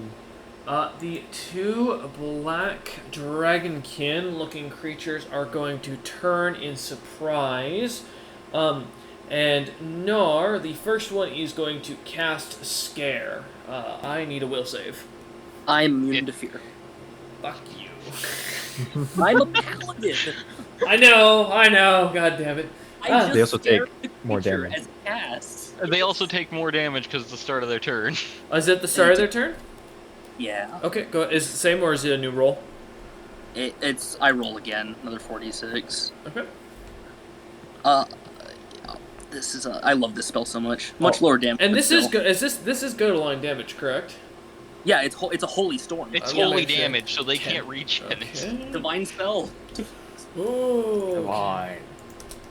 And DM, I want you to know the storm doesn't go anywhere if Nar dies. They're in this Thunderdome. Oh, that's bad. All right. As you continue, or the storm, as the creature kind of looks at you, its eyes begin to flash as it looks straight at you, as nothing seems to happen. It looks annoyed at you for a moment, and is going to immediately. Oh wait, does this count as holy water? Just to clarify for the holy. It is holy water. Yeah. Give me a 4d4 rate. Oh wait, you already did. No, yeah. 4d4 It has rolls. its own damage. Oh yeah, the holy water weakness. Yeah. Yep. I need 40. Yeah. So 44. It's literally a flask of holy water for the spell. Yep. Oh my god! 8 more. 8 more. 8 Okay. more. Give me a second to do that. Should he re-roll? Should he roll again for the initial? No, that's why I had him do the extra. Yeah. It's 2d. It's 2d for each. That Yep. was the. Okay. Yeah, as you watch these creatures kind of screech in pain, the other one is going to immediately cast. You're immune to charm, aren't you? I'm not. Ah, cool. Charm person. I'm just gonna say, because goddamn it, if you are also immune to that, I swear to God. No, but I do have a very high will save. 27. Oh. DM, I'm gonna tell you now. My will save is a plus 14, bro. All right. And it's the two Abishai, or the one Abishai. The other one. It's. I already, 46. no, I already did we already did the damage for it because that's why I had him do it at the beginning for both. The other is, after seeing this, is going to try and cast Suggestion. Okay. Please give me another will save. 28. Can we hear what the suggestion is? Oh, there's a Yeah, what's storm, it say? bro. There is a storm. You hear? Stop the rain. Do you speak Infernal? I actually think I do. James does. Hold on, do I? This, bro. Oh no, that's a different character. No, I do not. You do not understand what the creature says as it speaks. All right, as it hasn't moved, it is going to go ahead and. Wow, it really doesn't have much. All right, yep, nope. It's going to go ahead and shoot one of it, or grab its bow and take an arrow shot. Actually, no. Pulling its weapon is its action. Never mind. It ends its turn as it pulls out a bow. Also, for note, when they shoot, they do get a -4 in ranged attacks in the storm. Oh yeah, no, I'm familiar. Yeah. But this is what I have on these creatures, so. I told the party I was built to fight Abishai. I was not kidding. All right. Up next, the 3 green ones are going to go, and immediately. Their damage. Yeah, go ahead and roll the damage for them, please. This could kill them. Hey man, if they die, they die. I'm sorry, man. They did. Well, Nope. They are still, as a group, standing. There's 3 of them, do keep in mind. Start of turn, do I need to roll, or is that for all of them, the 44? For Yeah, the holy water? that was, oh no, yes, that was for all of them. That's what I was doing it for. Okay. Yep, so Sounds you're good. Alright. Pull up my spell list here. The creature is going to go ahead, looking over at the Nar, and immediately. Alright. I need. Give me a second to load my spell. Fortitude save, Nar, as you begin to feel your blood boil underneath your skin. Okay. If you do have spell resistance, this does count again. Or this does count towards, so.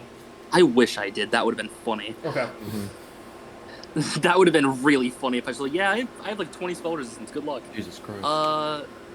13. I think I have a plus 11. 24? All right. Saves. This still succeeds. It is only. Let's see. Because you will take one less round than what I roll. So, 8 in this case. So you have this for 5 rounds. At the beginning of each turn or each round, you will take 2 points of fire damage. Ow. That singes slightly. Yeah. You can't heal that. I can't heal that. Owie. Are you immune to critical hits out of curiosity? No. Okay, cool. I'm making sure. All right. Well, I want to ask. This fire just boils my blood. It's not like a physical fire. Like Correct. It's not. Yep. Okay. Making sure. Yep. Inside your blood begins to boil. So each round at the top of the round, you'll take another 2 points of damage. The other 2 are going to go, and immediately you watch as ice darts begin to shoot out of their hands towards Nar. Nar, there isn't a saving throw for this, as this is a range touch attack. Like -4. Oh, yeah, I know. And please tell me my range... Since this is a ranged attack, they also get the -4. That's That's amazing. what I Yeah, just that's said. Yeah. That's what he just Yeah, I know, said. I agree. Oh. I'm agreeing. I didn't think that would affect magic, and I was like, oh, it does. Cool. It's every range attack, yeah. So I only get a +2. That's unfortunate. Oh, fuck. Well, Good roll. my touch AC is not great. It ain't that low. Is your touch AC a 4 by chance? No. It's a little higher. Alright, we're gonna do for the second one. Out of the play a little bit. 15.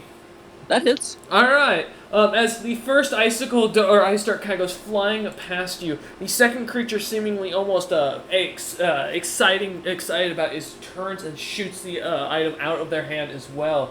Oh god, I have to do one for each dart. I got 5. Oh, no, that's I know 5 what darts. this spell is. I looked at it earlier. This is magic missile, but ice. Oh, sorry, 3 is 3 darts. So I gotta keep rolling. So so that is 6 in total. I have to roll. All right, so I'm just gonna save myself some time here. Exclamation point! Yeah, I know how it works. So that is 16, 18, 5. I'll tell you, of the ones you just rolled, you hit half of them. All right. That's for the got second one guy. Let me roll for the other guy because I didn't hit the rest of his. I did net 1. So I'll do the yeah. Do that. So 6, 4, yeah. 13 and 20. You hit the last one. All right. So that is in total 4 hits. Yep, 4. All right. Oh, this hurts. Let's see, how much is it? Each one, it deals 2d4, so that is 8d4. Woohoo! As the ice darts go shooting out towards you, one after another, you take 22 points of damage as these darts kind of slam into you. One of the darts you watch as the creature seems to excitingly shoot them out, hitting you with 3 of them, ecstatic about it. You watch as the last one comes out as a simple ice cube that kind of drops to the ground, falling into where the fire pit once was. Thus ending their turns. Nar, as the ice kind of slams into you each time, denting into your armor, you feel the impact of these things as if you're being hit with a baseball. Nar is still above half. Still here?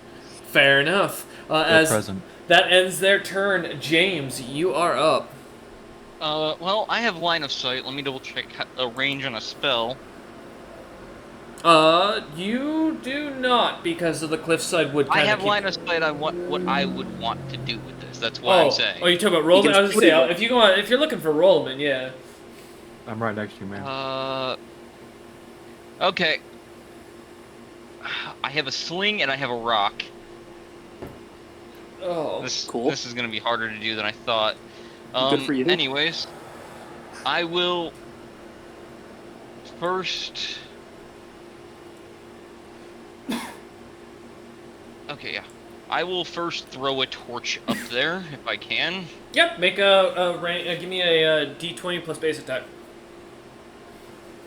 All right. Let me get back over to James's sheet. Sadly, light doesn't work at range. I was hoping I'd have a decent chance here.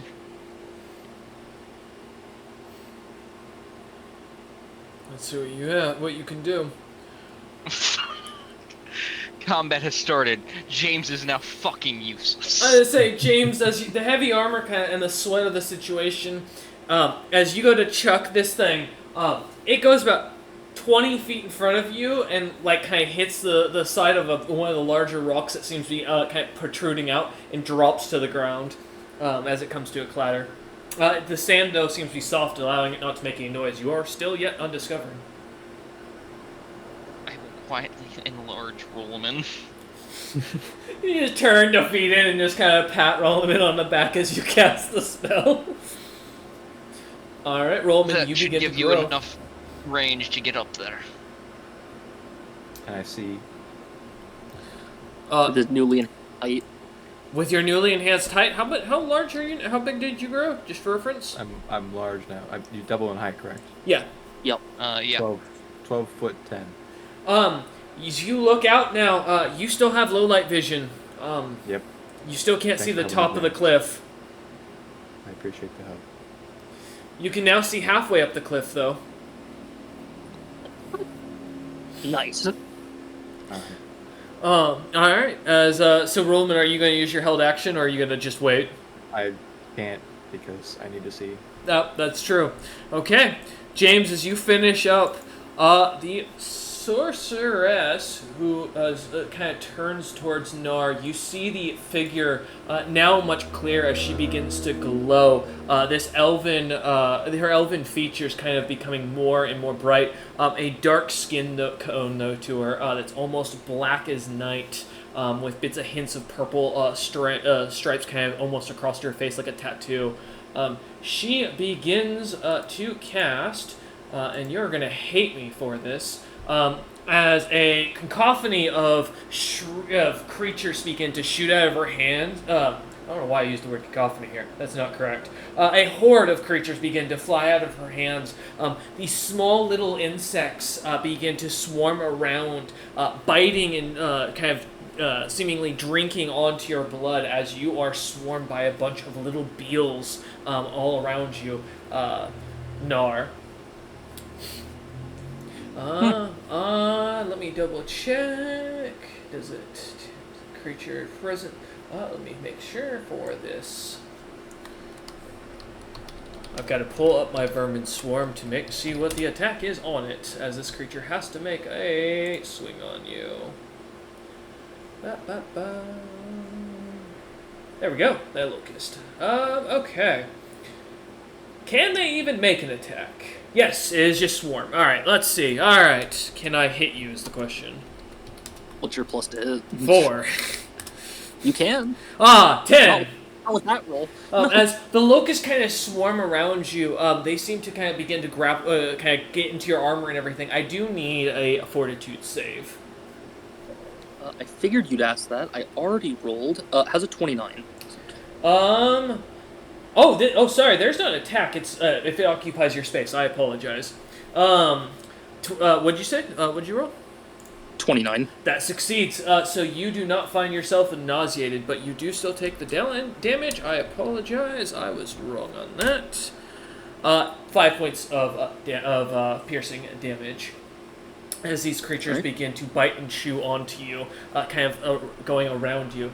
She hasn't moved. She is going to turn and cast towards you lot, looking down, orb of electricity as it begins to move towards James. Can I see? The caravan. You do see a large ball of electricity begin, kind of come over the cliffside, looking So I can almost see? like bright yellow. The cliff edge? It does give. By God! Teleport! Go, Rollman, go! I can teleport. Now I will use my say, held action. I won't knock you down the initiative for it. Yeah, as you get up to the top, you do teleport. I will say this will put you in direct line of being attacked by this orb. I'll wait after the orb passes by me, please. Because it has its light is within its 25-foot plus range. So you're going to either take the damage to teleport up there, or you're not, or you're going to basically choose not to, out of reference, because this is it only has so much range of a light. But I have blue light vision. Doesn't extend it a little bit. Ah, that's true. Actually, never mind. You are correct. I forgot about that. You do have low light vision. So yeah, as it moves down and begins to head towards James, you teleport to the top. After it gets Go ahead. If it's gonna end up hitting me, I'll make sure I'm looking at it. This is gonna be fun. All right, it continues its movement. no. I do need James to make a fortitude save, This is a spell. as well as Little Scarf. Hey, It's a physical James, spell. It's a physical spell, my guy. You know what? You're right. Hammer. He's gonna bat it back. Oh, Hit no. it back at them. It's time to play this Ganondorf. Like baseball. Baseball. I'll I'm, wait for Fortitude to see if he forget succeeds. what If I- he does, I think the spell just turns around. Mm-hmm. I gotta make sure I do this right. It's for this, so it's a 1d20. What level am I adding to this, guys? Because I fuck this up every time. Oh, it's a fortitude. You add your caster level if it's the spell check. Yeah, it's just your caster level, so +3. Plus 3. Hey, Come on. there you go. All right, you succeed. Return. So, Returning fire! you are. Let me double check. Oh god. The last thing I expect is a Oh, caster. good I don't news. spell- You are not entangled because you succeeded the fortitude. You do still take full damage, just to keep in mind. This is an orb of electricity, so for reference. That's what the fortitude save is. Well, the roll Outta was here just with that shit. That was his. Oh, that was his, that's with your hammer. Oh, my He's apologies. hitting it back. Yeah, I He's hitting it forgot. back. I'm I forgot about that. dispelling this shit. As you Yeah. take your hammer and kind of hold it, get ready as it comes near you, going for a swing. As you swing into it, you watch as the orb dissipates almost completely clean, the electricity vanishing into the air. You hear a gasp from above as Nar and Rollman, you can see the elven figure kind of glowing slightly as her spell loses concentration, and she looks about with concern and confusion. In Dwarvish says, fuck out of here with that shit. Alright, let me check. Hammer something. in hand. She chaotic? No. Oh, interesting.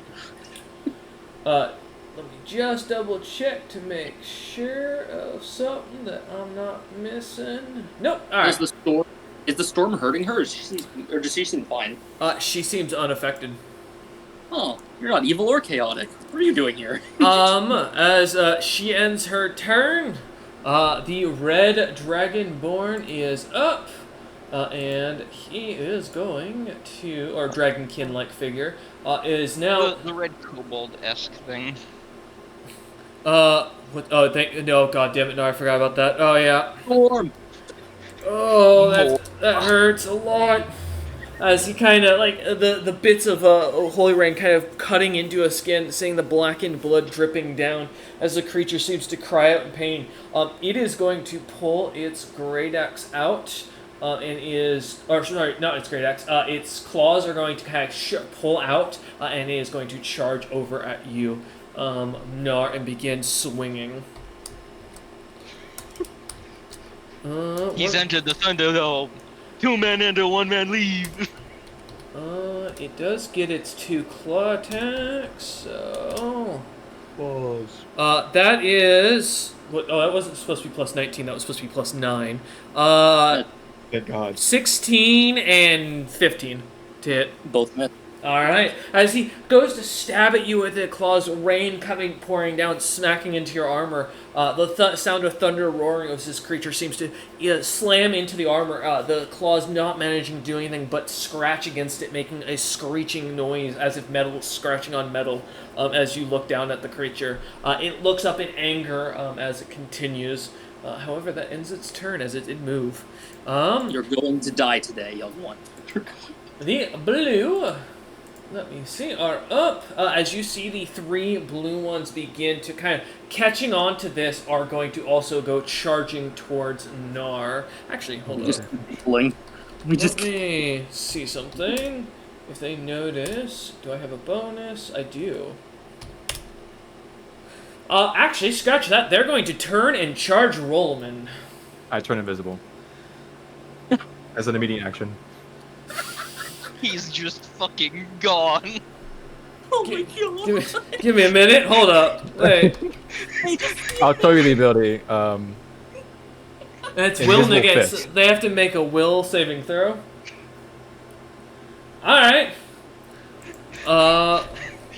Let me roll to see if they notice you. That's fucking incredible. They still have a disadvantage to hit. That's an 11. I like to imagine turn to look at Roman or oh, never mind. Vanishes.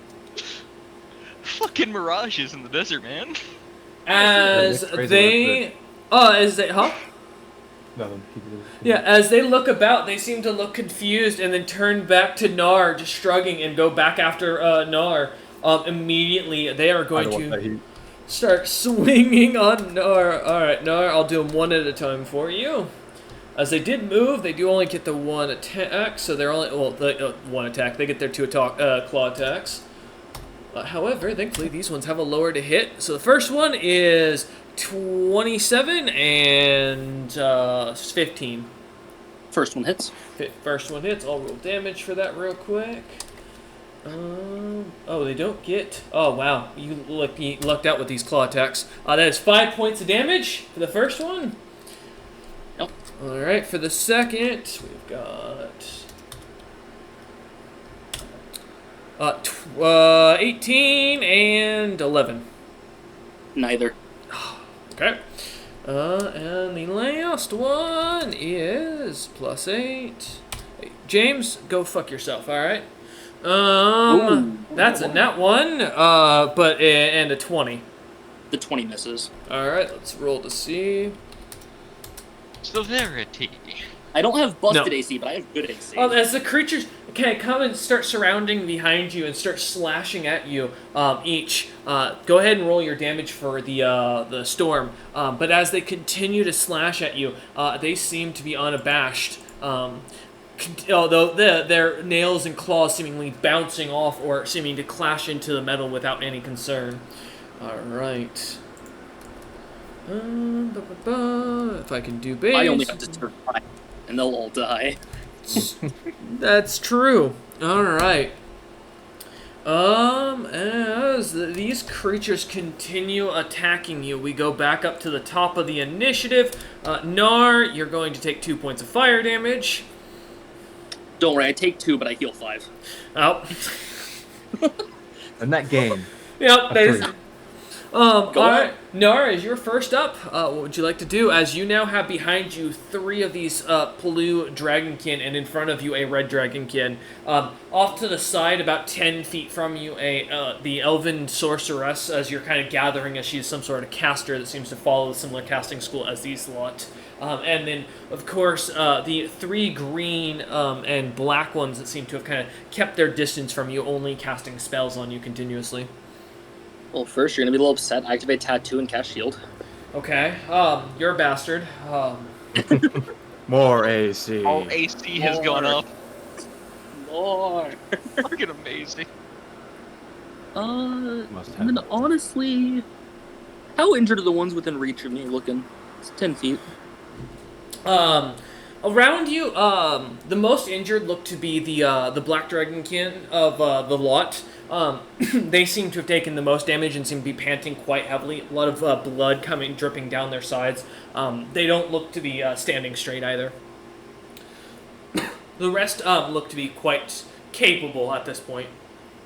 A couple of the green, while bloodied, look to be still willing to fight. The other two groups of the blue and red seem almost unfazed by the continuous combat. I want to hit a green one. I will say, you will... Can you reach 10 feet? Yeah, I have a 10 foot reach. He's large. Okay, want to make sure. Yeah, then no worries. Okay. With a plus 12, does a 26 hit? For the green, yes. Okay. Damn. Yep. Indeed. Whew. But a better reason. This is about to hurt just a bit. Only a little. Not a huge deal. And what item are you using? This is the spell combo. It's part of it. This is my magical greatsword. Which is not good aligned, correct? It is not. Or doesn't do good damage, I mean. Okay. It does not. Alright, so that'll be 26 points. Okay, as you slam that into the creature, the blade going wide and hitting as the two on the ends seem to duck, the middle one taking the blow. The creature's head seemingly kind of lagging to the side as the hit almost slams hard, but does not seem to pierce the skin. You hear a loud and almost satisfying crunch as you feel the blade bite into the bone. You feel something disconnect, but the creature seems to then kind of focus its eyes and then seems to stare at you and smiles as its tongue kind of lolls out to the side. That is the end of my turn. All right. Little Scarf is up. Little Scarf is going to climb onto James's back. Okay. All right. And then go back to a spell. Okay. Rolaman, you are invisible at the top of the cliff. You can see Anar being surrounded about 20 feet from you.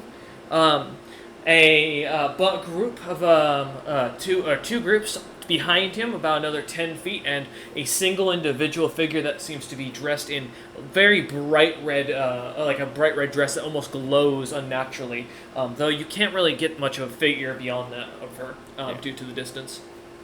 All right. You said the red one looks the toughest? Yes. Oh, and the largest of the bunch. Yes. All right. I will go ahead and activate my Boots of the Battle Chargers to charge as a standard action towards that red guy. Okay. So we can get a charge attack on that guy. Let me double check. Is charge the one? Mm-hmm. It's where he rushes and gets a swing on him. Okay, so yeah, you just make it. You take a negative. There's no bonus. There's nothing they get. That's right. Check. Yeah, +2 bonus on the attack roll, but take a -2 penalty AC until the start of my next turn. Yep. So that's what I get. And also because I have the pounce ability, means I get a full attack instead of a normal single attack. So okay, we'll go ahead and attack. Since I'm invisible, I get a +2, pretty sure, because against tided enemies. And would I be flanking with the Nar? red one cannot be flanked specifically. Ah, okay. So just +2 from that, +2, so +4. Math. This first attack, I'll be using that legendary sword thingy I was given. Okay. The main weapon. The Great Holy Sword. The Great Holy Sword. I don't know what it does. So I think this is a... Well, it's a +2 weapon, is all we were told. Yeah. I'm pretty sure it's like that item, because we know it's part of the 9, that Eider got, which is also just a +3 weapon, is. Yeah, well, this is a +2. Is what...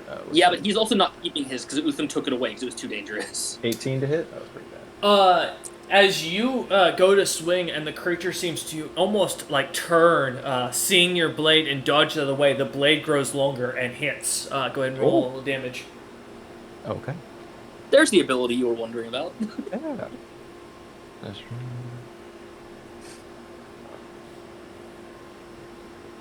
16. 16? Okay. Yep. That's whatever effects it does. I don't know. You watch... You good? Sorry. An extra D8 because I'm... Oh, yeah. No worries. Weapon. Yes, because it increased in size as well, yep.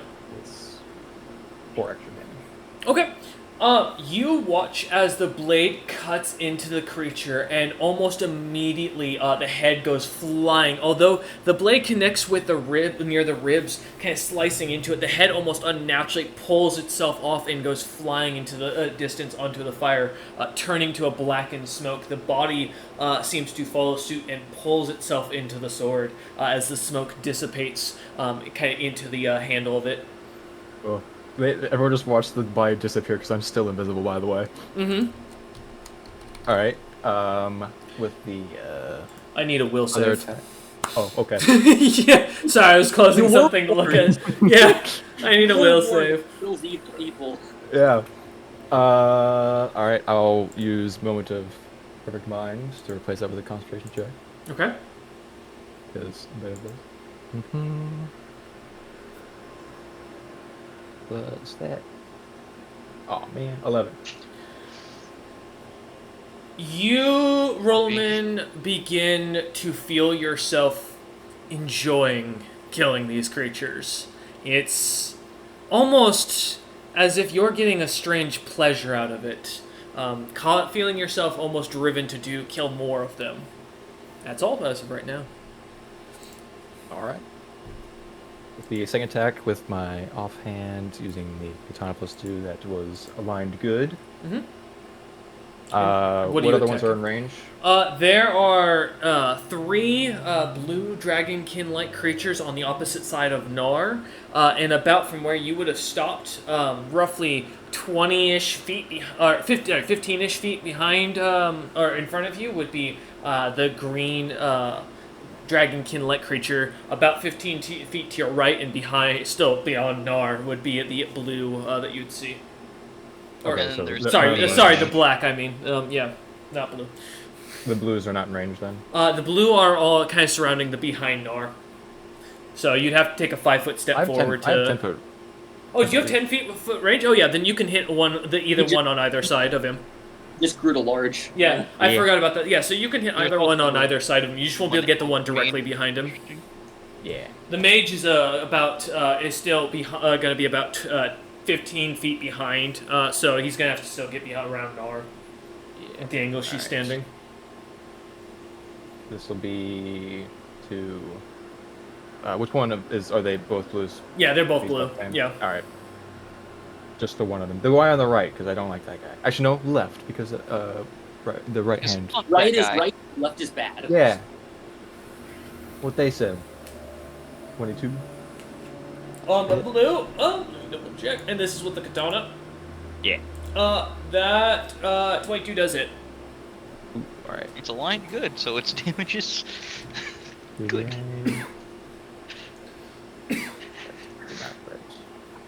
20 demo. 20? Yes. Alright. Alright, I still have a second.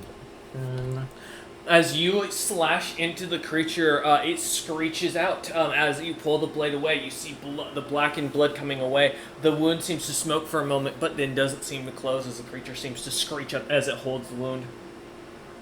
Alright. With other standard action, I will attack it again. Okay. And I will choose to take 10 on this attack. We get 24 to hit. 24 to hit. Does hit. Okay. 18 more damage. As you slash into the creature once more, it just seems to look at you with irritation and anger in its eyes. More cuts and slashes across its body. As it sees its scales being tarnished, it gets angrier. Oh, I'm still invisible. It seems to be staring where the strikes are coming from what you can tell. All right. Oh. All right. Is that in your turn? Yes. All right. The black dragonkin-like creatures are up. They're damaged from Holy Storm. Yep. Go ahead and roll your Holy Storm, good sir. The holy never stops. Holy death train. Jesus Christ on a cracker. Wait, forgot.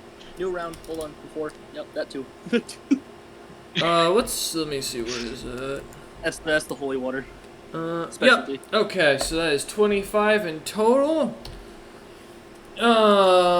Okay, so with... Oh, you're still at that. You're dead. Ow. Give me a minute. No, not like... That person's already dead. Alright.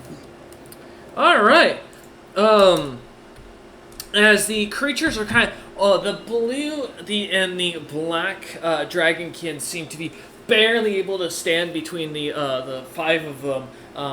The black looking as if they're barely hanging on. One of them's eyes kind of drooping out of the socket. pieces of his muscles are already kind of showing and tearing as the flesh is pulling back from the rain. The other looks to have his arm already kind of like barely hanging on by a thread as the rain seems to continuously burn and cause it to dig and smoke. The creature continues to screech at you and is going to charge with a death frenzy at you, Anar. Which I don't think it can actually kill you. I don't think either of them can kill you. But they're still senseless at this point, and oh yeah, Lily, I don't think I can hit you. We're gonna find out. I'm not gonna. That 20 could come out of nowhere. Yeah, it's true. Who knows? I'm not saying shit till after they roll. That's fair. When they roll, then we shit talk. Yeah, it doesn't work. You gotta put a space between the 4 and the D. That's literally it. I swear to God, if that don't work, I'm not doing it. I swear. There you go. All right. Oh, there you go. No hit. No. Ouch. 23? No. 23 doesn't hit. Fuck. I cast a shield. Oh yeah, he did. He did do Shield that. lasts a few minutes. As the creature's claws bounce off of your sides as they had to charge forward at you. That's the end of their turn. I can't do anything that 22 would have hit. My AC before shield was 22. The green. Now it's 47. The green dragon can kind of sing that this is becoming more of an onslaught. Are going to also charge forth. Almost immediately, as they do. I'm just double checking. Now wait, it's their turn now? Roll their Holy Storm damage. No, he already did. I already applied it to everyone. Okay. Yeah. It's easier to just do one roll for everyone. Yeah, that's why it was 25 damage to all of them. Yeah. Okay. Yeah. No, I'm tracking. Don't worry. As the green kind of charge forward in this like anger, almost as you see their eyes begin to glow over red. You notice the sorceress, as you look back, Noir, is speaking in tongues, recognizing the sound of Toth script almost immediately. These creatures almost seemed enraged from it as they charge forth. And again, I don't think I'm gonna be able to hit you, but we're gonna try. You never know. Never know. Let's see. 26, 25, 22? The nat 20 hits. Oh, I should roll to confirm to see if that crits. All the others missed, though. Oh, no. Okay. Oh no. So, all right. At least you hit him. Right? As the first one getting coming forth, Lucky. kind of catching you off guard as you're kind of focused, listening to the Toth script, not expecting this kind of sudden rage from these creatures. Let me see. Do they get... Oh, they don't with that. I have to use their tail. Okay, good to know. Yeah. You take 2 points of piercing damage as the creature slashes into you. As you get across your nipping at your neck, as the creature seems to look up. The others, seemingly getting excited by the smell of blood, seem to charge at you. And as you now taking this a bit more seriously, Nar, as you finally get hit with something that actually kind of hurts, start dodging and weaving out of the way of these creatures, staring at them and kind of putting some effort into it as they seem to be fighting with a lot more bloodlust than they had. I am going to righteously and lawfully rip out your spines. Damn. As you say in common and as calm as possible, dodging out of the way of the claws. James, you are up. Well, how far away do I hear this combat, roughly? It's at the top of the cliffside. Like like I said, it's about 30 feet past the cliffside. If I stop the cart and move to the bottom of the cliffside, would they be within 80 feet? Yeah, technically. Sure. With the angles, yeah. I'm moving to that, and you guys hear elation. You guys gain +2 to strength and dexterity, morale boost, and get 5 more feet of movement. I want to put out the To all timing. allies. I say I'm going to rip out your spines, and you say elation, suddenly Nar's muscles start getting bigger right after he as said that. the glow almost erupts from, well, of course, Rollman's invisible, so it's not seen. But as the glow begins to erupt, Nar begins to grow a little bit, his muscles seeming to not grow in size, but seem to get wider and seem to push more against the skin. The creatures take a second, and you can see almost a hesitation in their eyes, Nar. You can James will change use for the the second better. action to shout out. Mm-hmm. If there's a spellcaster up there, knock them the fuck out. All right, as James shouts this out after moving, ending his turn. The sorceress is up. Assuming, James, you don't have any swift actions or anything you want to take? I got nothing else I can do. I'm waiting there with my hammer, though, for another dispel if I see a visual effect coming down that fucking hill. Alright. Nar, and, yeah, actually just Nar, because she can't see Rollman. Never mind. Nar, I need you to, or I have a question for you. Yeah. Do you have less than 150 HP? Jesus Christ, are you about to power kill me? No. God, no. Yes, I have less than Your 150. power My pain. a little over 70. You find yourself suddenly distracted. You are now considered flat-footed until your next turn. Let me tell you, that ain't gonna help you much. It's not supposed to, but I will state there's a reason for it. As she turns, and you see, as you can't see her now because as you're distracted, looking away, looking at something that kind of catches your fascination. You know, the fear in these individuals' eyes, but also a moment catches your attention that for a second, you're almost sure that they're considering becoming better beings, and it kind of catches your attention for a second. And Nars, you begin to think in your head and plan out the great deeds these people are going to do in the name of your god. She turns, and without you being able to see Rollman, you do see as she seems to grab a dagger at her hip and seems to cause it to begin to glow blue, similar to the color of lyrium, and begins to, as a portal forms in front of her and she walks through it. For a moment, you see a flash. I'm going to give you a choice, and I want to ask you honestly here. Would you be focusing hardcore on what's on the other side of that portal, or are you focusing hardcore on something else? On the battle going on? What do you think would be Rolman's main view as this is going on? As he sees Nar suddenly focusing and being attacked by these creatures, and then this sorceress is causing a portal to suddenly appear. I'm focused on that portal. Okay, give me a search check then. A portal in the middle of a battle. That's weird. No, yeah, it's fully Also, fair. after James also said this, watch out for the caster. 26. You see, for the briefest of moments, you recognize Jakix on the other side sitting at what looks to be a long table with an individual that he is talking to, or two individuals that he's talking to. One, I believe Saturday's met Goose, right? No. We are the only people that is not met Goose. Okay, no, that's right. Sunday met Goose, because Sunday's the one who sold to him. We heard of and got a description, but we've never seen him. You see, Rolaman, this large Goliath-like creature with this ginger, long, beard that's well kept, heavy, or a very heavy set of chest hair that's sticking out, almost blackened in color, and he is massive for a Goliath. That his muscles look to be bulging, and you can almost, even without a profession mercenary, you recognize this individual is well trained. On the opposite side of him is an individual that catches your attention. They're dressed similarly to you in the idea they are very well, almost nobly dressed, fancy silks that are very shining and sparkling, almost to give an appearance. What you see is what looks to be on the back of their back a golden lute, kind of giving the immediate mentality that this individual is a bard. They seem to be on their neck carrying something that catches your attention, of a blackened chain with a what looks to be like a horn. That's got little gold ringlets around it. Just because of the fact that the item seems almost out of place in the scene, it catches your eye as the portal closes behind her. Alright, that ends her turn. That person's already dead.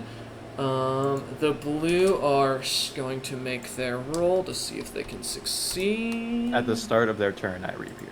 The last one round. Okay. As you reappear, they are going to roll their fortitude save, or sorry, their will saves. And there's still Not 6 be of them. raging. Oops, I rolled the wrong thing. Give me a minute. One day I will get this down. There we go. None succeed.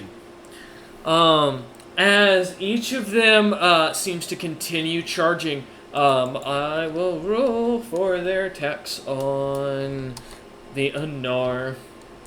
No, the glimpses of lawfulness is gone as you watch on. Yeah, so I yell what I wrote above. Okay. As actually they don't get Ye multi. evil, lawless bastard shall hurt no one Oh, else. is there not At nobody least that one can get alive for a this? bigger reward. Does a 23 hit? You're so close. I know, right? You're flat-footed. That's actually right. Yeah, you are. I know. You're so close. Oh, my still is it His 24? dex is not great. Oh, fuck me, man. No, I mean, you're close on most. You do hit the 23. I do hit with the 23? Okay, so it's the only one. Alright. Yeah, I mean, you're close on most of those. You were so close. You take 6 plus 3. So you take 4 points, or sorry, 6 points of piercing damage, and then 6 points of electricity damage. Okay. As the one tail pierces you, as the creatures kind of like shoot their spiked tails up at you, trying to nip at any bit of your flesh that's exposed, easily managing to dodge or grab hold or shove out of the side of the tails. One of them finally managing to get you, as the creatures realize towards the end to attack at the same time, seemingly getting an understanding of how combat actually works.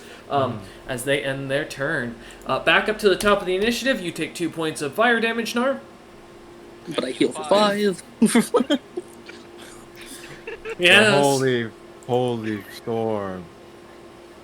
Holy storm. Holy storm at the end. Group. As I raise my blade, I cast Blessed Weapon. Okay. This is now a good aligned weapon. Oh no! Can you roll your Holy Storm? Holy storm. And your You just want me to roll it? and the Holy Water? Yeah, because you might actually kill half the thing before. That is true. So it'll be 2d4 plus your I just do that. 22. Yeah. All right. So the Black Abishai are now dead. So that'll be that. That she's gone. The blue are, from what you can tell, the ones that are surrounding you, almost nearly dead. Most of them seemingly like their claws are falling off, their body parts are like starting to droop. Their stomachs are starting to kind of open up, and you're starting to see guts beginning to pour out. The holy rain is definitely beginning to affect these creatures. You're still surrounded technically by 3 of them, of the 3 dragonkin, and then you can still see the 3 green off to the side there still standing. But the black do fall into a pit of mush that slowly smokes away as the rain continues.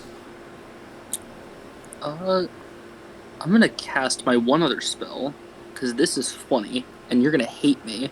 No. I cast Protection from Evil. Why now? Why now? Because I'm surrounded and I don't want to stab Paladin. anyone. I'm trying to get hurt. Alright, that's it. I'm killing Rollman. What? Hey, what'd I do? So, I believe, because these things only have natural weapons that have been hitting me with, right? Correct. One of the black did have a bow, but they dropped it immediately to still continue casting at you. So they notice another smaller shield under my shield blocking their attacks. Is Protect from Evil a self or is it an area? It is self, I believe. No. It is touch, but I'm doing it on myself. Yeah. So. Okay. I can see it now. Nor pounding his chest. Hit me. As you once again cast the spell, a secondary shield kind of reappearing as underneath, reinforcing it. The symbol of your god appearing in full design. It's the end of my turn. All right, little scarf is sitting on James's shoulder still, not doing anything. I want to share the spell with who's been waiting for. Cause at this rate, I'm not going to get to use it. No, come on, let's keep it going. You can go after. We have faith. We have faith in the. He's still there.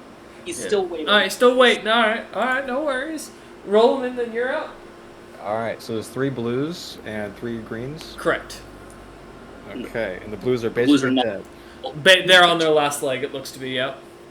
Okay. I have like flask? Is a flask single target, or if I throw it down in front of them, will they all? It is single target. No, it does have a splash. It does splash But the out. splash does like 1 damage. Splash does 1 damage. They're on their last legs. I don't know if 1 is their last I'm not gonna legs. do it. Throw all 4. Have fun at the same time. Go for it. Going up 4. I don't have 4 hands. It is true in D&D rule of thumb.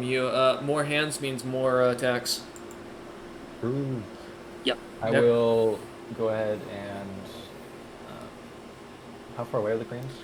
About from you, roughly about 15 feet. Without your step forward. Yeah. Ooh. I can step forward. How injured are they? How injured are they? For the green, looking at them, they look to be almost double of what in comparison to what the blue are how they're doing. Almost looking as if they're ready to continue going rounds, and they still seem their eyes seem to be filled with a red liquid, almost as if they've gone into a bloody rage. Okay. I'll go ahead and take a 50 step to flank some blues with Mar if possible. Okay. And I'm All right, as you step to the side, yeah, you are able to flank on the blue. Go ahead and swing. Yay. A distant caster. Yes. Go ahead. Your invisibility is down, yeah. You dropped It that. is down, yes. Yes, it is gone, sadly. But you do also have another bonus from James of another +2 to strength. And dex. I do. That's true. How much addition? That would give you a +1. Yes. I will also go into my frenzy for the +4 to strength. Okay. And dex. As Rollman begins to get angrier and angrier, kind of glaring at the creatures, tired of the fight. has appeared. Yep, the Hulk has appeared. Okay. This first one's about to get obliterated. Oh no. Be delete. 19. 19 does not hit. Damn, that was a 2. All that to sling and miss as the sword goes wide as the creature That seems was to duck out of the way. The evil sword thing. Uh-huh. So this is the katana. Okay. For the offhand. Oh wait, that was with the original sword? Yeah, that's what the yeah. Then go ahead and roll for the damage.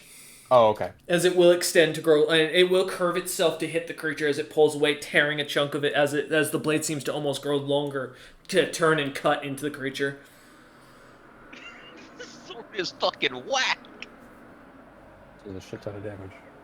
No, are you seeing this shit? 22. No.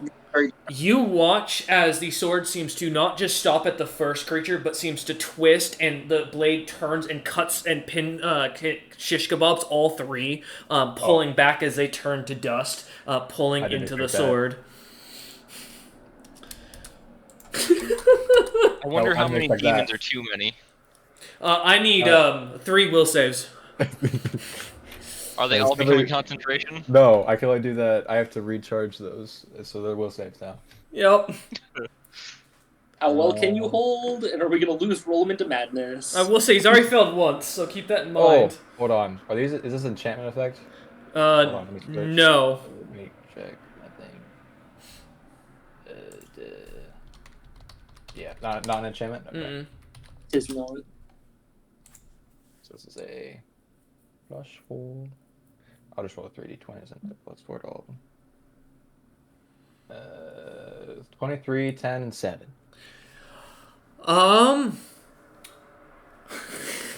Gee, what probably? Roll them in. 0. I have bad news, Rolaman. What? Nar is beginning to look like someone you need to kill. Murder! And Nar is beginning to look more and more like something your sword wishes to feast upon. You begin to feel a pull at your mind as Nar begins to take on the visibility of someone trying to kill James, as you feel yourself almost entranced. It's time to murder.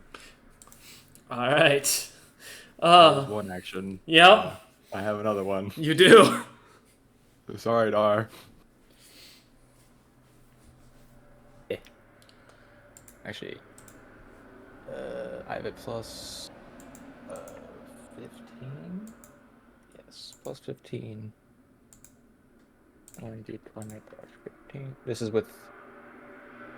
Well, I guess if I'm using that sword, it's probably not going to be using that. That's what's want me to use it. Yep, you've got to use it to attack. 27. 27 to hit Nar. You miss. I missed. I've always known you were evil. Very well. I'm not being hurt by your Holy Storm. It's true. Evil alignment and being evil are two different things. I see, I guess. All right, That's Roman, my turn. that ends your turn. The green are going to begin attacking Roloman and Nar. So I'm going to split this, and I'm going to roll to see how many are going to attack Nar first. Never mind, Nar, I'm sorry. The dice. You couldn't do like a split. You couldn't just. The dice have decided that they just don't like you tonight. Evil. However, they are moving toward the creatures. Do have to move up on you. So they only get their claw attacks. They're not getting the tail. Protect against evil. And You protection do. against evil means that they have to make a save, I do believe. Is it? What is the save? Will. Well, okay. Give me a second, then I'll do it. So that will be 3 of these. Oops. How There's much? one way to get up here. That was good for Dar. 21, 20, 13. 2 succeed. Okay, so last one fails. A fail means they can't attack, correct? The spell protects bodily against it causes the natural weapons to fail as the creatures to recoil if such as require touching. So his attacks just bounce off. Okay, so they just don't do anything. So I'll just roll for the others. All right. So as the other you have two, a +2 on saves. as the and other two are deflection going bonus. to attack, that is with their claws, 19, 15, 22, and 20. No. No, as the claws just bounce off, the last one kind of looking at you and like pulling himself away in fear. The creature looks to be concerned. It is going to make its fortitude or its will save now for all of them.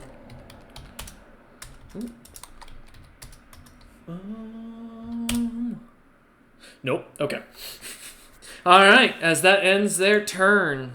I didn't mean to write a little 6, so just using the first 3 in that case. James, you are up. Still at the bottom of this cliffside. What do you want to do? You know what? I'll hold a spell as well for one action, and then I'm gonna look at Little Scarf and go, "What spell you holding?" He just sighs as he stares, looking up. Litter dust. All right.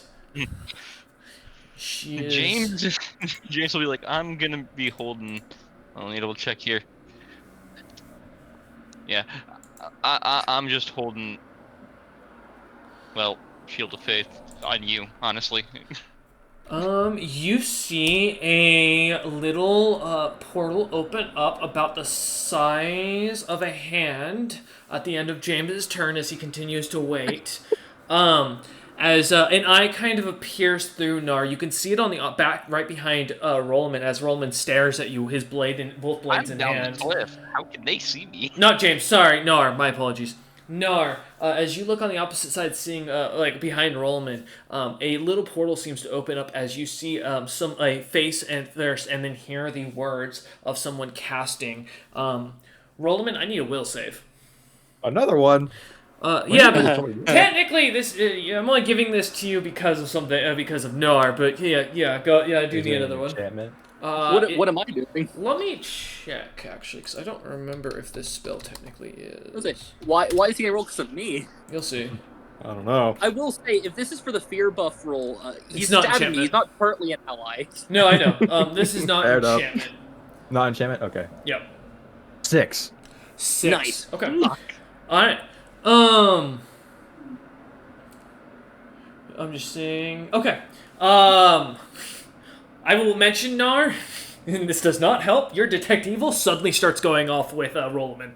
Oh no. Yes. As almost as you see the portal close, the evil effect begins. I'm evil now. No, you are not evil.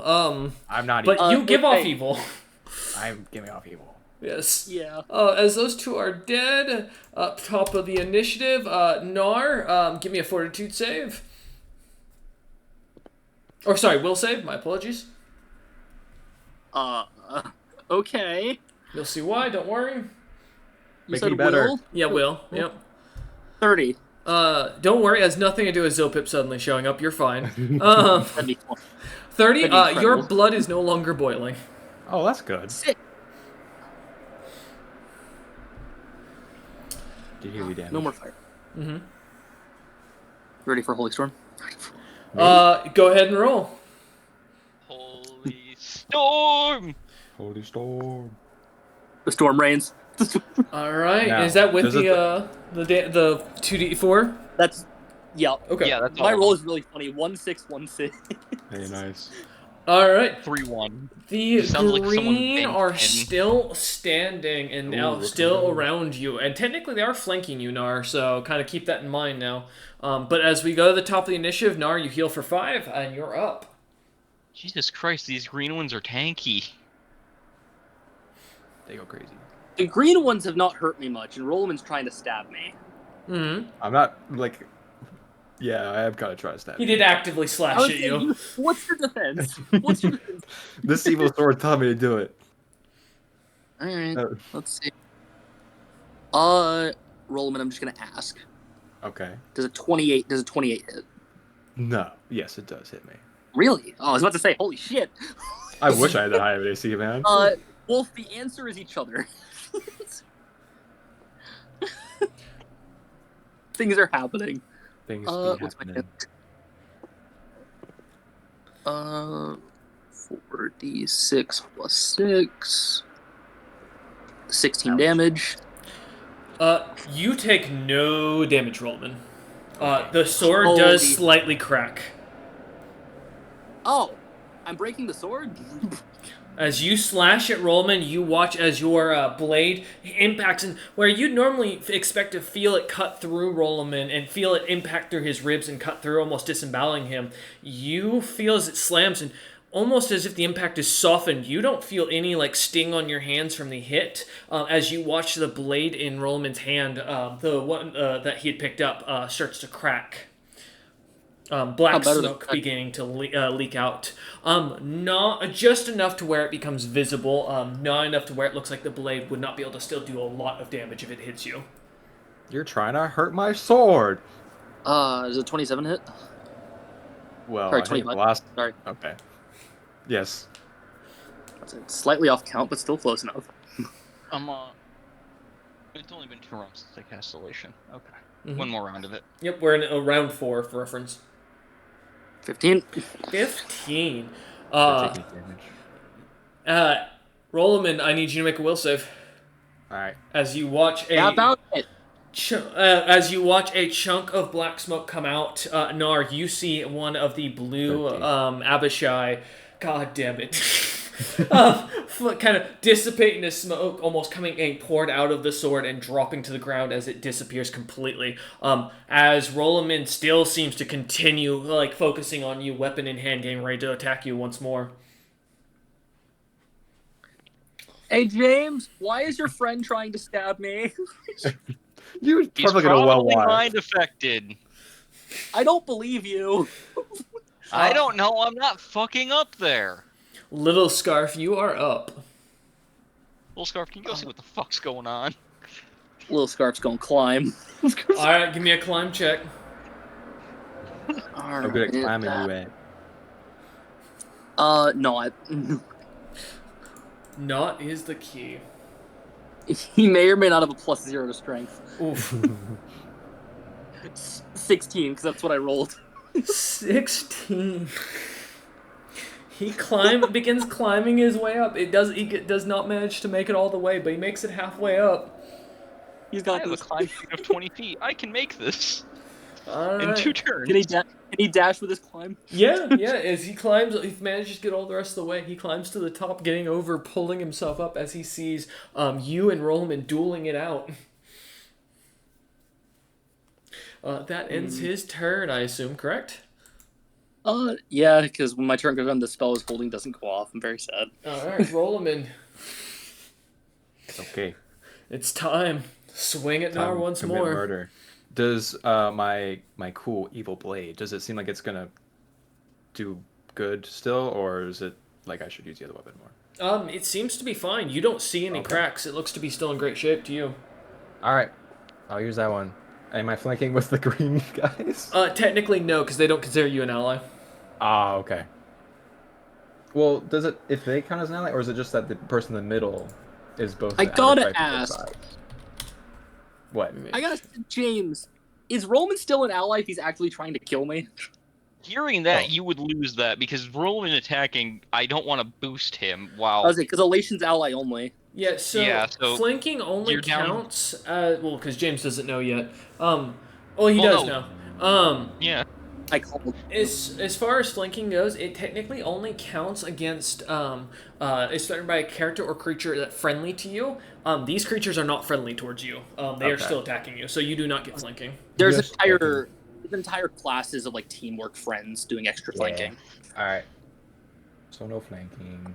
No. First one, 28 to hit. DM, when it comes to meets beats rules and stuff for Player two players, against player, it hits. Yep. All right. Sorry.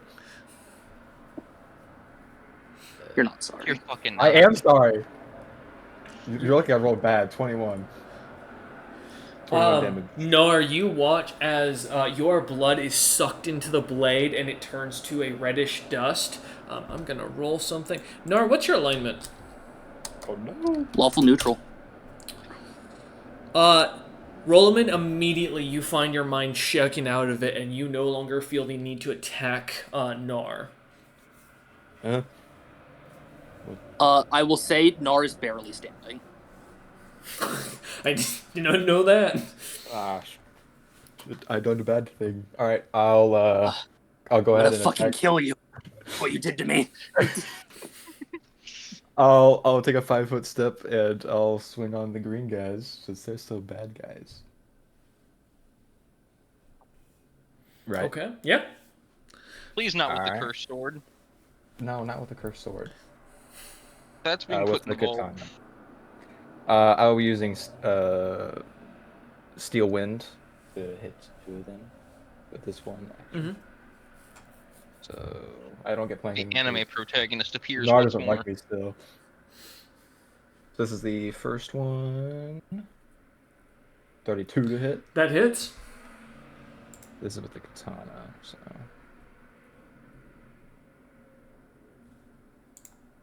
$24 damage to that first one. 24. Okay. Is the line good? Give me a.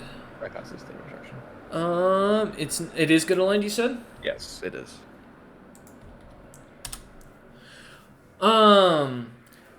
Let's see. Let me see. That is. Oh, as you slash into the creature with the katana, you watch as it cuts clean through as 3 heads go flying off the creature's body. 3 hits coming off the one creature? Sorry, no. The 3 heads pop off the creatures. That You was for watch one as attack. all For 3 one bodies drop. Okay. Yeah, my Okay. apologies. Steel Wind Strike only hits 2. Huh. Yeah. Yeah. Hey. Well, they're dead. You did enough damage. That's why. Oh, okay. Yeah, like total HP wise, that was they're traded as a squad, so that's why. As you slash, alright. yeah, no, that's how I run them because when there's too many creatures, I combine HP pools. So yeah, as you slash into the creatures, watching the heads go flying, the bodies dropping, as they're not turned to dust, they seem to stay there. As you lot kind of look about, the darkness kind of taking in, and you see the caravan of about made it almost to the edge of the kind of cliffside that's been set up, or the a steep canyon that you guys are in. As you guys kind of look about, taking a moment to breathe and taking a second to heal and think for a moment. We're going to end the session here today. We thank you all Boy, for bring the watching. bodies down. I can't see shit. What's going on? We hope you enjoyed, and we will see you next time.